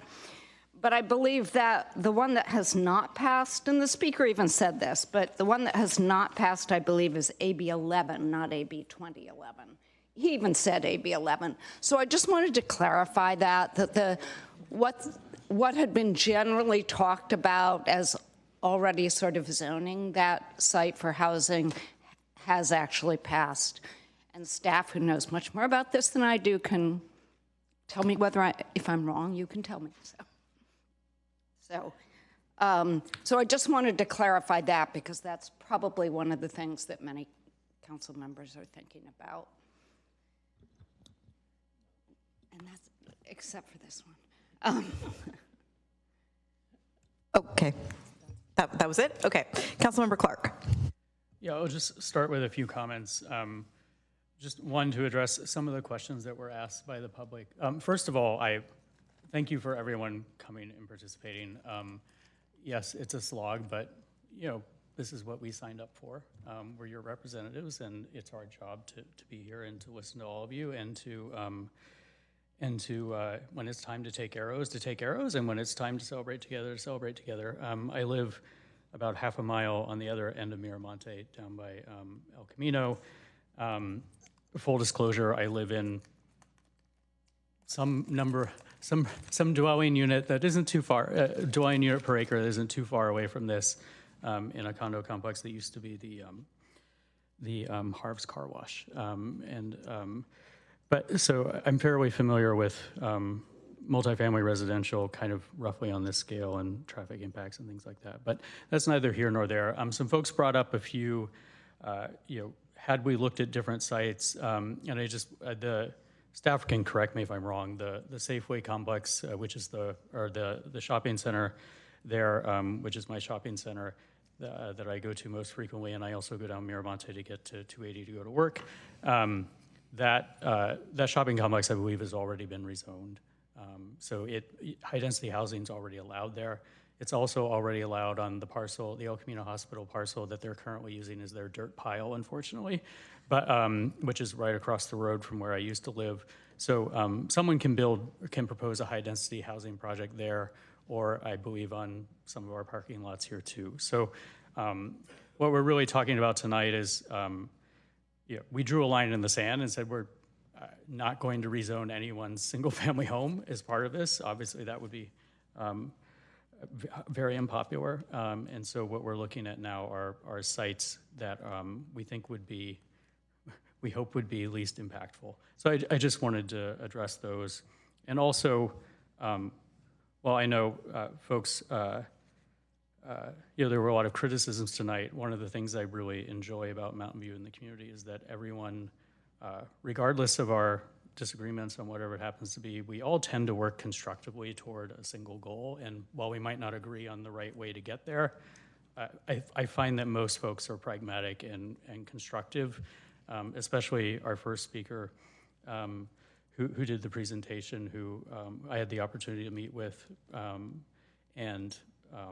it was all a very constructive conversation, just kind of understanding the landscape and what we need to do, what we have to do in order to meet our obligations and not lose our local authority. That is the thing that we don't want to do. It's being chipped away at the state level, and the last thing that we want to do is not meet the commitments that we've made and then lose our zoning authority and end up with a 15-story building at this site or elsewhere in Mountain View. So I just wanted to say that. And then as part of the discussion, and looking to colleagues, I'm a pragmatist, and at the end of the day, while this isn't my, I'm talking about Miramonte specifically, while this isn't my favorite site for housing, the thing that I do want to do is I want to make sure that the way that I vote tonight is the vote that is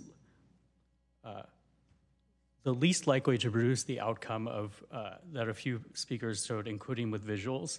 So my understanding is that under the existing zoning through state law today, we're probably closer to the scary boxy 6-story thing that is that was shown. Whereas if we, because that at least currently, at least under AB 2011, the other confusing thing about this is that every year the numbers start over again, and you might pull the wrong one from a certain year. But my understanding is that because housing is already allowed there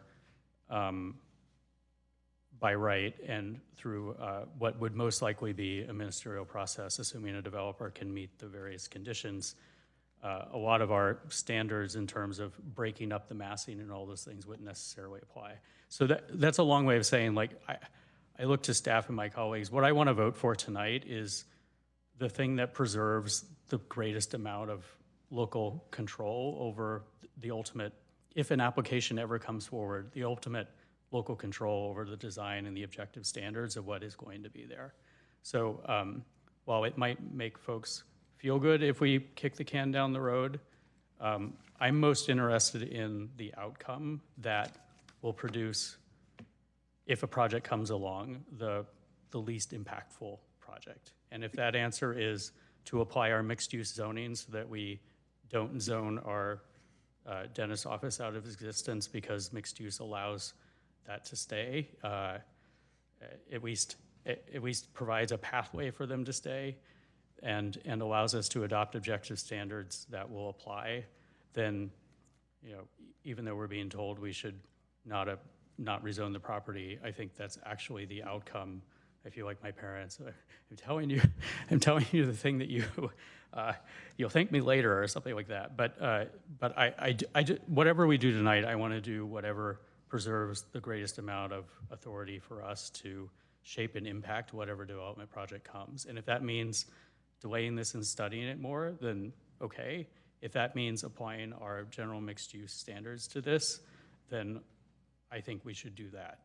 And that's where I'm at. Thank you. Councilmember Showalter.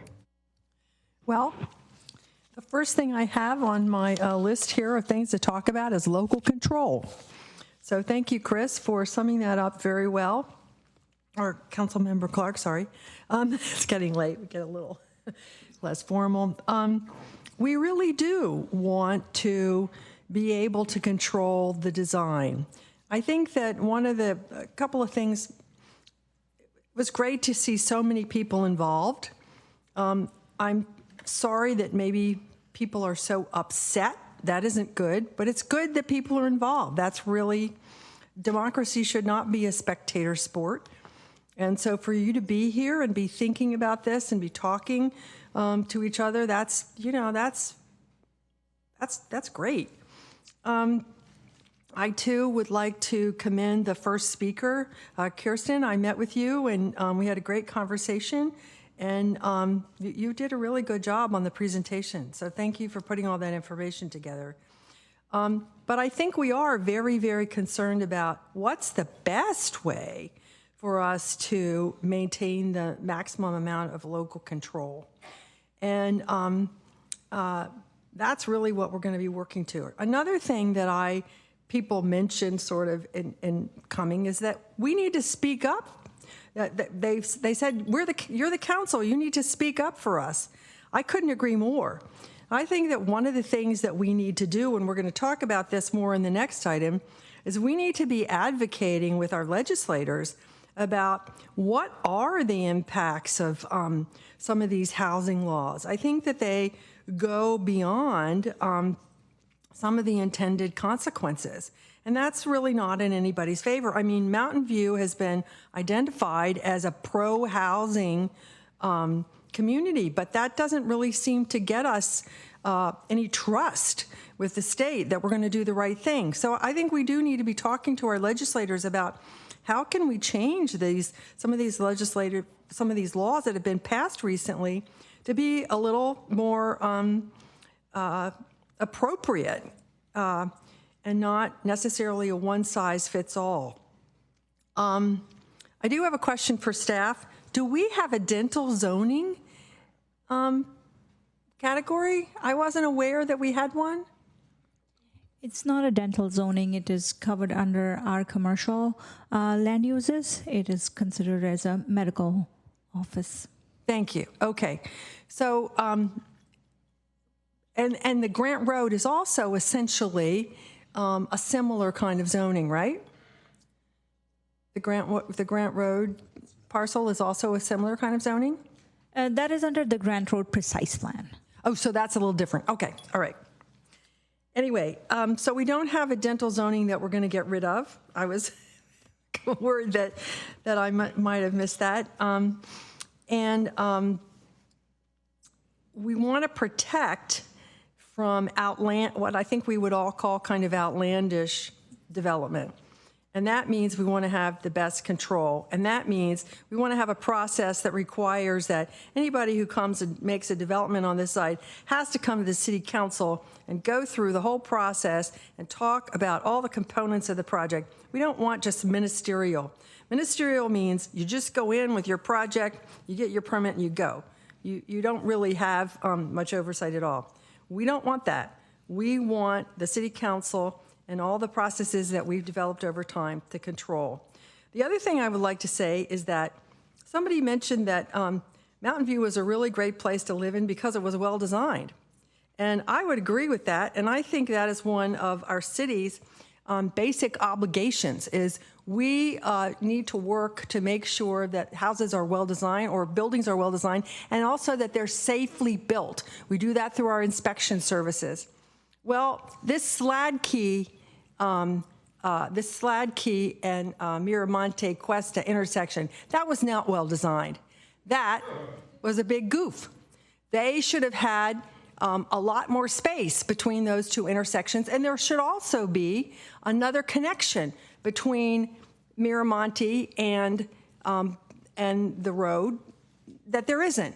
That was the kind of development that was very popular in the 60s and 70s to put in these sort of tracks that had kind of a lot of interior streets that didn't connect too well. And we found over time that, frankly, they don't work too well. I live in Waverly Park, and it's sort of a similar sort of a street pattern, and we're stuck with it, but it's not good design, and going forward, we're not going to do any of that. But what we can do, and what we did here, is that this is a big traffic problem. And you heard our city engineer talk about how there are short-term and there are long-term things that we can do. Well, rest assured, we heard you. So that's what I want to say right now. Thank you. Vice Mayor Ramos. Thank you, Mayor. So I'll start with thanking the residents who showed up through several hours of council meetingness and public comment. I had the opportunity to meet with a number of you when I just kind of dropped in one of your community meetings. And I recall in that meeting, there was a lot of information that had to be shared out. Why we were doing this, lots of terms like affirmatively furthering fair housing, what are our RHNA goals, what does it mean when there's our overall RHNA goals and there are affirmatively furthering fair housing goals, and each thing that kind of meets how much that intersection is very unique. I remember as I go there every once in a while, I always think that I didn't realize it until people talked about it today. I always thought that that sign would get removed every once in a while, and then I realized it's probably because people just ran over it, and that's why it's not there sometimes when I go by. So I understand a lot of the concerns of the residents. I thank you to some of the residents that reached out, and the beginning presentation from the residents was very impressive. I think about our housing crisis a lot. It's one of those things that keep me up at night. And to solve it, there's a lot of different solutions that get thrown out. And the more specific solutions can get, the more complicated it can get. And it's hard for a lot of people to track what means what. And I understand that it's difficult if it's not like your full-time job to follow all this. And I can see how people would get upset when not understanding if one bill applies, if one bill had already passed, especially among a community of essentially regular, normal people who don't have these housing laws and housing bills stuck in their head all night. So I thank the community for their patience a lot on this. One of the biggest game changers for me in this decision was the Assembly Bill 2011, which is also known as the Affordable Housing and High Roads Jobs Act of 2022. It became effective on July 1st, 2023. I believe the resident who spoke earlier talked about AB 11, which is, I believe, the social housing one, which I also love, hasn't passed yet, but doesn't really have the same zoning, doesn't have a zoning thing. You usually don't see in the state legislature essentially making moves to prevent production.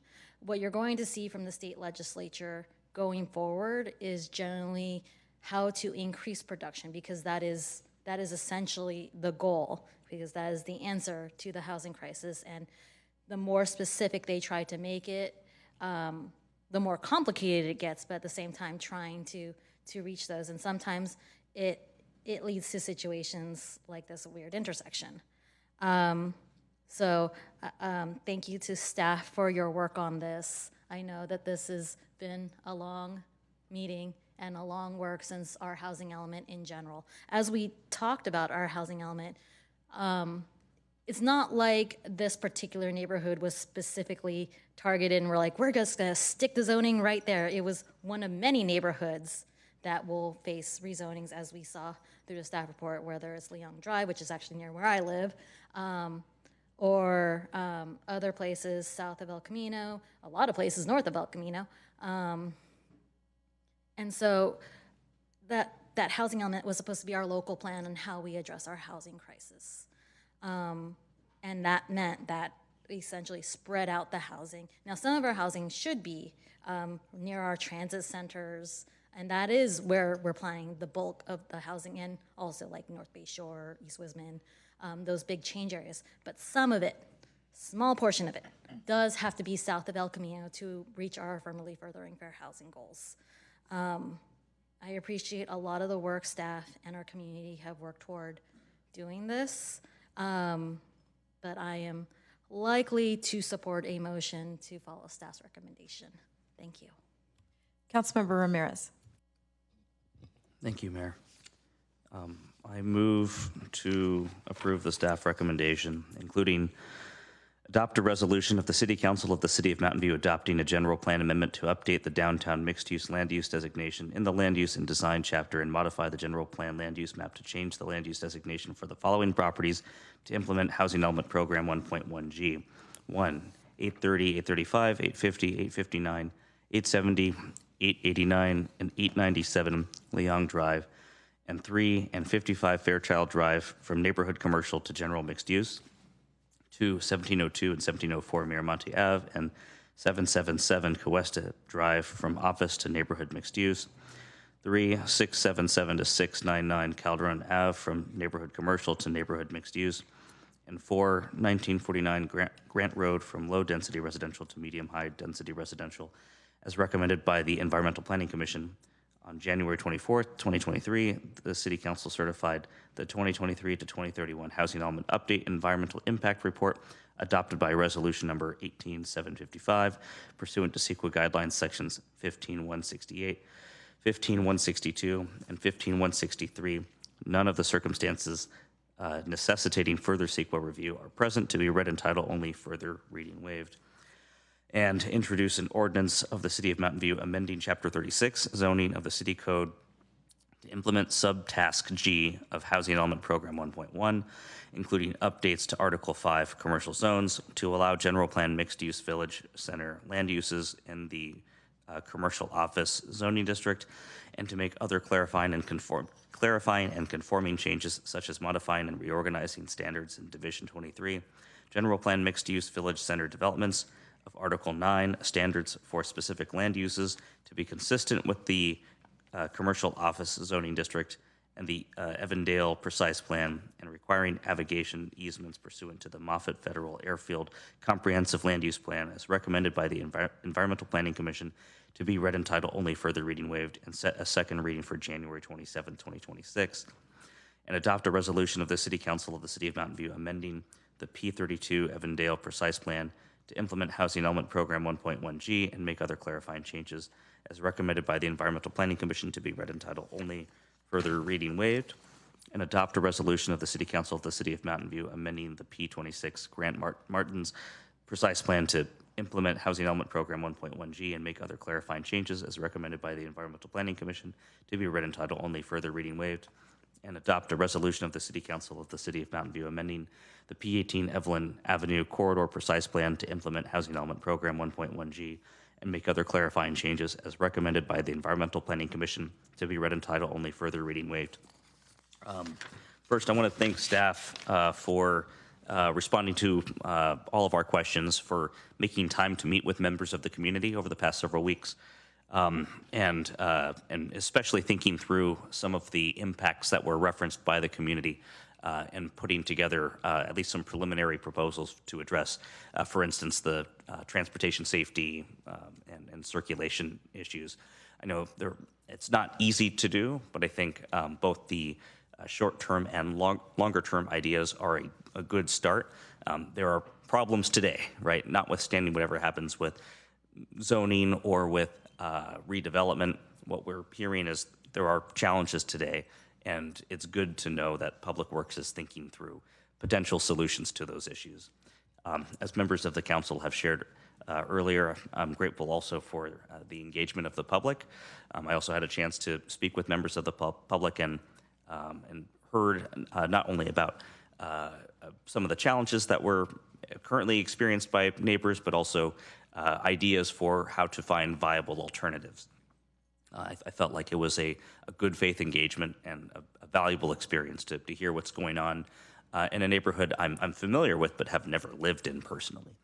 You know, it's not easy to make time to come and sit in a council meeting for so many hours to give 2 minutes of public comment, and particularly knowing that this is an issue that is challenging for many, and 2 minutes is just not enough time to share the concerns that I know many have shared.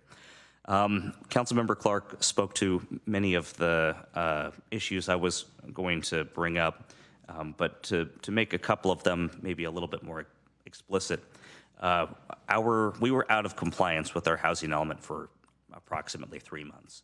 Within the first couple of days of our non-compliance, one of the first builder's remedy application was submitted. 8 stories, I think, approximately 80 units off of Tyrella, project that did not comply at all with the general plan or the zoning.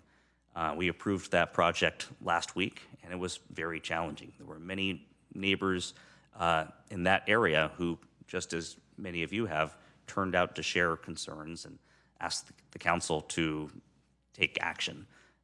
And the challenge was, the reality is, there really wasn't an option for us.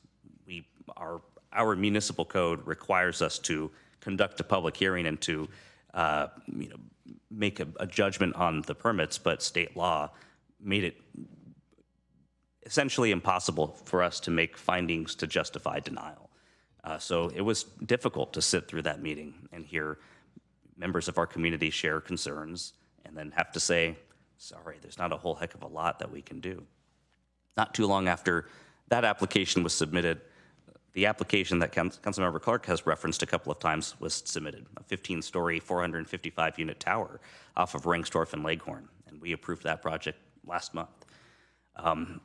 There are serious repercussions for having a non-compliant housing element. The state is serious about addressing the housing crisis, and that's why many of the decisions that we've made, that we're making, are so hard. We're really deprived a meaningful opportunity to do something different from what state law is dictating. And in this case, right, some members of the council had shared this is a hard decision. It's hard because politically it's challenging, but the decision is already made. Whether we take action or not, housing can be approved on this site. That is what state law allows at 30 units per acre, which is the staff recommended density. And on top of that, state law already allows the use of state density bonus law on top of either in Senate Bill 6 or an Assembly Bill 2011 pathway for housing there. And as Councilmember Clark had shared, not necessarily using development standards that we would want to see used. So we don't, there is no decision in that regard. The decision is, do we want to have some amount of local control by implementing development standards that make sense for Mountain View? And over the years, I have sometimes been frustrated with city processes, and we've seen outcomes that I personally haven't liked in many cases, but I do think the staff have been very thoughtful in proposing development standards for the sites that we're discussing today. I don't think these are hasty decisions. These are decisions that have been informed by a lot of work over 5 years, approximately. I am empathetic with concerns about limited noticing or neighborhood engagement. I think it's not an easy thing to sustain over a long period of time. The housing element is something of an opaque and not terribly accessible process. It's not something that we study in school. Remember the housing element class that you took in middle school? It didn't exist, right? Right. So it's you go to the community and say, hey, do you want to provide input on the housing element? And everyone's eyes glaze over right then and there. So I can understand why we didn't perhaps receive the level of input that in retrospect would have been nice to help inform decisions like this one that we're making today to implement the housing element. But also, it's not easy to make something so technical accessible to a community that is very busy, right? You all have jobs and families and lives to live, and shouldn't have to feel burdened by some of the planning decisions that the council and city staff are having to contend with. So that's the motion is the staff recommendation. I think there are great risks to doing anything other than the staff recommendation, where we don't have, one, there is nothing we could do about state law. And I feel like if we were to do something with the intent of appeasing the community today, and a year down the road there's an application pursuant to AB 2011, the risk is a feeling of betrayal. Well, city council, didn't you do something about that? And we'll say, sorry, state law, just as we're saying today. So I feel like there is no value in taking an action other than implementing the state law. At the very least, if nothing else, right, we have our own objective standards that the staff have prepared. And the color on the map, right, reflects also what state law allows. So if someone goes to, as so many people do, right, the general plan and the zoning maps to understand their community, they will see, right, this is what is permitted here, and it will align with what state law already allows a property owner or a developer to do. So those are my preliminary comments. Thank you. Councilmember McAllister. Yeah, thanks. I have a couple of questions. So quite a few council members said that we're still going to have some kind of a control. Is that true? If these laws are here and they say that you have to do that, what control does the city have if any of the developer applies any of those laws? So if the council moves forward with the staff recommendation, it would provide an additional pathway to pursue approval of development on the site outside of the provisions in state law that have been discussed by the council, some of which include a ministerial approval process. So the council will be preserving a pathway for a project to go through the city process, subject to the discretionary review process, public noticing, public hearing, which provides more opportunity for community input in the development review process. But if a developer doesn't want to do that, do they have the right to just go straight to it? So a developer would likely have the opportunity to pursue a project under AB 2011 or SB 6 on these. Okay, so all this talk about we're going to have some control could be, okay. Do you know of any developer would like to go through that process where they can have a streamlined process to just do it? So I'll just say that in my experience, there has not been widespread adoption of the AB 2011 and SB 6 processes. And so for some reason, developments are not materializing under those laws at this point in time. And so I would assess it's probably more likely that a project would come through the city's process if the council were to provide one. Okay. Speaking of these laws, I mean, there are constantly new laws coming up. Laws are being reviewed and looking at the unintended consequences. So do we see anything going down that some of these things might be consolidated since there's new laws coming out all the time, which makes it very confusing for the community and the state? So have you seen anything come along where let's come out and say, okay, let's revisit, let's consolidate, anything along this line? I'm not aware of any attempt to consolidate these into fewer or a singular type of, expedited or streamlined housing approval process. The legislature seems to be focusing on different issues related to housing development and rolling out the legislation over time.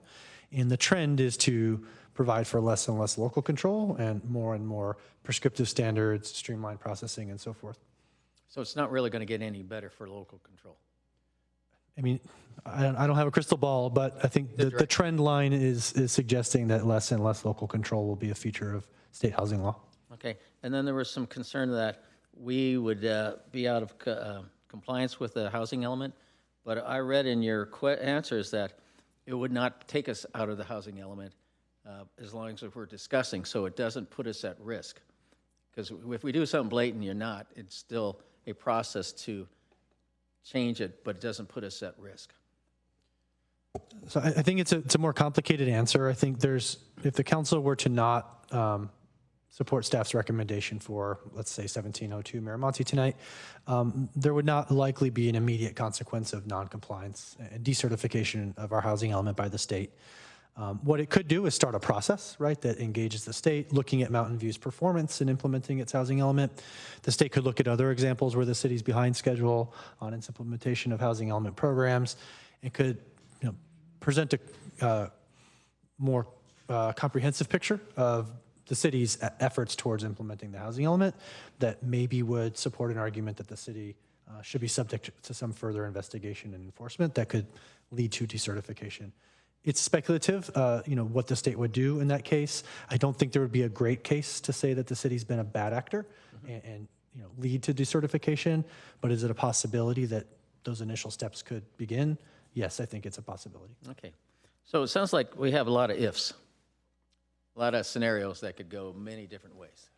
Right, I think there are a few black and white, simple yes or no answers in this type of situation. Okay, so my general comments,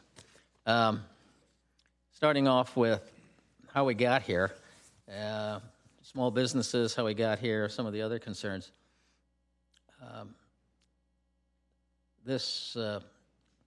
How we got here, you even mentioned that this property was not initially looked at, but because of outside influence or persuasion or threats, that the city had to come up with a new this is my observation, it may not be fact, but this is my observation, that the city heads come, well, you got to find more.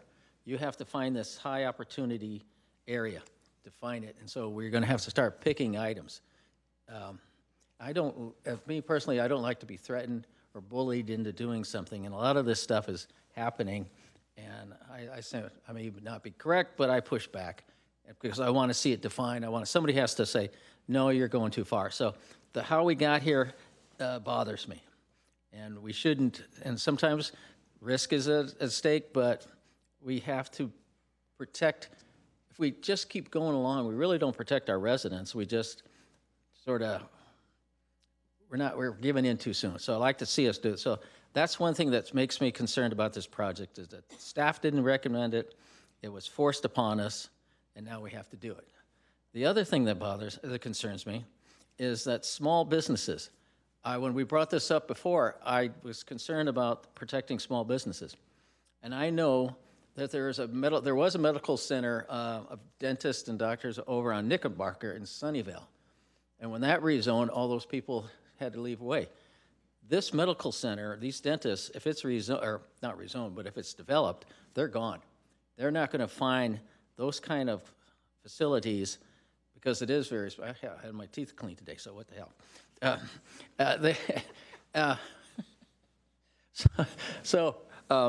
I know that there's a lot of technical stuff, and it has to be specifically built.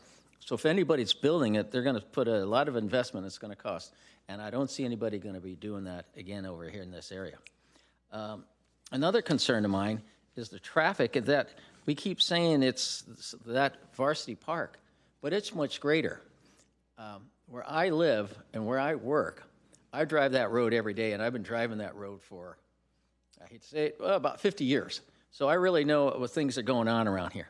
And so that is a big Cuesta from Grant Road to all the way almost to San Antonio. It's a very heavily road because we do have certain segments of the city. Miramonte that's a major thoroughfare going from Los Altos Hills to the highway to 101. Grant Road is a major thoroughfare going from the 280 to 101. And then that's north-south and east-west. Cuesta is one of the big ones because we do have a lot of schools over there. More schools than people mentioned. There's private schools, daycare. My kids graduated from Little Acorn, so I hope that doesn't make me have to recuse myself, city attorney. And so there is a lot of traffic going both ways, and so it is going to be a concern. The impact of potentially, we've already heard somebody try to put a development and say, well, we're going to rent parking spaces across the street from someplace. Now, this is getting a little carried away, but there's a potential, depending on how I'm looking at you. I should be looking at these guys, sorry. But you answered my questions. The potential of the parking is really, it's just a very bad place for parking. And if they start doing the sidewalks and going out to the side, it really is not a good project to go there. Now, I was reading something, and I don't know if it's applicable to the Grant Martins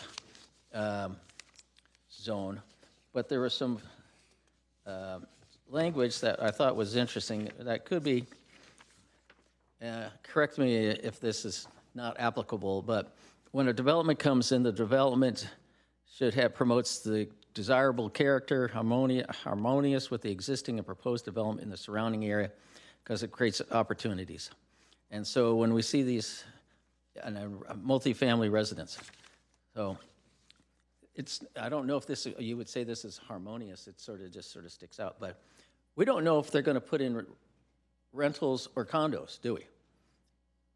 So it could be, and anything that goes into the city, and you're going to see this at the next agenda item, that we're going to have items that people can't afford no matter what you say. If you even give them $100,000 down payment, they're still not going to be able to afford. So the idea that if we put in 15 units or so, and 3 or 4 are going to be affordable and the rest of the market rate, that's a lot of disruption for that neighborhood for 3 or 4 units where I rather see somebody. And I support housing. Chris and I have voted a lot of housing in the time we were here before. So we probably put a couple thousand out there, and Pat's been with us.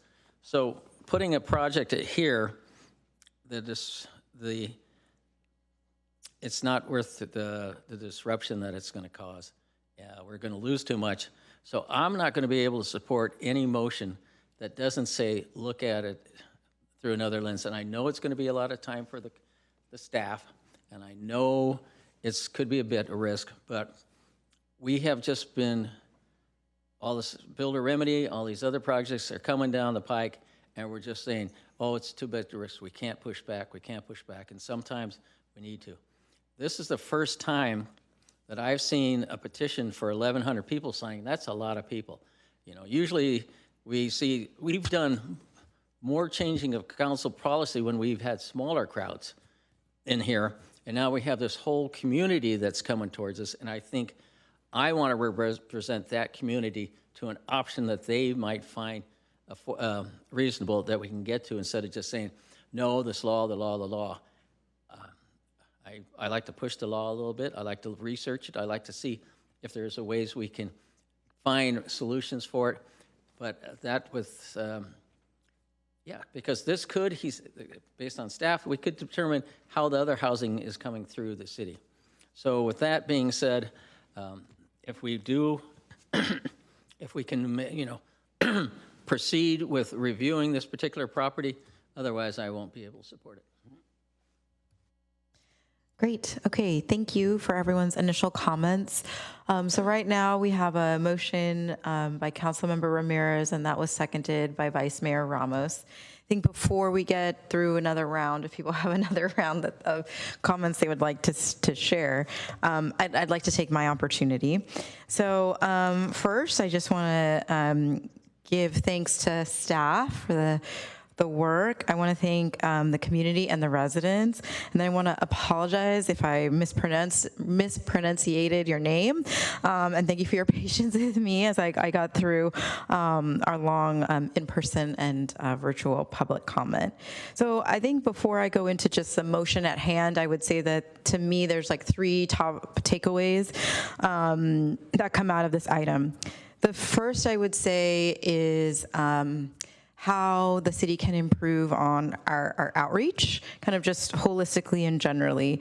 I think that some council members asked about outreach, and I think over my now 7 years on council, and then time before that on planning commission, the city's always talking about how we can better engage and better inform. And then that also falls incumbent on council members. And so I think, you have highlighted for us how we need to be proactively sharing, as well as working to make sure that outreach is happening. I don't think the housing element is dry. I think that affects our day to day as we're seeing. So I think it's just about making sure that we're educating and constantly informing. And so that's a lot of the feedback that I received on that. I would say the second top item that I'm reflecting upon is kind of community safety in general. So some of it's been related to traffic, congestion. Some people mention our Vision Zero, which is to our goal to have 0 vehicular fatalities in our city. But I would say kind of overall community safety in general, making sure that people do stop when it's a red light. And so while it might, I think there needs to be more long-term solutions. I do appreciate the community's feedback on the, I think, near-term and the long-term strategies that council can put forward. And I think what will be really great is those are things that staff can do right after this meeting. We were told that there's no council direction needed on that at this time, and so that heartens me that at least we can really be addressing the community safety aspect. I think third, what comes to mind for me is small business preservation. Our council has been talking about small business preservation for many years, and And I reflect upon it because my family were small business owners here in Mountain View for many decades. We learned from our business license sales tax that actually in 2018, when the city looked at that really a majority of Mountain View are small to mid-sized businesses. And as we are addressing our housing crisis, I think what makes Mountain View so special and what I love about this community is every neighborhood has their little neighborhood spot. Everywhere has their own community, and the different, I would call them resource-rich items. And I think that's why this area of the, Blossom Valley was looked at, because it's a resource-rich area. But what I think I reflect upon as well is, as we look in rezoning, how do we preserve those resources? So we can rezone them and we can encourage the mixed-use development, but I feel like what I've seen over the course of time is that just because we encourage and we ask, there aren't a lot of levers or benefits, and so that might not be included in the projects that we see coming forward. And so I struggle because I want to make sure that we can, preserve our dentists and create much needed housing. And so I think it's important that the city be diligent as we are talking about small business preservation. Because when we talk about, the 3 Ps of housing, preservation, protection, what's the last P, Emily? What, protection? Yes, okay. We need to be thinking about all of those things related to small business too, in my mind, because a lot of what we're seeing from our current state legislature and our governor is the cities may come up with great ideas and those are overridden by the state. So I think when it comes to the sites that we're talking about tonight, there are multiple. I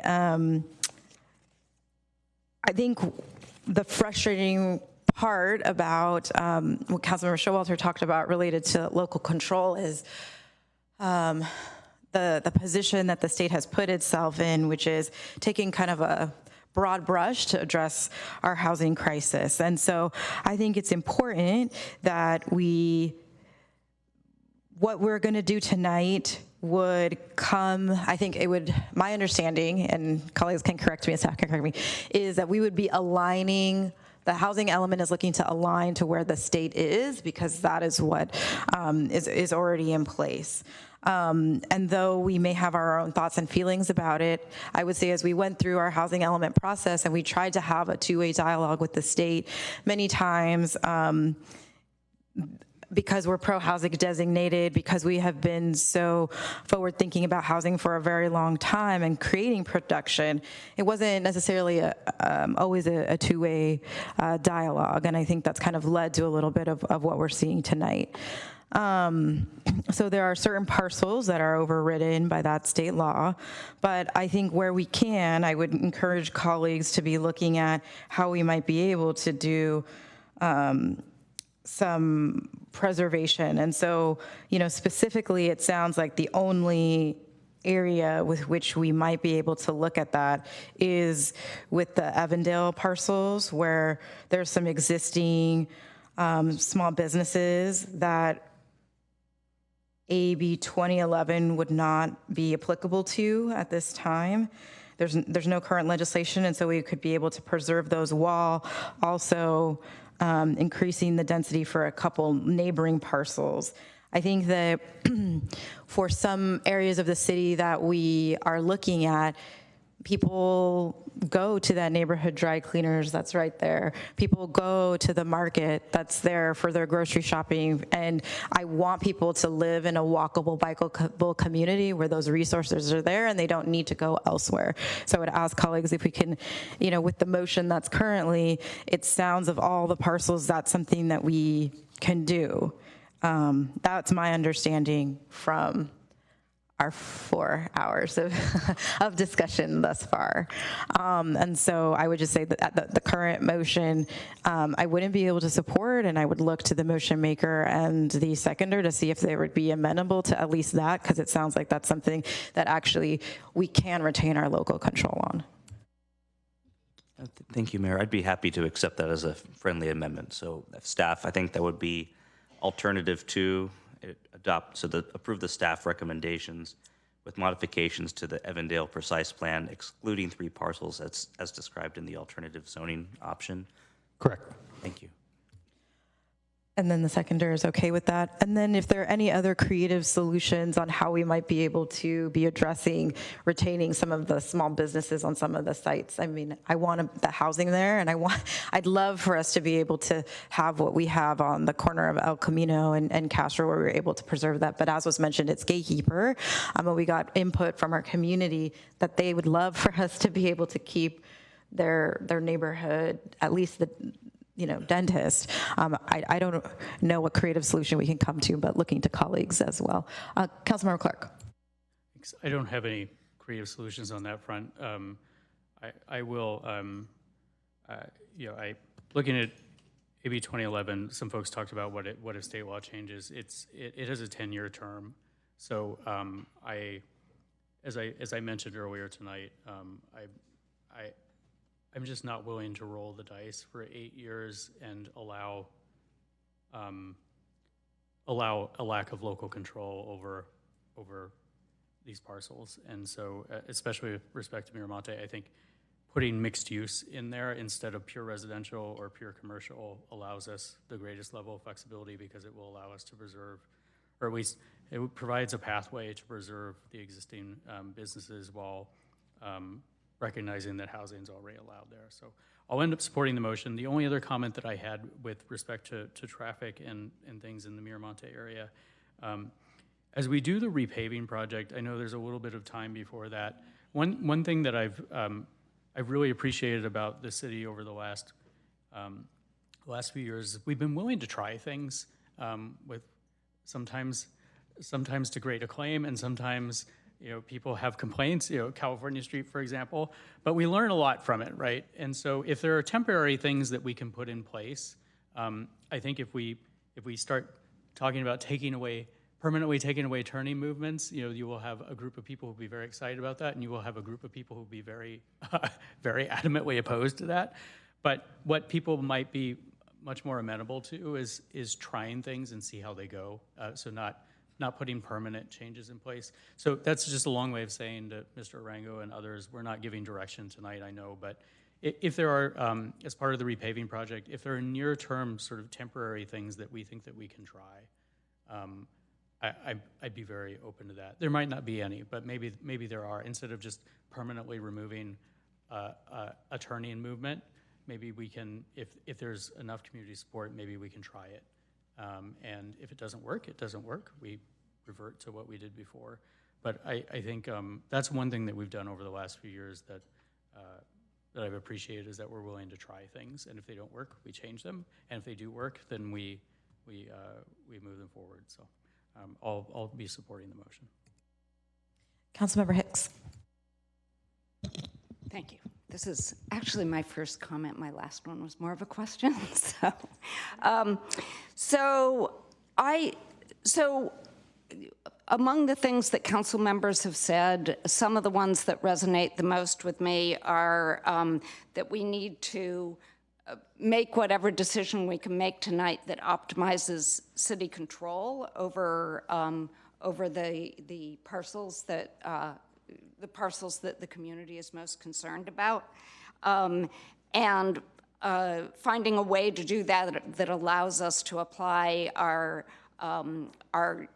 apply mixed-use standards to it, and hopefully then preserve the businesses there. Although I actually do think that for dental offices, that's pretty hard to do when you're building stories on top of them. I'm not sure that I have a method for that, but get as close to that as we can to apply local standards. I have to say I'm not, and so for that reason, I will be supporting the amended motion. I have to say I am not happy about it, though. And I especially appreciate the changes that the mayor suggested in the Evandale parcels, because I'm concerned about neighborhood serving uses as well. People in that area have told me that they used to, and along Moffett, that they used to walk all the time, and now they have to take their car to go places. So I don't, we call it a transit-oriented development around Moffett. I don't know whether you think Evandale is around Moffett, but if we're turning I'm all for more housing, but if we're turning everything into housing compounds with no neighborhood serving businesses, transit-oriented development doesn't really operate very well that way.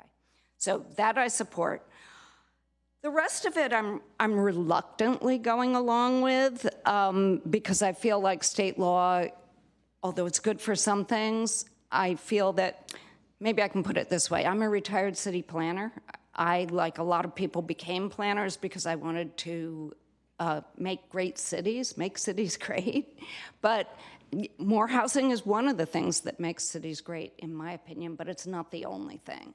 And I feel like the way the laws, I feel like the laws do not have to be coming down the way they are, that they could be coming down in ways that give us the ability, when we have a taller building, to have wider sidewalks, to have those objective standards, to maintain ground floor retail, and do a number of other things. And I actually think that that would make people who currently do not support the creation of additional housing be supportive when we're developing places that people actually like. So I think it's kind of a tragedy that we don't have the ability to apply those standards. Nevertheless, that's where we are. And so I'm also going to agree with what Councilmember Showalter said earlier, that we should be lobbying the state on this, because I think, because the direction we're going in and the state is going in is not entirely good, in my opinion, in terms of making great cities. But we are where we are right now, and so I will be supporting the motion. All right. Thank you, everyone. Any other further comments or questions? All right. Okay. So I think we're gonna take the vote right now. Okay.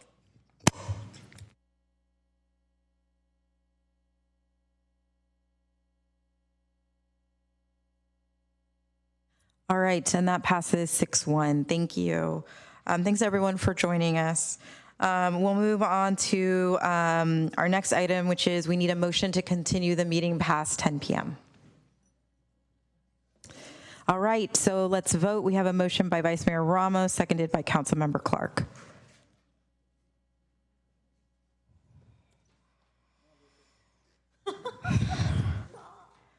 All right, that passes 5-2. So we'll move on to item 7, our study session. Item 7.1 is our low and middle income housing ownership low and middle income home ownership strategy. The purpose of this study session is to receive council input on staff's recommended scope of work and timeline for the fiscal years 2025 to 27 council work plan project to develop a low and middle income home ownership strategy. Affordable Housing Manager Julie Bernard and Housing Director Wayne Chen will present the item. If you'd like to speak on this item in person, please submit a blue speaker card to the city clerk now. We'll begin with the staff presentation whenever they're ready. All right, good evening, everyone. Mayor, Vice Mayor, City Council members, I'm Julie Bernard, your Affordable Housing Manager, and I'm joined this evening by Housing Director Wayne Chen with Christy Wong from our consultancies available by Zoom. This evening, we're here to talk to you about the low and middle income homeownership strategy. The purpose of this study session is to confirm staff's scope of work and the timeline for the fiscal years 25 through 27 council work plan project. This was adopted earlier this year and has also been on the council work plan cycle for a few years now. But this year it narrowed its focus to include home ownership, but also broadened it to include low income. It has been known as middle income for the past several work plan cycles. The intent of this strategy is to address barriers to entry for home ownership, as well as to investigate ways to balance Mountain View's heavy rentals housing supply and production. The immediate actions that we've taken since the beginning of the fiscal year include onboarding or procuring a consultant team that have extensive experience in this area, developing a scope of work for your consideration this evening, and conducting an initial market analysis. Staff is recommending the following framework for the strategy. we do recommend using the standard definition for low income, which covers households from 50 to 80% of the area median income, or AMI. On the other hand, there is no established industry standard for the definition middle income. It often depends on the context in which it's used. So staff does recommend including the definition of moderate income, which is 80 to 120% AMI. In high-cost areas like the Bay Area, middle income is often used in discussions to denote a higher income range, specifically those that would be needed to purchase a home. So that may range up to 200%, which I'll discuss on the next slide. So this slide indicates, or at least this table indicates, the average sales prices of condominiums and townhomes in Mountain View in the last 6 months. So if we were to compare a condo with a townhome, a 3-bedroom condo and townhome, a condo would be around 1.2 million, with the average townhome of being 1.6. The second table provides an analytical comparison of what different home sales prices would need to be at the various income ranges and household sizes if we were to assume that housing costs are 30% of a household income. You'll notice that home ownership is tough to afford for any households earning under 120% AMI. So although the numbers start to pencil out on paper at around about 150% AMI, this does not reflect the real hurdles that home buyers face, such as saving for a 20% down payment, competing in bidding wars, and qualifying for financing in a very volatile market. So staff recommends including a definition of middle income of 80 to the 200% AMI. So our first question is, does council agree with staff's recommended framework to study the income range of between 50 and 200% AMI, or do you have other direction?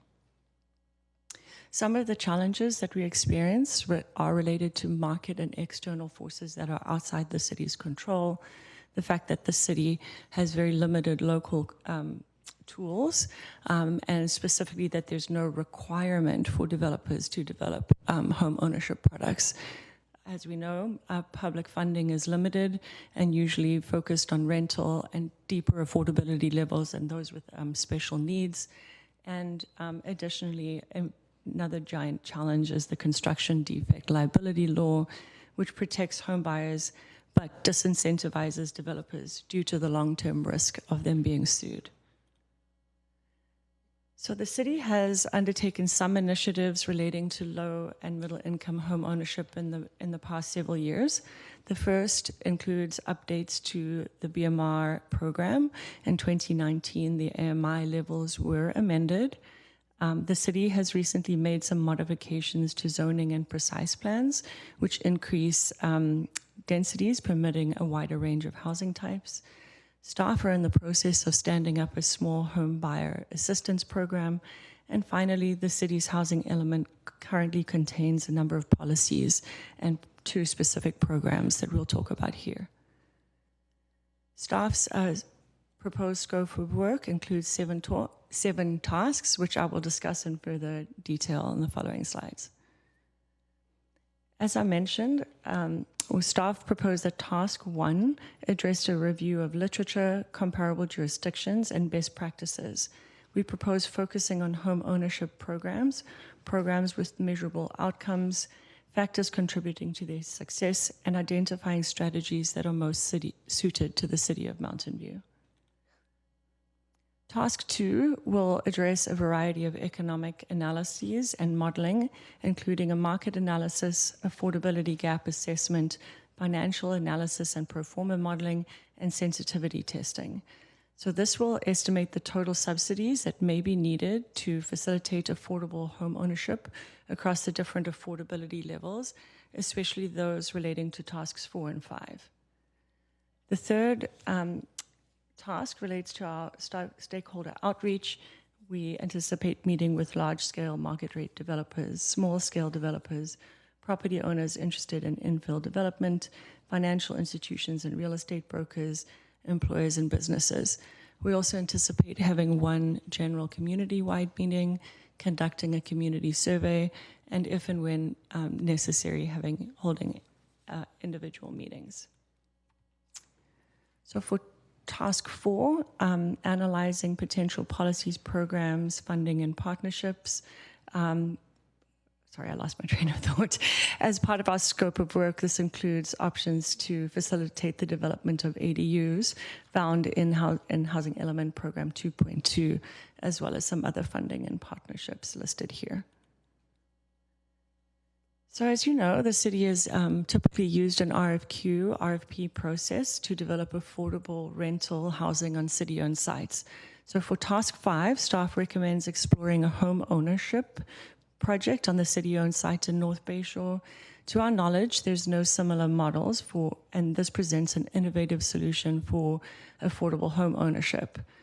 In January this year, staff collaborated with the Urban Land Institute to convene a technical assistance panel.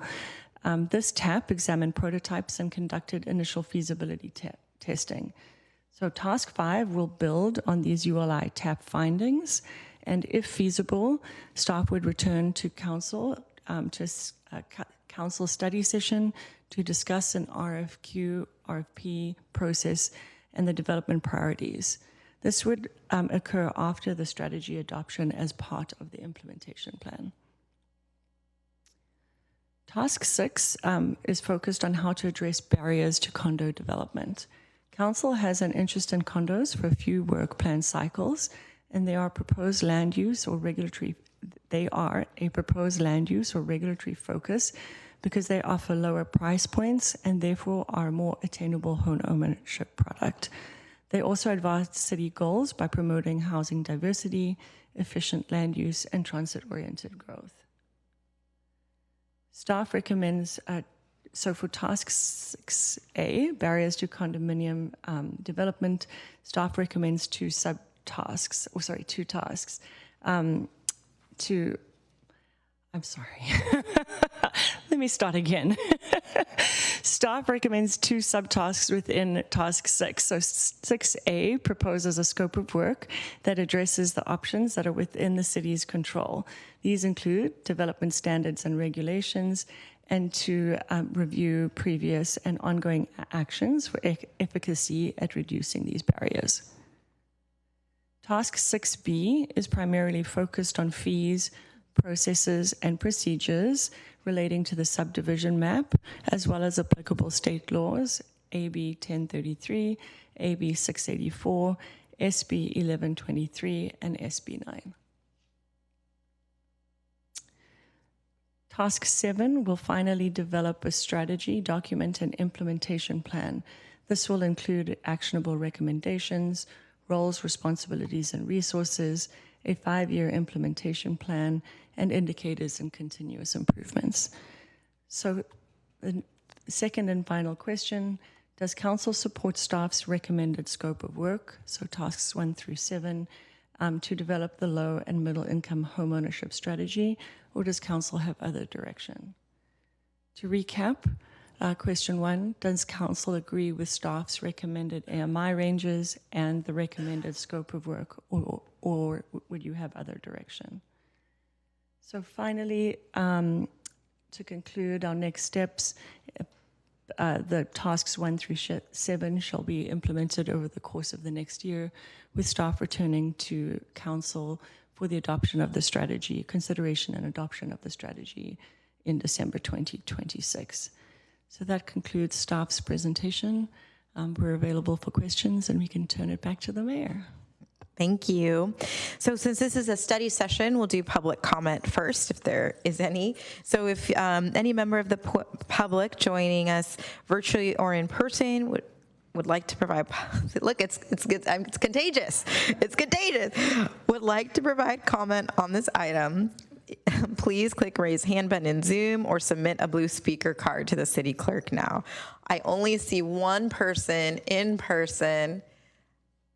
I'm going to give you 1 minute.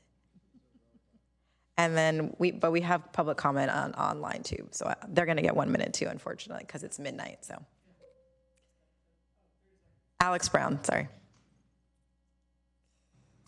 Oh, I thought you were going to go 30 seconds, and I would have supported it. Finally, yay. All right. James Kuzma. I think it'd be 60 seconds is 1 minute.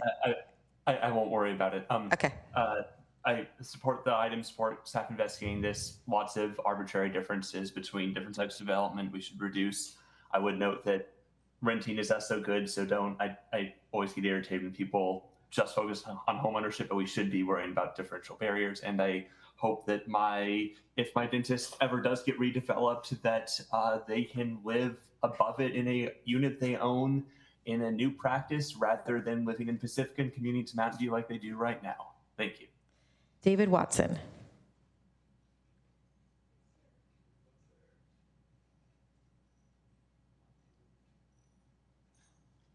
Hey, David.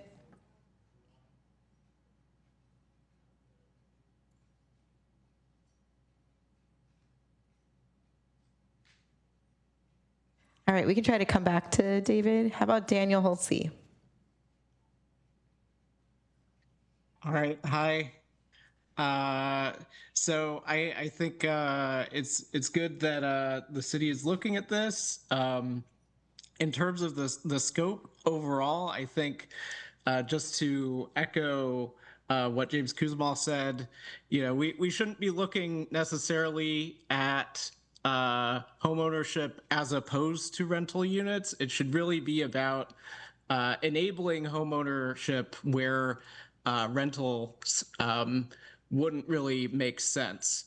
And a really good example of a policy that fits that is AB 1033, which is one of these really great state housing laws that is a local control law. So the city has to pass an ordinance, but basically it would enable homeowners to build ADUs and sell them as condos, which would increase the supply of condos in the city.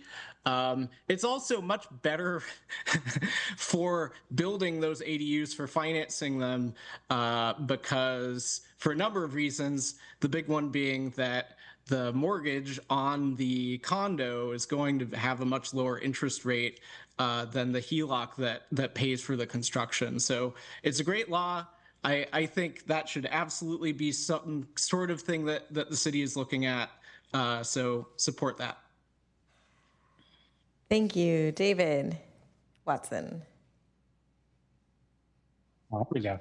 I was going to just add from Mountain View UMB's letter. I wanted to also highlight, there are many different things that can restrict the feasibility of construction, and I wanted to once again mention the dual staircase mandate, and that we should look into mechanisms for flexibility like Santa Monica has done for single stair projects, which I think will make it easier for condo projects to be feasible. Thank you. All right, I'm not seeing any other in-person or virtual public comment, so I'll bring the item back for council questions, and then we can discuss and provide feedback on the 2 questions that staff provided. Does anyone have any clarifying questions for staff? All right, I am not seeing, Councilmember McAllister? Okay, so you're saying, the first question about going 50 to 200, and even at the 200 range is not likely that someone's going to be able to afford it. So why are you stopping at 200? Why don't you go to find a number that actually gives us a number that says if you do this, you're likely to be able to afford a house or ownership? Thank you for the question, Wayne Chen, Housing Director. At some point, we'd need to find a line somewhere, and I think we thought that 200% made some sense to go above the 120, but even higher might start to get too extended. The other is that at around the 200% AMI mark, folks are starting to be able to afford the average selling price, but they may still encounter some barriers such as a down payment or other factors, and so this group is starting to be able to afford the market prices, and above that, we're starting to get into a territory where it just becomes much easier for folks to afford. And so we thought that the 200% AMI would be the reasonable place to sort of draw the line and conduct the evaluation. Okay, so that's what their income is, but did you also mention the idea of a down payment? So, okay, I could say that for a comment, okay? The other question I had for you, and I think it was a miswording on my part potentially, that the construction of apartment is different than construction for a condo. And can the city make it more feasible to build apartments with condo construction? And my question is, can we save actually not feasible, I guess feasible, but the answer is, what I was looking for is, can we encourage condo construction so that we can do a conversion down the road? And you said the city zoning regulations is not distinguished between the two. Well, the regulations might not distinguish, but the building code would distinguish the two. Is that not true? I'd like to, I know Community Development Director Christian Murdoch is here, maybe he can assist. Thank you. Good evening, Mayor, Vice Mayor, and Council. Christian Murdoch, Community Development Director. I think there may be some instances where the building code provides for different standards for ownership units in terms of unit separation requirements, fire rating, acoustic and other types of insulation and so forth. That is something we can look into as part of the scope if there's interest in seeing if there's a way to encourage apartments to build to that standard so that they're readily adaptable in the future to a condominium conversion, if I'm understanding the underlying premise of the question. Okay. Well, okay. If you, off the top of your head, do you know how much more it costs to build at condo construction versus apartment construction? I don't. That's okay. Something we could research as part of this work. Okay. And the last question is, that was the last question. Thank you. Councilmember Hicks. So I am interested in being able to sell off ADUs as condos. Can you, which one of the public speakers mentioned, can you clarify that for me? Can we do that now? Is AB 1033 the only way of doing that? Do you have any other information? I think we'll defer back to Community Development Director Murdoch and help us. I think, as we mentioned in the report, Task 6 is primarily going to be driven by community development. Right, so AB 1033 is the clearest mechanism, and it provides the enabling legislation that the city can pursue to allow those types of sales.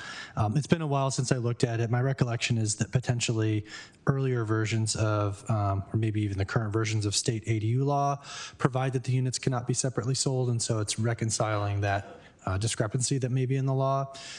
Could there be other, local control mechanisms to allow the sale of ADUs potentially? But AB 1033 would be the clearest path, in my opinion. Okay, and it sounds like that's something you'll be looking into. Yeah, that's part of Task 6B, I believe. Good. And then, I'll leave it at that. Well, people don't need to wait if they don't have any questions. We have 2 questions before us for the study session. The answers can be yes and yes, because the question number 1 is, does council agree with the staff's recommended framework to study the income range between 50% AMI and 200% AMI, or does council have direction regarding the income range? And then question 2, does council support staff's recommended scope of work to develop the low and middle income home ownership strategy, or does council have other directions? So, Councilmember Ramirez. Thank you, Mayor. Yes and yes. I do have a couple of quick comments. One is remembering something Eric Anderson, who was, I think, the lead on the housing element, said many years ago, as we were getting very deep in that process. He expressed what I think was a bit of a concern that we're doing a lot of planning to plan and not like actually doing the things that we want to do. And I felt that way as I was reading through the staff report. All of this is good. This is an excellent work plan.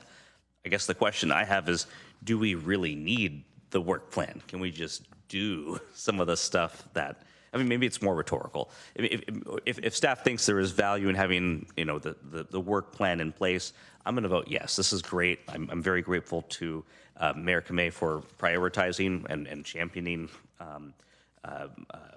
opportunities for low and middle income people to purchase homes. I know other council members, including Councilmember Showalter, for years, have been advocating for mapping, allowing ownership opportunities. So like we're all there, 150%, actually 200% based on the new AMI limit. I guess it just, I don't know if there's a reason we have to go through the steps and have you and all staff take a lot of time putting this document together. Great, I'm happy to support it. Do we really need to do it, though? Can we just start doing the work? I would prefer that. Vice Mayor Ramos. I thought it was a rhetorical question in the council member's mind. I mean, but it's yeah, Vice Mayor Ramos. Thank you, Mayor. I'll start by saying, well, thank you to staff for the work on this. This has been, I know that this has been on our priorities list for a long time. It's actually one of the priorities I think was put in before the pandemic and was kind of pushed aside because we were in a once in a lifetime state of emergency, and now we get to go back to the goals where some of you ran on and wanted to get it through. So I'm very happy it's coming up. So thank you to staff for bringing it back, and especially bringing it back before some of my colleagues are done. That sounds really ominous, but whatever. It's past midnight. One of the things I also want to kind of point out, I know in one of the comments there was a concern of like we're treating homeowners as a special extra class. I think our focus on homeownership here is actually more because the current rental market actually is starting to meet the current rental market right now is actually starting to meet the low income needs. At 80%, you can actually get a rental unit right on the market. Maybe not a new unit, but like maybe a slightly older unit. And then we do have some units here that renters at 80% AMI can find and afford right on the market today. Homeownership, however, you can be at, as they show, you could be at 120% in a one-person household. And with your maximum purchase price availability is $470,000. I have not seen something for sale for $470,000. I am addicted to Zillow. I keep an eye on that. The current ownership market right now does not meet the needs of those who are making even 120% AMI. It could, like I've seen some at 150% AMI, but that's like a once in the blue moon, and it's like a one-person unit in like a really, really old condominium that was built like 50, 60 years ago. 200 seems a little high for me, but I don't see a problem with studying up to 200. I agree about looking at the applicable state laws, as the commenter said about AB 1033. It actually says in the law, it authorizes a local agency by ordinance or ministerial approval to provide creation of accessory dwelling units in areas zoned for residential use. Basically, it says local jurisdiction, you can do this, and that's necessarily what that bill. I would love for us to just straight up do it and not have to go through a whole plan to do something. So but overall, I am happy with the plan as we are. And yes, I think 200% is really high, but at the very least, it takes it out of the speculative market, and it's deed restricted from there on if we do plan on having something at 200% AMI, and that's valuable in its own way. So yes and yes. That was my longest way of saying yes and yes. So sorry about that. But yeah, thank you, staff, for this, and let's move forward, onward. Great, thank you. Councilmember Showalter. Well, answer to the first one is yes. Answer to the second one is yes, but I'd like to put in a few priorities. For me, item 6, task 6, which is the barriers to condominiums. That's the one I have been talking about for many, many years. I'm so glad some people were listening. Thank you. It really does mean a lot to me. I think that if we, I just think that's really important.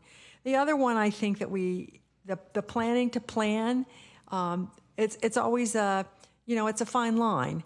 You need to do sufficient planning so that you spend time and money wisely, but you don't need to plan to the zeros event. And I think that I trust you to sort of figure that out and come back to us with things that, well, the best way to plan would be to do a pilot project. So give us a little money and let's try. I mean, to me, I hope that you will feel happy to suggest innovations like that to us.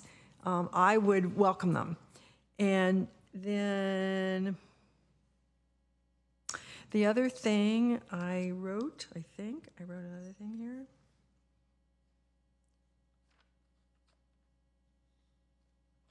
I was talking to a friend who has worked in affordable housing for a long time, and she said that Spur was leading a charge on construction liability improvements. So perhaps we could look into that because it does seem like every time you talk to a builder about condos, construction liability is like the first or second thing out of their mouth. So we can't solve that independently, but we certainly can lend our voice to it. And then, as we've talked before, the things that we can identify that are within our ability to change. If there are inspection mechanisms, or I don't know what they would be, but if there are things that we can change, let's do it. Okay, thank you. Councilmember Clark. Also, yes and yes. And the reason that was so easy is that this is a comprehensive set of strategies. So I don't want to detract from that just with a very simple answer. But between the overall set of strategies and the briefing that we had, that really helped. And thank you, Mayor, for your leadership on this, and to everyone else who's been, Councilmember Showalter, Councilmember McAllister, everyone is who's been championing ways to increase home ownership opportunities for folks in different product types over the years before and after the pandemic. I really appreciate everyone sticking with this. Great, thanks. Councilmember Hicks. So yes and yes also. In terms of the kinds of programs, maybe this dovetails with what Councilmember Ramirez said in some ways. I'm particularly interested in programs that give us kind of a big bang for the buck. I'm more interested in what will produce the most results relative to the amount of administration and money put into the program. I don't mind putting a lot in if we're getting a lot out, but what I want to avoid is a lot of expensive, tiny programs that are difficult to administrate, that are symbolic in nature, or whatever. And the other thing I'm interested in, to some degree, is the funding partnerships you mentioned. I think with the disappearance of some of these potential programs rely on money, and with the disappearance of the BAFA bond, and certainly no money coming from the federal government, I think for some of them there are some potential funding partners, but I don't know if they'll come through. And so looking at those, and then maybe not considering programs that we can't do if those are not a possibility. And then I asked the answer of what staff thought were the programs that probably had the biggest potential, and you said the housing site we would develop in North Bayshore and reducing barriers to condos. So, that sounds good to me. Thank you, Councilmember McAllister. I had one other question, and I didn't think you'd. The question was, if we do get involved in this housing or the apartments, and we do lend money, will there be a mechanism that we recoup our initial investment? I just want to make sure that. Yes, typically when cities provide down payment assistance, not closing costs per se, but down payment assistance, those are typically loans that get repaid, and so we get it back and we can lend it out again. So we would get our money back when the property's sold. Yeah. So, and also when they're paying down the mortgage as well. Okay, because you said something about the city doesn't get involved with it, and I agree, the city wouldn't get involved with the sale of the property. Yeah, that would be, I think, the response for Task 5, if there was a developer selection for our North Bayshore site, and then they're off doing their own sales process, and the city wouldn't be involved with that. Thank you, Councilmember Clark. Some of these people aren't been around long enough to realize that about 2012 or 2013, someone kept talking about condo conversions and getting down on the law. So thank you, Mayor, for refreshing everybody's memory. So been working on that. For question 1, yes and no. I'd like to see it higher than 200 because what you're showing, I would like to see realistic scenarios. In a 200, we're borderline there, so I would rather see us go higher. You'll have the flexibility to do it once you start thinking about. I would see higher to say actually someone gets here and they know for sure. If there's a scenario that says this will work, I would like to see that. So somebody has a realistic going there. But yes, and that. And on number 2, the question is yes, but I would like to see. The real crux of this is we got to get the building developers to build. And as long as there's that 10-year liability, we're not going anywhere. And so I rather see you, something what Mr. Luca, Councilmember Ramirez says, I would rather see you concentrate on getting a good sense of legislation change. And we can do it by ourselves. We don't have to wait for somebody. We can initiate it so we can get out there and start doing it. I know I'll be first there to help you do that and get a sense of where we can change the law, because until we get that law, the building developers, you said 47 units in how many years, and I don't know how many were before that. So it's concentrate on things that you can move forward and see results, because if you don't get the development guys, to Councilmember Ramirez, you're doing a lot of something it's great for background, but it doesn't translate into actual action. So we say GSD, right? So let's GSD it. And yes, so those are my thoughts to get that, instead of getting us going. Yes, get stuff done. All right, thanks, colleagues. Really appreciate it. So first, just want to give a huge thank you to our staff for doing this, because I have no questions because I asked them all my questions, because I had 7 years to do that. But no, just in all seriousness, yes, my answers to question 1 or 2 and yes. I think the feedback that I'd like to provide is for task 3, when it talks about conduct stakeholder outreach, I think what I would be most curious about is thinking about the lifetime of someone's opportunity in Mountain View. So perhaps someone is living in the 7s, but they are a single income household. It becomes a dual income. They get bumped up on the AMI range, so they need to look for something else.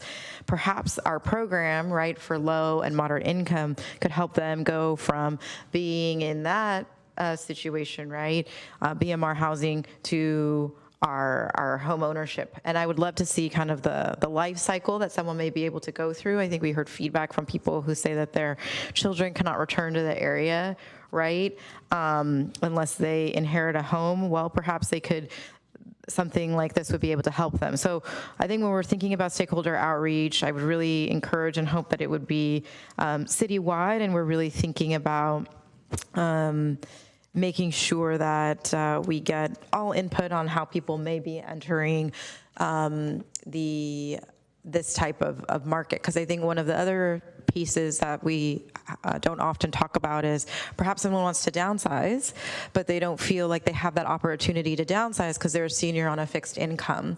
And so I really want to just I love that Mountain View is a pro-housing designated city. I love that we're able to do a lot related to the rental market, and I'm very excited to be talking about expanding our portfolio and what we can offer for home ownership, because I want, no matter where someone is in their like housing journey, I want them to feel like they can do that here.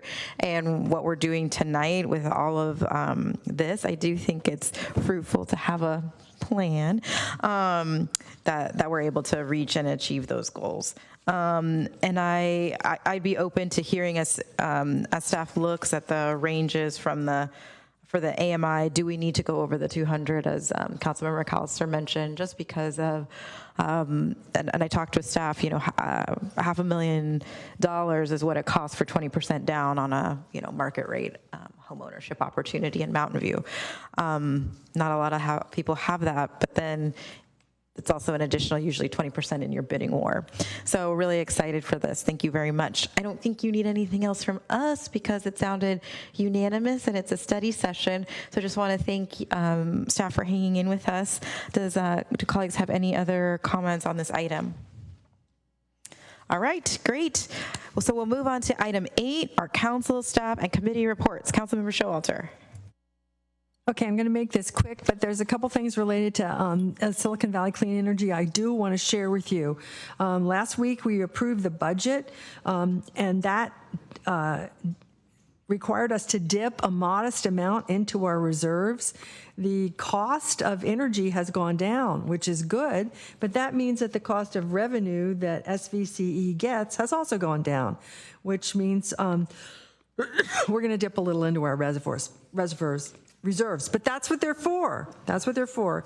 We were also educated about some economic levers that we might be able to pull if this negative economic situation persists. So we continued our discussion in detail on Friday morning. We had a Friday morning workshop where we talked about the priorities and what our priorities should be. And some of the ones that were brought up would be affordable, 100% clean energy, always being cheaper than PG&E, innovation, and the programs we do. So it would be great to have some, as your Mountain View rep, it would be great to have some casual conversations with you, or not so casual if you don't want to be casual, about what you think is important with Silicon Valley Clean Energy, because we were one of the founding partners. This is a very important agency for us. And then the other thing I wanted to share is that Thursday afternoon, after our wonderful lunch, I went and met with some Terabella property owners to hear their concerns about RVs parked in their neighborhood. I want to thank Audrey Seymour Ramberg for joining the call. She had important, up-to-date information to share with them, and they really appreciated that, and the good customer service that that her knowledge and getting back to them represented. But I just see that, looking forward, we're all going to have to be thinking about RVs in the future. So we'll be meeting with lots of property owners. And that's it. Thanks. Great. Anyone have anything else they'd like to report? Okay, not seeing any. I'm just going to go over mine really quick. Last week, I attended an event held by Santa Clara County called Belonging in Santa Clara County, related to immigration. So I'll be sharing that information with our city staff. Also spoke on a panel for the Silicon Valley Chamber related to the FIFA World Cup and innovation and AI in Silicon Valley, and joined 4 other mayors in our area. And was able to give the welcome greeting to our community team, action team, Posada on Saturday, as well as kickoff and start our German holiday market on behalf of the city. Then yesterday I got to join Councilmember Hicks. We had a ribbon cutting for NAR Restaurant. Those of you who are familiar with the old Happy House on El Camino, it is providing Caucasus cuisine. So it's the region of Armenia, Azerbaijan, and Georgia, and it's absolutely amazing and phenomenal. You can read the Mountain View Voice article about it. And that is all I've been doing. for mayor things on behalf of the city. So thanks everyone so much. This concludes our council meetings for 2025. We made it into the next day. This meeting is adjourned at 12:30 a.m. See you the next city council meeting will be held on January 13, 2026. Thanks. Happy holidays, everyone. Yes, happy holidays.